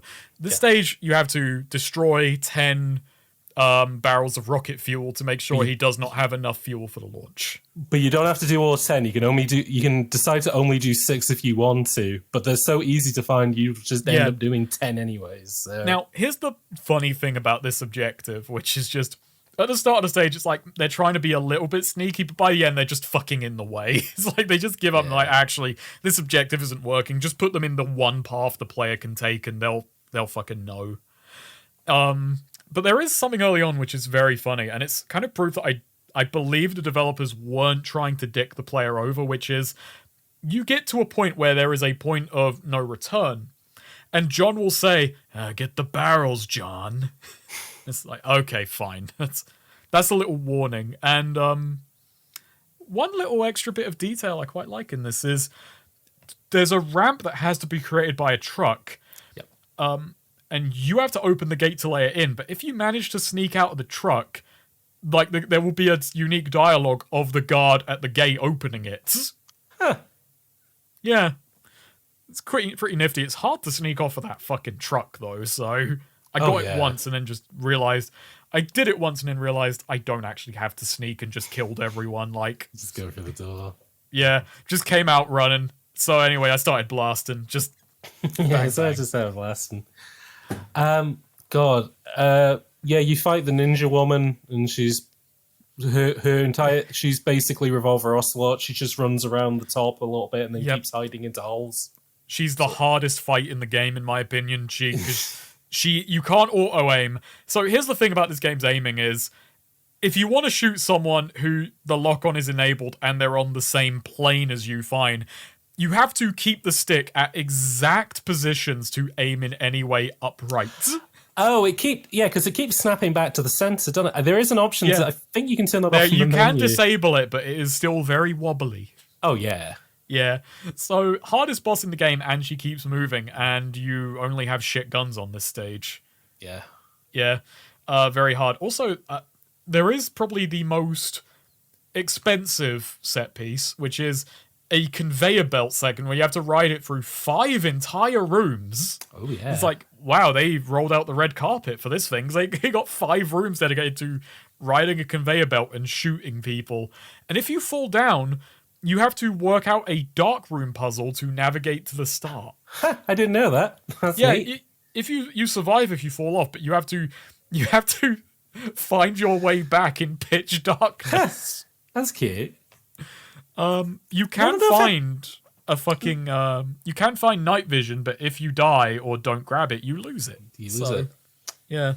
Not enough FPS games with conveyor belt stuff. It's funny because we Soldier of Fortune had like a really pretty decent conveyor belt level, and there's another one that I'm trying to. Oh, Prey 2006, which we may cover at some point, also has a pretty decent.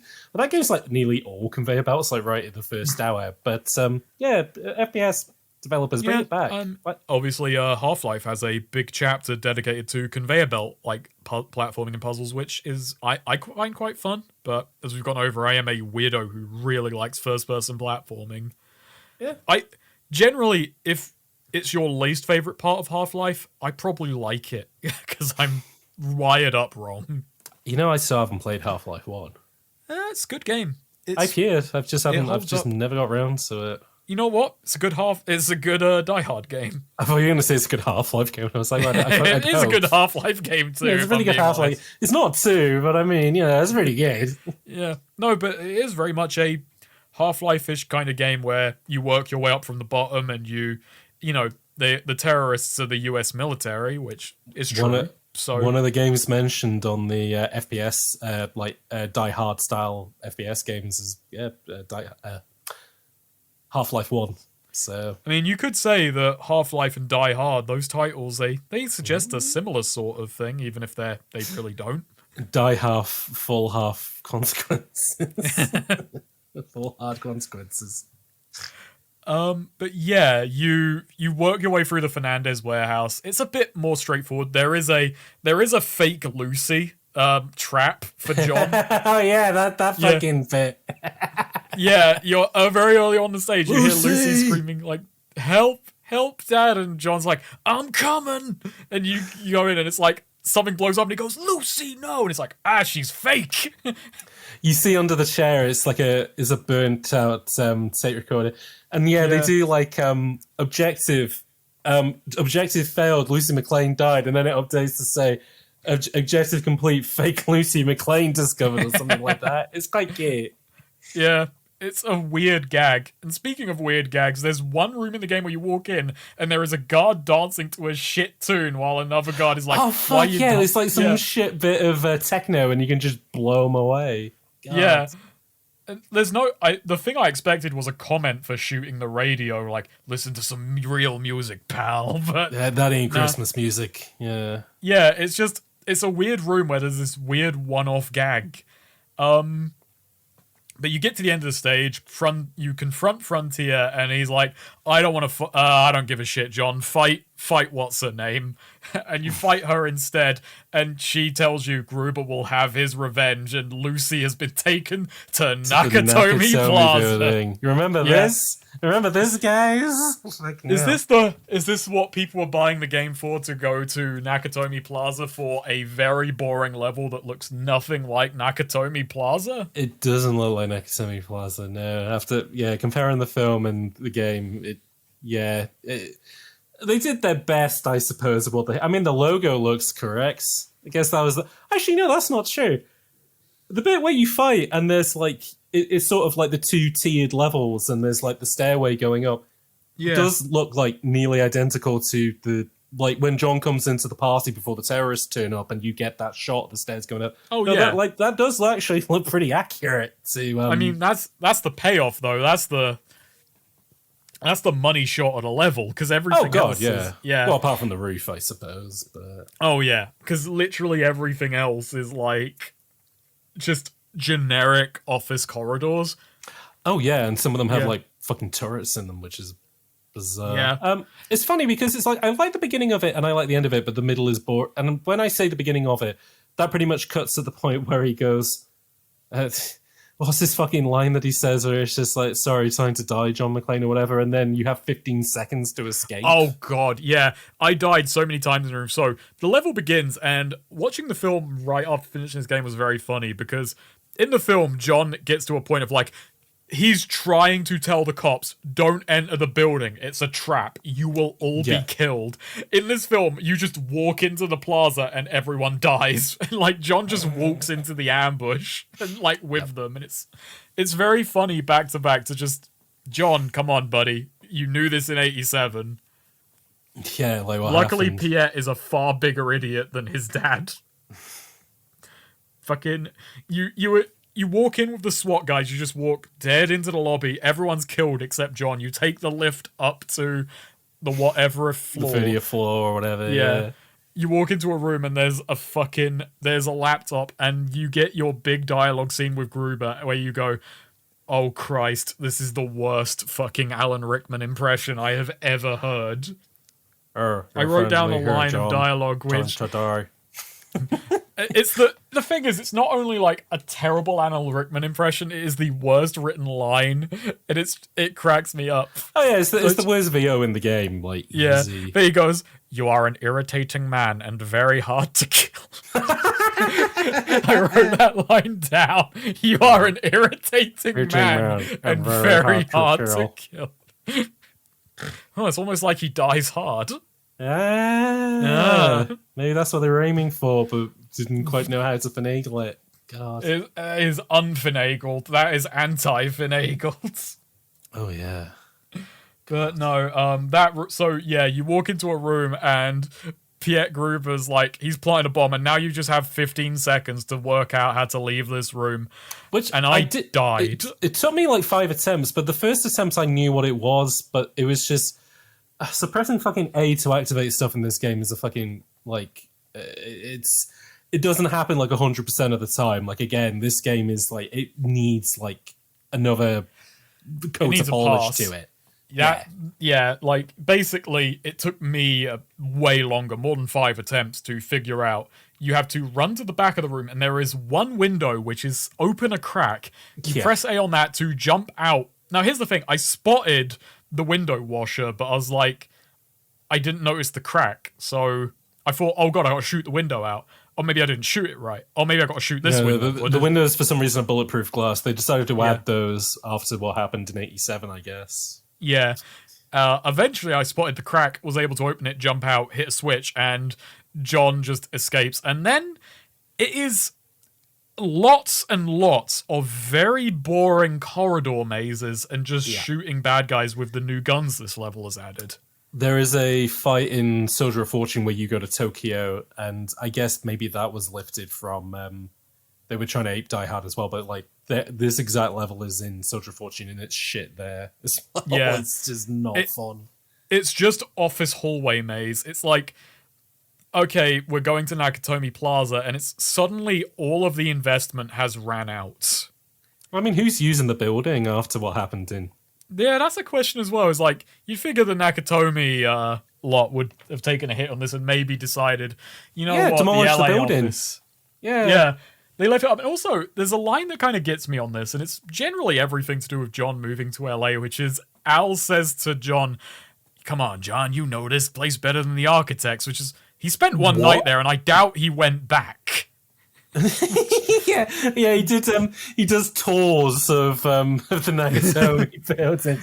Yeah, so hey, I'm John McClane. This place, this place wasn't finished when I was there last time, but they got some, chairs in there now. It's pretty good. John just like, hey, welcome to the night where I spent the most traumatic night of my life. Yeah, I thought my wife was gonna die, but it's fine. We're not together anymore, though. Hey, here's the window I was at when fucking Ellis was killed and I was crying. That's good memories. Here's the window where I smashed my feet through and they were full of fucking glass. There's still a bloodstain on this floor leading to this bathroom. Now, you may notice that this elevator shaft smells a lot like gunpowder. Well, funny story about that. This is the bathroom where Al told me he killed a child. He had a 13-year-old boy. He had a ray gun in his hand. It looked so realistic. I thought a lot like he had a realistic ray gun, Al. He was gonna atomize you. And here's the window where Hans Gruber was dropped. Yeah.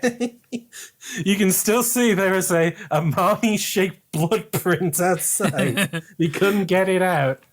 For historical accuracy, they never replaced the window pane. It's just a massive hazard. You can fall right out. It's just like, they're just standing in the room and it's just like they can't hear anything because of all that fucking wind blasting it. Down there is the Hans Gruber Memorial crash mat. If you want to feel like what the last moments of his life were like. Do you know the story with that as well? I do, yeah. They dropped him early to get the genuine surprise on his face. They dropped him on one. Apparently, McTiernan said, "We'll give you a second one if you want it," but they used the first take. So pretty cool. Yeah. Also, the Nakatomi building in real life is Fox Plaza.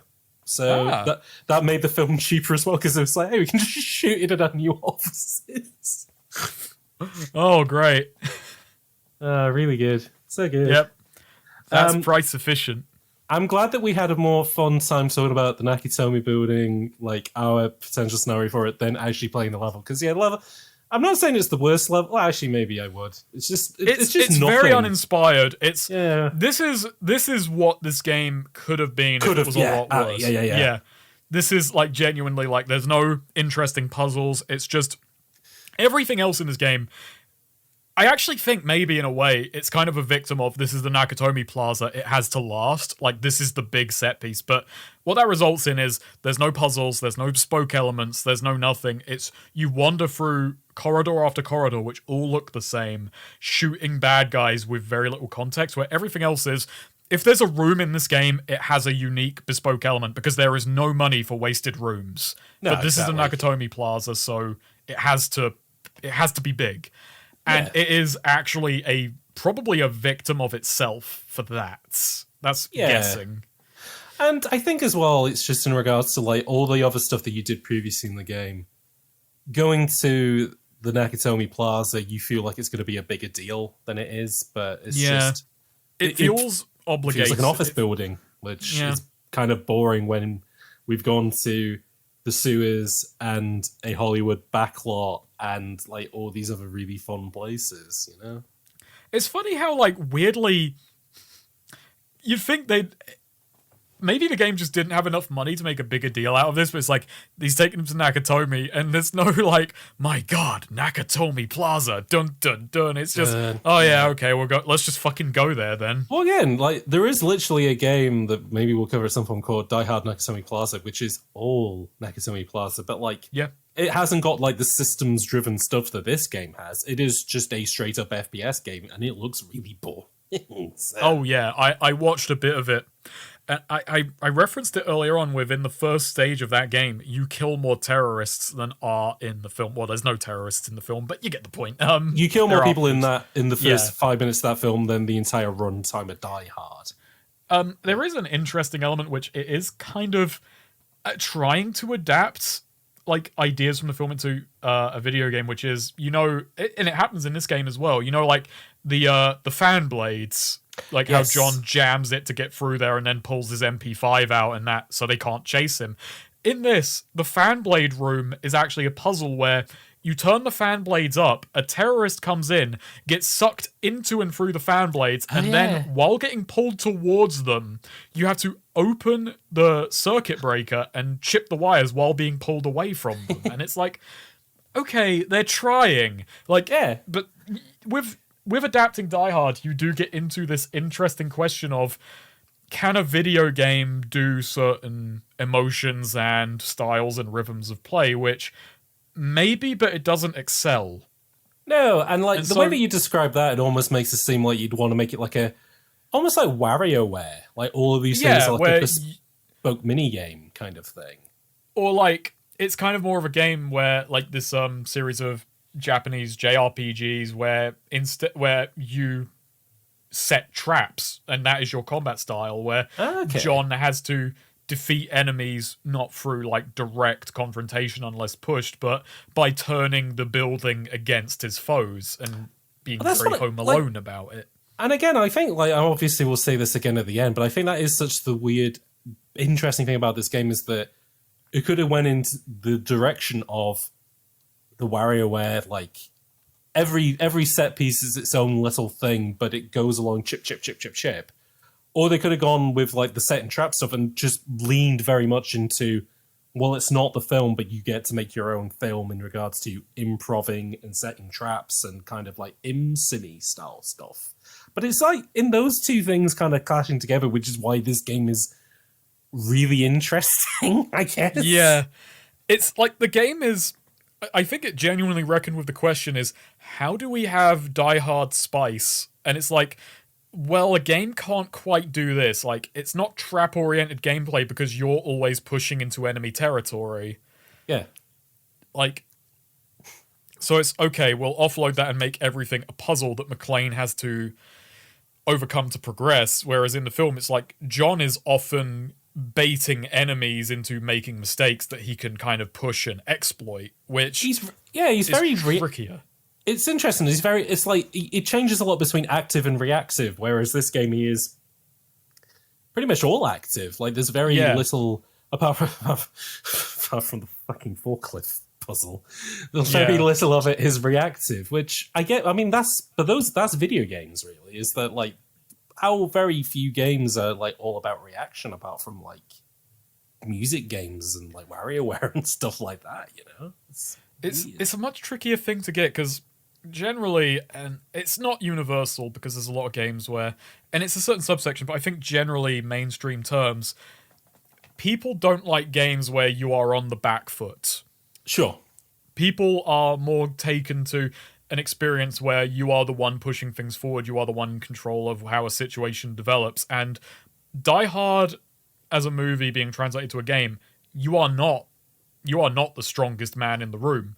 John, you are only winning because your wits allowed you and like odds were on your side, which is a very, very hard thing to get across without being frustrating, and especially in a game where that's why the fail states feeling so particular doesn't bug me, because you always get the sense in this is what's so good about the first Die Hard movie. There are a million times John could have died if he put the foot wrong. I mean, the bit fucking jumping off the roof with the thing tied around his belly, that doesn't feel guaranteed. It just feels like, what the hell else am I going to do? You know? And you put that in a game and a player dies 20 times in a row, and that ceases to be engaging. And that's the hardest thing about a video game, is if you do that right first time, you're always going to question, oh, was that scripted so I'd always win? You lose it so many times you think this is bollocks. And there's no good answer. In a film, it's like, that's exciting. In a game, it's like, that feeling cannot be properly put across. No, and that is the bizarre tightrope of this game. This is why no one has really tried to make, like, I mean, you can have Die Hard in aesthetic, like, for complete surface level, single location, but, like, in regards to action, improv, do or die, but do might also lead to die, like, you know, that goes against the complete thing of video games of, like, even if you want to make it difficult, you still want people to get to the end and like see the credits. So it's like, what do you how do you balance that? I suppose. God, there was a very popular action platform that came out a few years ago, and I'm gonna get yelled at for not remembering, but there was a very good conceit, which is it's very clever, but it doesn't necessarily get around the problem. But it is a cute framing device, which is every time you died in a level, like instead of dying, it was the character imagining how to do the level ahead, and it's like, actually, that plan won't work. Interesting. You probably have. I think Ben talked about it a lot. I think Ben was really into this one. But it was, you were playing as a ninja, and there were multiple endings, and why can't I remember the name of it? But not Mark of the Ninja, is it? No, it wasn't Mark of the Ninja. But, you know, that is... It doesn't get away the Messenger. Yes, I think it was the Messenger, and that is a nifty way of doing it. Might not be in the Messenger. God, people are going to yell at us. But the point is, in video games you have this disconnect where this tightrope, and I used to really want this as a kid, and now I understand that it's just the medium struggles with conceding this, because if you succeed, you will never quite know how hard it was or how much of a tightrope you were actually on. In a film, and especially in a realistic film, those stakes are communicated when John goes, "Holy shit, I almost died. Yeah. Why am I doing this?" You know? Which is why the film works and why kind of adapting that into a game Is impossible. But again, and it's hard to, because I don't think that was in mind when they went to adapting Die Hard into a video game. But I can see, like, that is kind of reflected in the game in regards to they're not, well, again, and I think this level is a good summation of it, is that they're not remaking Die Hard. They want to make a new Die Hard, and they've said, what are the things that we like about the Die Hard games? And they've gone, well, he's he's not a Superman. He can, he takes his knocks and stuff like that. And it's like, okay, but how do we recreate that in game? And I guess it's like, let's put him in let's put players in the craziest odds, and the puzzle is, how do you get out of them, essentially? Yeah. It's trying to it's recreating this similar idea. It's translating it into a new medium, and it's not perfect. No translation is, but it's kind of there if you're very, very open-minded about it. Yeah, and again, I think that is the quality to it, which, especially in the stuff that we've covered for Bullet Time, nothing's really tried something like this. And if somebody's going to remake, that's a reason to remake this game. Just tighten the... Because I'm not even going to say, the controls encourage that kind of... Because no, absolutely not. If the controls were better, that wouldn't remove from that at all, So... If anything, the controls are very kind of anti-Die Hard, because John McClane is like a monster in a gunfight who can walk into a room with 10 men and the 10 men will be dead in 2 seconds. I mean, the end of Die Hard is literally him. He only has 2 bullets left, but both of them one goes into Hans and one goes into the other guy. No fucking misses. Yeah, but even then, it's kind of treated as this do or die, last-ditch effort move that he has his back to the wall and the gun on his back, and...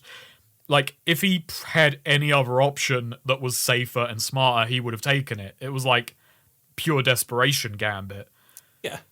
In this game, that would be nothing. That would be no effort. There would be no stakes. There'd be no tension. It'd be bang, bang, sorted. Off we go. Yeah. Unless there was a hostage, which actually there was a hostage in the film. Yeah.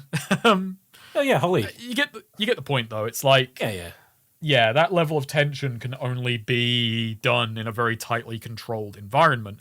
And let's just wrap up Nakatomi Plaza then with you save Lucy quite easily. And Lucy blows away PA, and it's the daughter of McClane kills the son of whatever. Wow, ties it up in a nice bow. Oh, wait, what? This is level 12 or 13. How are they going? Wait, what? Yeah. Isn't this where you would naturally wrap up a game? No. Apparently not. I mean, there's also something really funny about the back and forth, which is, so Lucy is tied up, and he's like, oh, you've activated the bombs, Dad. So you kill a bunch of people to find the deactivation codes, and then you're going to the roof, and John is like, Lucy, this is my fight. I don't want you to put yourself at risk. And she's like, Dad, I'm not your little girl anymore. And John goes, you'll always be my little girl. And she's like, no, I'm fighting alongside you. And John goes, okay. You shoot 2 or 3 guys, get to the stairs, and John then says, Lucy, you're my little girl. I don't... Oh, God, yeah. And then she goes, okay, Dad, I'll listen to you. And it's that was 5 seconds. Can I just say that I was terrified with the bit where she said, you need to get a code from one of the guys. I was terrified that, I had to, take them out hostage-wise, not shoot them, because if I accidentally shoot them, the code dies with them. No, it was on a bit of paper. Yeah, luckily one of them had it. Yeah, luckily he wrote it on his hand, I guess, just in case. But, God, that would have been fucking mean right in the last bit. But then, yeah, as James said, she ignores Dad, comes up and shoots Piet Gruber, ending his terrible Alan Rickman impersonation. Yeah. There he Um, goes.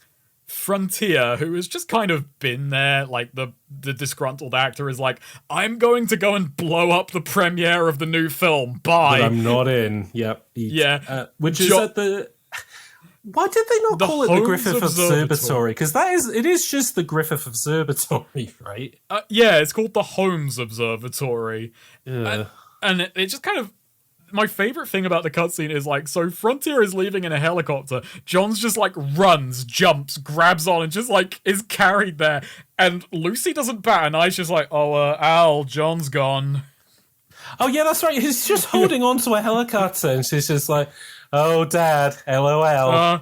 This is what Dad does. He's like being carried into the distance. On a fucking as he's holding onto a helicopter like he's fucking Captain America, and not a graying man who. It's the middle of the fucking night, even though it's LA and it's warm. All he's wearing a fucking white piece. Yeah, as it just flies off into the distance, and no one bats an eye. It's like, that's John. Yeah, just like, John, you card. You crazy rock star. Oh my god. And Like, then, everything that Frontier would need to do to end the plot is literally open the door and shoot him in the head. But no, carries him all the way to the Holmes Observatory. You go to the Holmes Observatory and it's like fucking Bowser's Castle because it is full of rocket launchers and mines. Yeah, this level's actually very short, but the opening of this is fucking insane.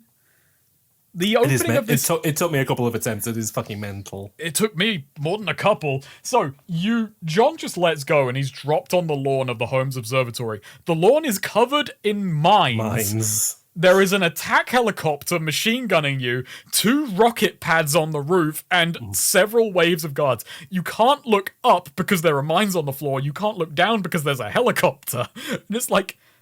I appreciate it because it's there's one line in the game where like John is yelling about like this is a joke, and it's like, yeah, John, this is the worst. This is a cartoon, John, that you've now arrived inside of. It is the one time John sounds genuinely scared in the game, besides when he jumps over a 1-story roof in the second level. I'm like, yeah, John, you should be scared because this is bullshit. Also, you think in a game where I'm sure I'll show like clips and footage of it, but like where it looks like there's no lighting applied to anything, so the grass should be bright green and show off all the mines. No, the lighting actually works in this level, so you can't fucking see the mines because it's the middle of the night. Yeah, it took me a few attempts to figure out a path where I could run around, kill all the guards, get a rocket launcher and land a perfect shot on the helicopter. Yep. Which has a med kit in it, which is very nice. Very nice. Fucking helped me out. And we talked about this very early on when we were going over the things that stuck out to us. But yeah, you have to climb on top of this building, blow them up, and then you have to jump off the roof to the back garden, kill everyone there, talk to this fucking hidden little dying man who will give you the keys. Then you have to talk to him again for a fucking radio, or you'll soft lock yourself. And then you get the mine puzzles. And that's, yeah. The mine puzzles are okay. It's just Simon Says. It is literally just Simon. Yeah. So I don't even know what Simon Says. It's just the input sequence. Oh yeah, no. So it's literally just putting in a button sequence, I guess. Yeah. Yeah, it's just button sequence against the thing, and then you get the final boss, which the final boss is hilarious to me because there's no time for his character, but John says, like, John's fucking snarky line as he confronts the bad guy is, "Any famous last words?" And then he takes that at face value and just quotes movie lines. Like, it feels like there was meant to be a kind of Hollywood theme that isn't. Yeah, like like the whole kind of running theme of the game is meant to be, sort of leaning into the Hollywood stuff, but it never quite materializes. Yeah, so you just have this weird boss where John fights this, like, this failed bit actor. Failed leading man, rather, as he just says cliche movie lines. Which I didn't hear by the time I figured it out, because after dying several times, I figured out the cheese strat of run into the side, activate hero time as he throws a grenade, run in and just unload bullets right into his face. And you get like a science fiction fucking assault rifle at this point as well. I forgot to mention that. It's like it's... I can't remember what this thing is called. No, it's not an FN 2000. It looks like some fake prototype. Yeah, shit like that one the of those US Army plastic military rejected. guns. Yeah. Yeah. It might be yeah. You got to look at it. It looks fake. It is probably a real gun, but no, it does look fucking fake. No, it looks like it looks like a prop from whatever Galaxy Thief 3 is. It looks like a big fake plastic gun. Yeah. And that just replaces the AR-15. There's Yeah. no real difficulty curve in this game because you tend to, because John auto snaps so fast, everything just kind of tends to die at the same pace anyway. If anything, it gets easier as your guns get better. Pretty much, yeah. Yeah. And then, like, Frontier just kind of announces as he's dying that John will go with him, and you have 25 seconds to leave. And all the doors are locked, and you go, okay, what am I meant to do? This is the bit of the game where it introduces that you can shoot through doors and turn them to splinters. It's got to be said, the game ends true to itself by introducing a never-before-seen fucking gimmick. And introducing a mechanic where you go, why wasn't this in from the first level of the game? It's not like the doors are frozen like that one fucking door in the fucking tuna factory. You know, I think they try and explain it because I did that bit a couple of times. You can pick up his minigun, and I think the idea is that you use his minigun to destroy the doors. No, but anything works. Like a single any pistol gun shot. works. Yeah. Yep. It's just- Not I only didn't does even any know you gun could pick up work, his- actual explosions do go off as you're trying to escape, and that was the only thing that clued me in that the doors were breakable, is that one of the explosions didn't shatter the door, like completely. Well, it did shatter the door, but it didn't fall apart. Huh. Okay. So yeah, it I wouldn't say it ends true to itself, and that may or may not be a good thing, because like you kill the final boss, 25 seconds on the clock, and the rules have changed. And there is a bespoke there is a unique cutscene for dying in the explosion. Oh yeah, I got that. Yeah, I got that. As it was happening, I was like, this is a full cutscene. Was I meant to not succeed? And like, John, no, game over as John dies in an explosion. No, I was expecting like bad end, John McClane dead, but no, like you get like a whole 30-second cutscenes and then it goes objective. God. Oh god, I think some of my favorite moments, just because. So when you lose in this game, objective fails takes like 15 seconds to slowly. Because every plaster single on screen. letter animates in slowly, one by one. And there was sometimes I was losing my mind as like I would run in, fire a shot, and an errant bullet would like hit a hostage on the far end of the room, and it was just like objective. I was like, oh, for fuck's sake. No, but that's. You kill Frontier, you go outside, and a movie producer walks up to John McClane and goes like, John, we want to give you a movie deal. And John's like, I don't want it. He's like, John, I'm offering you a lot of money. And Lucy punches him in the face as a callback to the first movie. And not only does he punch him in the face, but you become that guy, and you're the person who's punched the camera of the game. You are punched in the face by Lucy McClane, and it cuts to black with the shittiest kung fu movie sound effects of getting punched.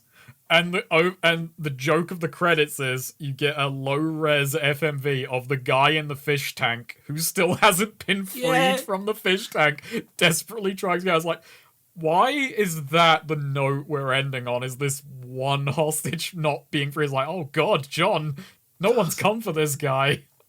It's funny because I watched the credits just to see like if I recognize any of the names. I went on Moby Games. No one went on to like Codemasters. No one went on to like one of the Guildford-based develop.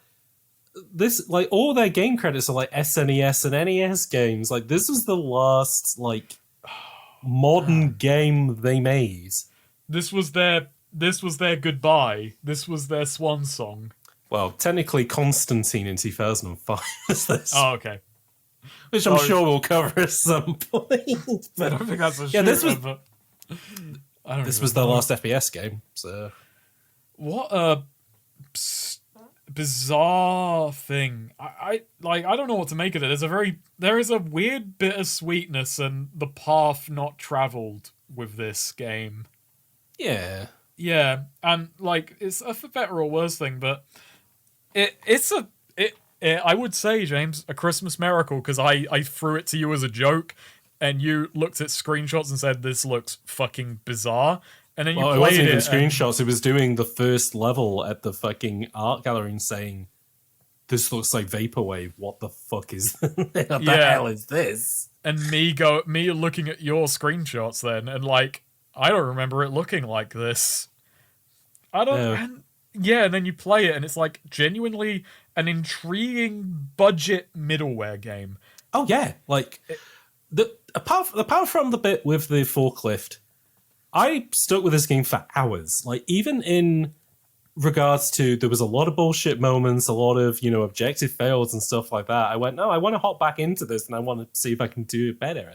And like it's just neat. Like it is just such an interesting little curiosity that like no one's. Well, I mean, apart from he who shall not be named, there are some YouTubers that have covered it, but like no one's like, this isn't on anyone's radar in regards to, hey, if you liked stuff like Rainbow Six, maybe you're like, oh, hey, if you want to see games that like aren't quite in simmy, check this. Or even games that are based off movies that are more decent than you might imagine. But Are you saying this is Deus Ex? I'm not Deus saying Hard. that. I don't even know how to pronounce that. That's the thing. I mean, it's very. I would put it more as puzzle game than in sim because it's very particular. But oh yeah, no. And when I say in sim, I just mean in regards to there's more than like one solution to a problem. Sometimes the puzzliness does kind of overlap in a couple of nights. Like being able to use like a flamethrower to affect an icy environment and not just kill people. It has a very nice attention to detail to it, which games. Even games with like triple the budget, and I don't want to be like the fucking Twitter guys, which is like, "Why can't I shoot the fruit in Halo? This is shit."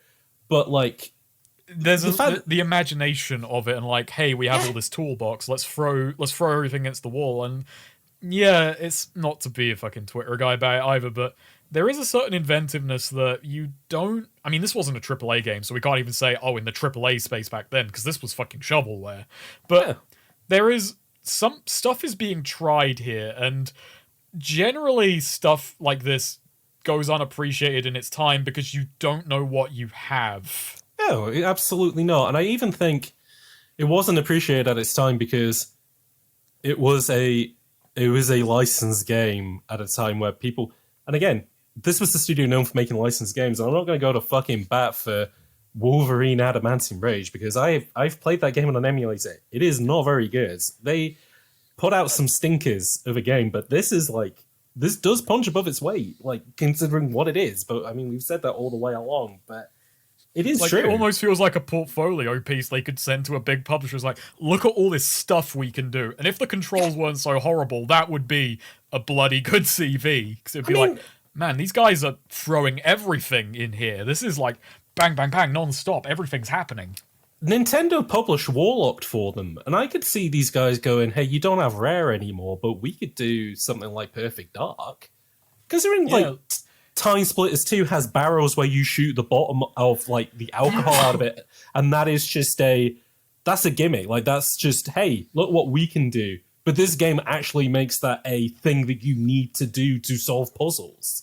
Like, yeah, twice. It's like, twice, that's kind of the thing of it. Like, yeah, feeling like a portfolio piece is. This is just everything. This is like, and you know, this was made in 2002. They stop in 2005 with Constantine. Is this just fucking everything? Is this just you know, giving it a very romantic vibe? Is this just, well, we're old heads. Here's everything we can we've thought what could gaming do since the fucking SNES days. I think this is their last. I want to say this is their first GameCube game as well. Let me quickly check. Oh, okay. But I know that I said earlier that it was based on a demo that they were doing for the N64, but like, yeah, just very, very interesting. I mean, that's the baffling thing about this game is you keep. This was their first game. This was their first 6th generation game. And just from a perspective of like what happened here, like where was all this? What's all this ambition? What's all this inventiveness? Why has no one really picked up on this? And it is genuinely the opening barrier of presentation and controls. It's you have to really work beyond that, but then when you kind of get into it, it's like, I don't know, it gives you something no other game does. I've said that a bunch this fucking podcast, but I'm really very kind to the visuals. I think the visuals fit fine for the game, but like the controls are the only thing where your brain just has to click into it. And again, Bullet Time isn't like a book club podcast. I don't tell people what the game is beforehand that we're going to cover so they can play it alongside us. But like this is like a genuine thing of, I would give this game a go, but do go in with the fact of like, this doesn't control like Time Splitters 2. This doesn't control like Halo. This has a very awkward control scheme and a lot of things that don't make sense. But after 5 minutes of play time, do the tutorial, it will click, and then you are in place for the rest of the game. And you can enjoy it. And you do get the second level swerve of going from the museum, which is very generic, shoot the bad guys, to level 2, which is, here is a not sprawling, but an open map. Here is a mini puzzle. Here's a puzzle box of like, You've got to figure all this stuff out, and it's like, this is actually a lot more intriguing. And then it changes the balance on that level by level, and it's at its most boring when it skews pure shooter. It's at its most intriguing when it's like, you have to think like John McClane, and you have to solve puzzles, and you're on the back foot, and doing the all worst this part stuff. of this game is when the game is exactly what you think it's going to be, which is a low, a mid-budget, not very well polished, die-hard game where you go to Nakatomi Plaza and you just shoot some guys in a really poor recreation of the film, essentially. It's when this is being a generic shooter, which it does devolve into sometimes, when you're just killing guys, it's like, this is kind of weak.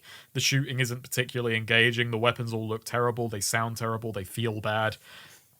So it's really a testament to just how intriguing everything else somehow is. The prison level in this game is like nothing. For one thing, there's not enough games about being in a prison or FPS games about prison, but like, I have not played anything like the prison level in this game, and like, I'm not saying that, AAA developers, look at this, but what it does kind of feel like, this game does kind of move to the beat of its own drum, but everything feels consistent within its own, what it sets up. And in doing that, like, this game does do stuff that I was like genuinely, I was shocked by, like, I had no idea this game could do this, and like, this is such a crowd pleaser. Like,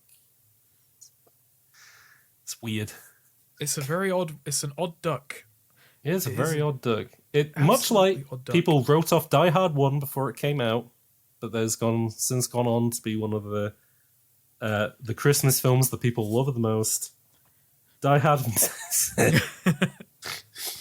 20 years after release. 20, over 20 years after release. Yeah, because 15th of November, Jesus Christ. And just the fact that it came out between that, like, Time Splitters 2 and Metroid Prime, and Time Splitters 2 is not even part of that conversation.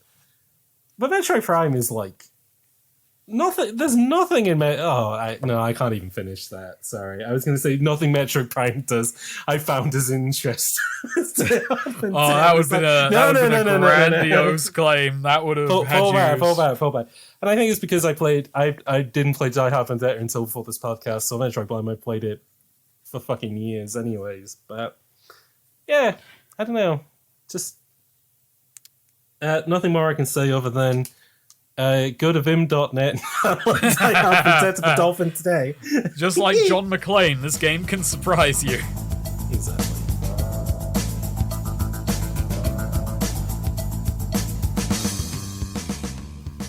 So Kevin has come back to join us for the end of the episode because, of course, it won't be a Bullet Time episode. Even if it's a Christmas one, we're going to do the quiz. So let's get into that. Now, as I said, this game came out the November 15th, 2002. It would have qualified at the charts on the 16th. As you can probably guess, based on like the negative reviews of the game at the time, didn't even make the charts, unfortunately, and certainly didn't make the top 10, which is a dang shame. Snake, a bit of an interesting detail for you, because this is something we covered on a previous episode. Time Splitters 2, still on the charts, but it's at 13th place now, so it does started to dip out, unfortunately. It's just because they didn't make enough copies of it. That's the thing. So, well... What I will say, though... Listen to the Future Perfect miniseries to learn more in a month. Please enjoy the upcoming Future Perfect miniseries in 2023. But that's in the future, and we've got to focus on the now. And by the now, I mean the past of 2002, because at number 1 this week is a non-mover. It's another, like Die Hard, 80s throwback. So, is it a movie-based game? It is a game that has some movie references in it, but not directly. Is it GTA Vice City? It is Grand Theft Auto Vice City. Nice pull.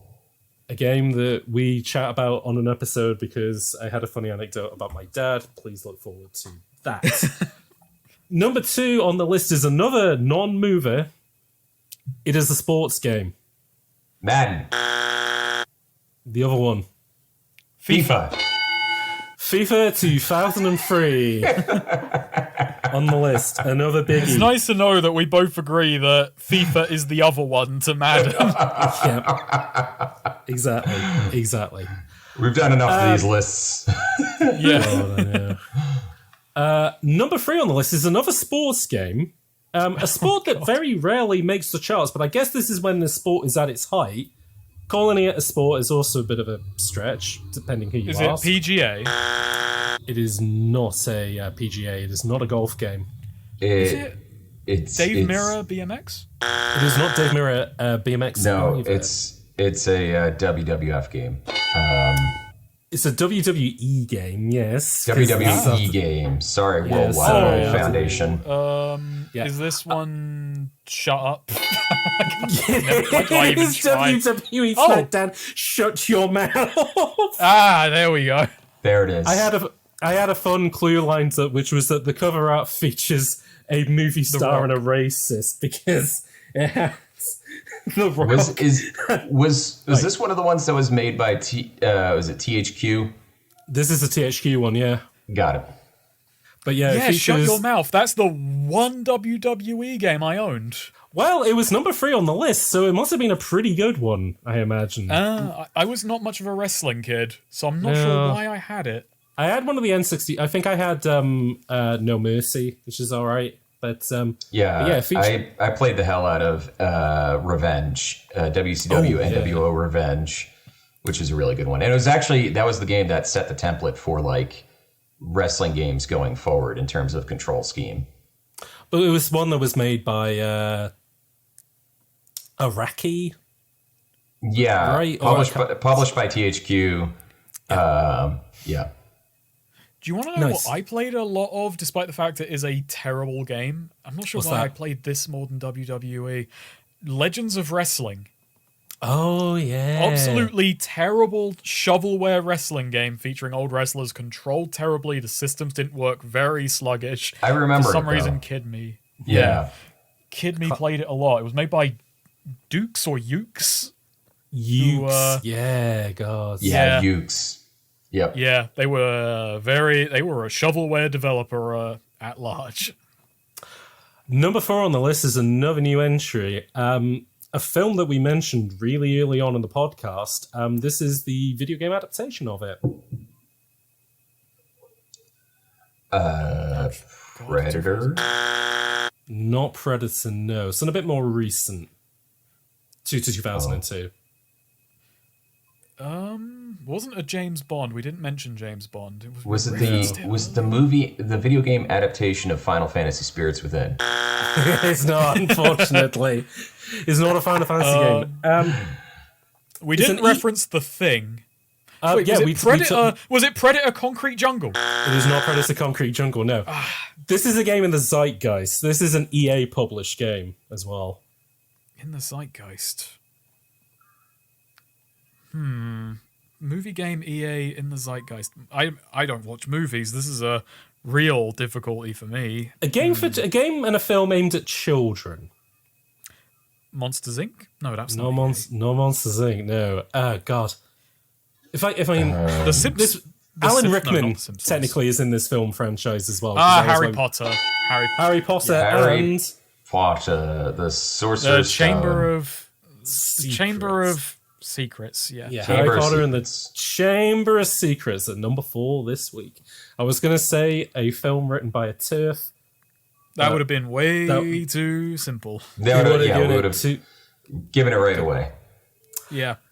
Down from 3rd place, again, another film that was mentioned in the Zeitgeist. This is the film, and I guess the game, that is competing with Harry Potter in the the Christmas cinema. But which one is it? The Lord of the Rings, the Two Towers game? The Lord of the Rings, the Two Towers, Wow. number 5 on the list. How Another the EA hell game, did I do think. that? You were just like reaching back into your skull for some of Yeah. these memories. And there are a couple of games on this as well, which are in recent memory because they come up in the Future Perfect series. Oh, as gotcha. well. Yeah. But that one didn't. I'm going to say No. that. Number 6 phone as well. This is down from 5th place. This is a simulation racing game of a particular racing sport associated with the name of its most well-known person. Oh, Colin McRae Rally. It is Colin McRae Rally 3. Wow. Okay, what the fuck am I on today? This is great. 2002, man. He's hooked into the Kevin, you Matrix. we're gonna have to start pulling some points back, but you might have a chance here because number Yeah. 7, down from 4th place from last week, is a sports game, but one that isn't published by EA. I'm going to say NFL 2K2. It is not NFL 2K2. Is it NBA 2K2? It is not NBA 2K2. It is a ball sports game, though. MLB The Show. Not MLB The Show. No, Is it PGA? it is not. It is not PGA. It Why- is a. It's made by a Japanese in-house. It's the in-house Japanese studio of a publisher, a very big, well-known publisher. Is it Virtua Soccer? No, but you are on the Virtua right line. Tennis? Oh. Fuck, it's Kevin. the Konami. It's Konami Soccer. All Pro Soccer. It is. What did he Not say? All Pro Evolution. Pro Evolution. Evolution. Fuck. Yeah, Yeah. Pro Evolution Soccer 2 at 7th place. Two Known in football its, games in the known charts. as it's in its home country as Winning 11. Very true, yeah. Yeah. And It was and like, it is and it's now. like it's the only thing Konami still makes is that franchise. I think Yeah, and they had football. and they were using the Fox engine for some time, which is really just, rubbing Salt in the room. yeah, Yeah. salt in the wound right there. Number 8 in the charts is an expansion pack to one of the Sims. hottest. Yeah, but what's the expansion? Hot date. No, it's Have I don't sex wanna with your friends. no, Sims. it's not. It's, Is it Pets? I'll kind of give you. I mean, it is the one about pets. Yeah. But Oh, is that don't give me. Is it Unleashed? no, I'm not. I'm no, gonna give that's it to Sims Kevin 2. because yeah, we did this on the Time Splitters 2 episode where I was trying to lead him to is a good pet pun for the pet expansion, and yeah, it is The Sims Unleashed. Oh gosh. Number Wait. 9. But this was the Sims sorry. The Sims 1 pet expansion. Yes. So I was incorrect on that episode. I say it's The Sims 2. This is The Sims 1 expansion. This is how hot original The Sims Sims. still Oh, is. this is a controversy. I'm going to get people mad about this podcast for that. I know. Oh no, I'm going to make him mad because I think I was the person who said it was Sims 2. But I mean, that's fine. A lot of 2002, Sims yeah. heads out there. Yeah, There really they're going to is. be mad at us. when are we doing the Sims cast? Is the real thing. So That would sell. Good. Put it would be on good. the book. Number 9, brand new this week, is a PlayStation game, not a brand new PS2, Xbox, or GameCube game. This PlayStation. is extensive. In This is 2002, In 2002, yeah, but here's the thing. This series was a mega hit in its day. An arcade game. is it Siphon Filter? No. If you got that. I would have. Kevin, I think you kind of, on the tip of your tongue, you're thinking what it might be. Oh, no. Wait. Is it Spec was Ops? no, it is a Konami published game. Well, it's not Metal Gear Solid. It's not Metal Gear Solid VR Ops, is it? No, absolutely not. No, this No, is not in 2002. This is a franchise that Konami forgets this was a huge deal for Konami. In fact, this was when they were shutting down studios. This was the one that they were going to keep open because they knew it was a guaranteed moneymaker. Oh, is this Castlevania? No, not at all. Castlevania. Metal Slug isn't. What's the genre? If I give you the genre, I'll give it away. But I will say it's a genre that appeals a lot more to, say, the fairer sex than men, although men can enjoy it as well. What? Best known for having pretty well, like, sound. It's a game driven by soundtracks as well, I would say. Oh, Just Dance. Dance DDR? Beat Mania. Yeah. There we go. It is dancing. It is Dance Dance Revolution Party Edition.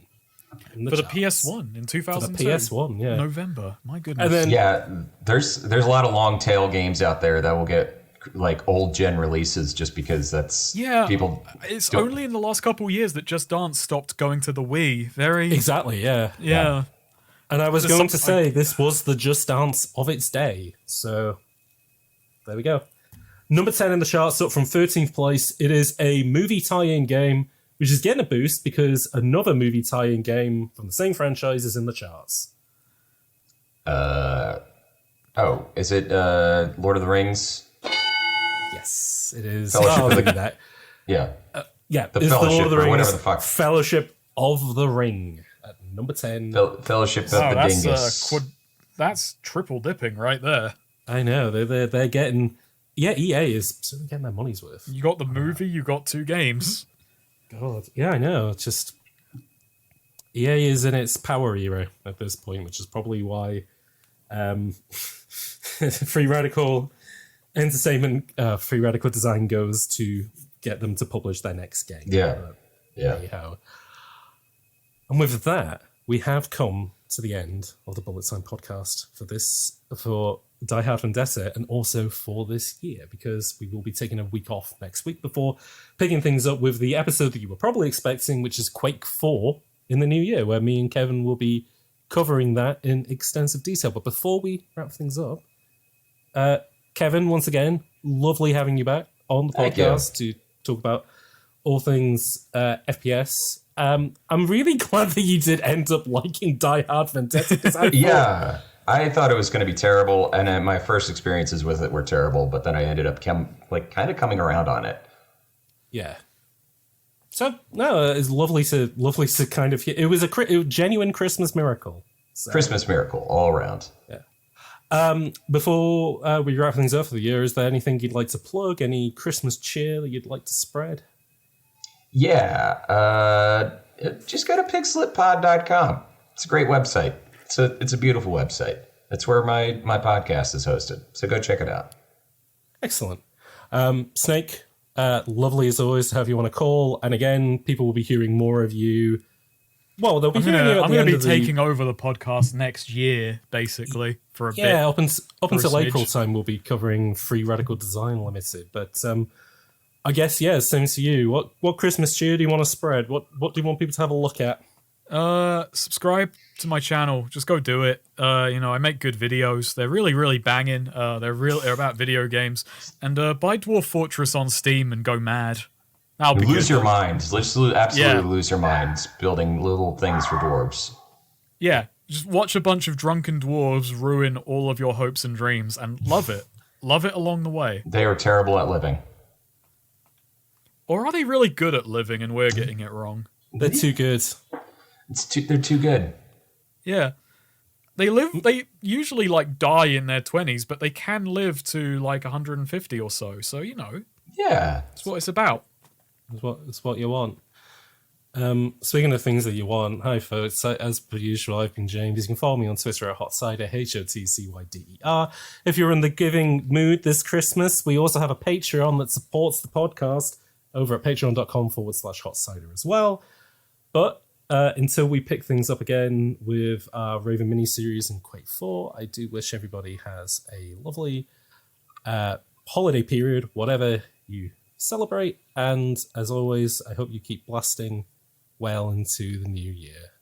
Goodbye, everybody. Yippee-ki-yay, motherfucker. Yippee-ki-yay, Christmas fuckers. Do not fuck Christmas. Please do not fuck Christmas. Please do not.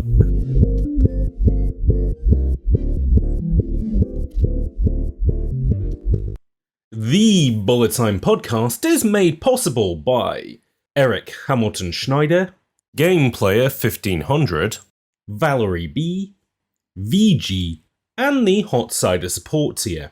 If you'd like to help with the production of episodes and gain access to extra content, consider supporting over at patreon.com/Hot Cider. That's HOTCYDER.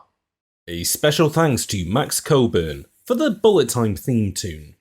And special thanks to Hamish from Writing on Games for the Christmas version of our theme tune.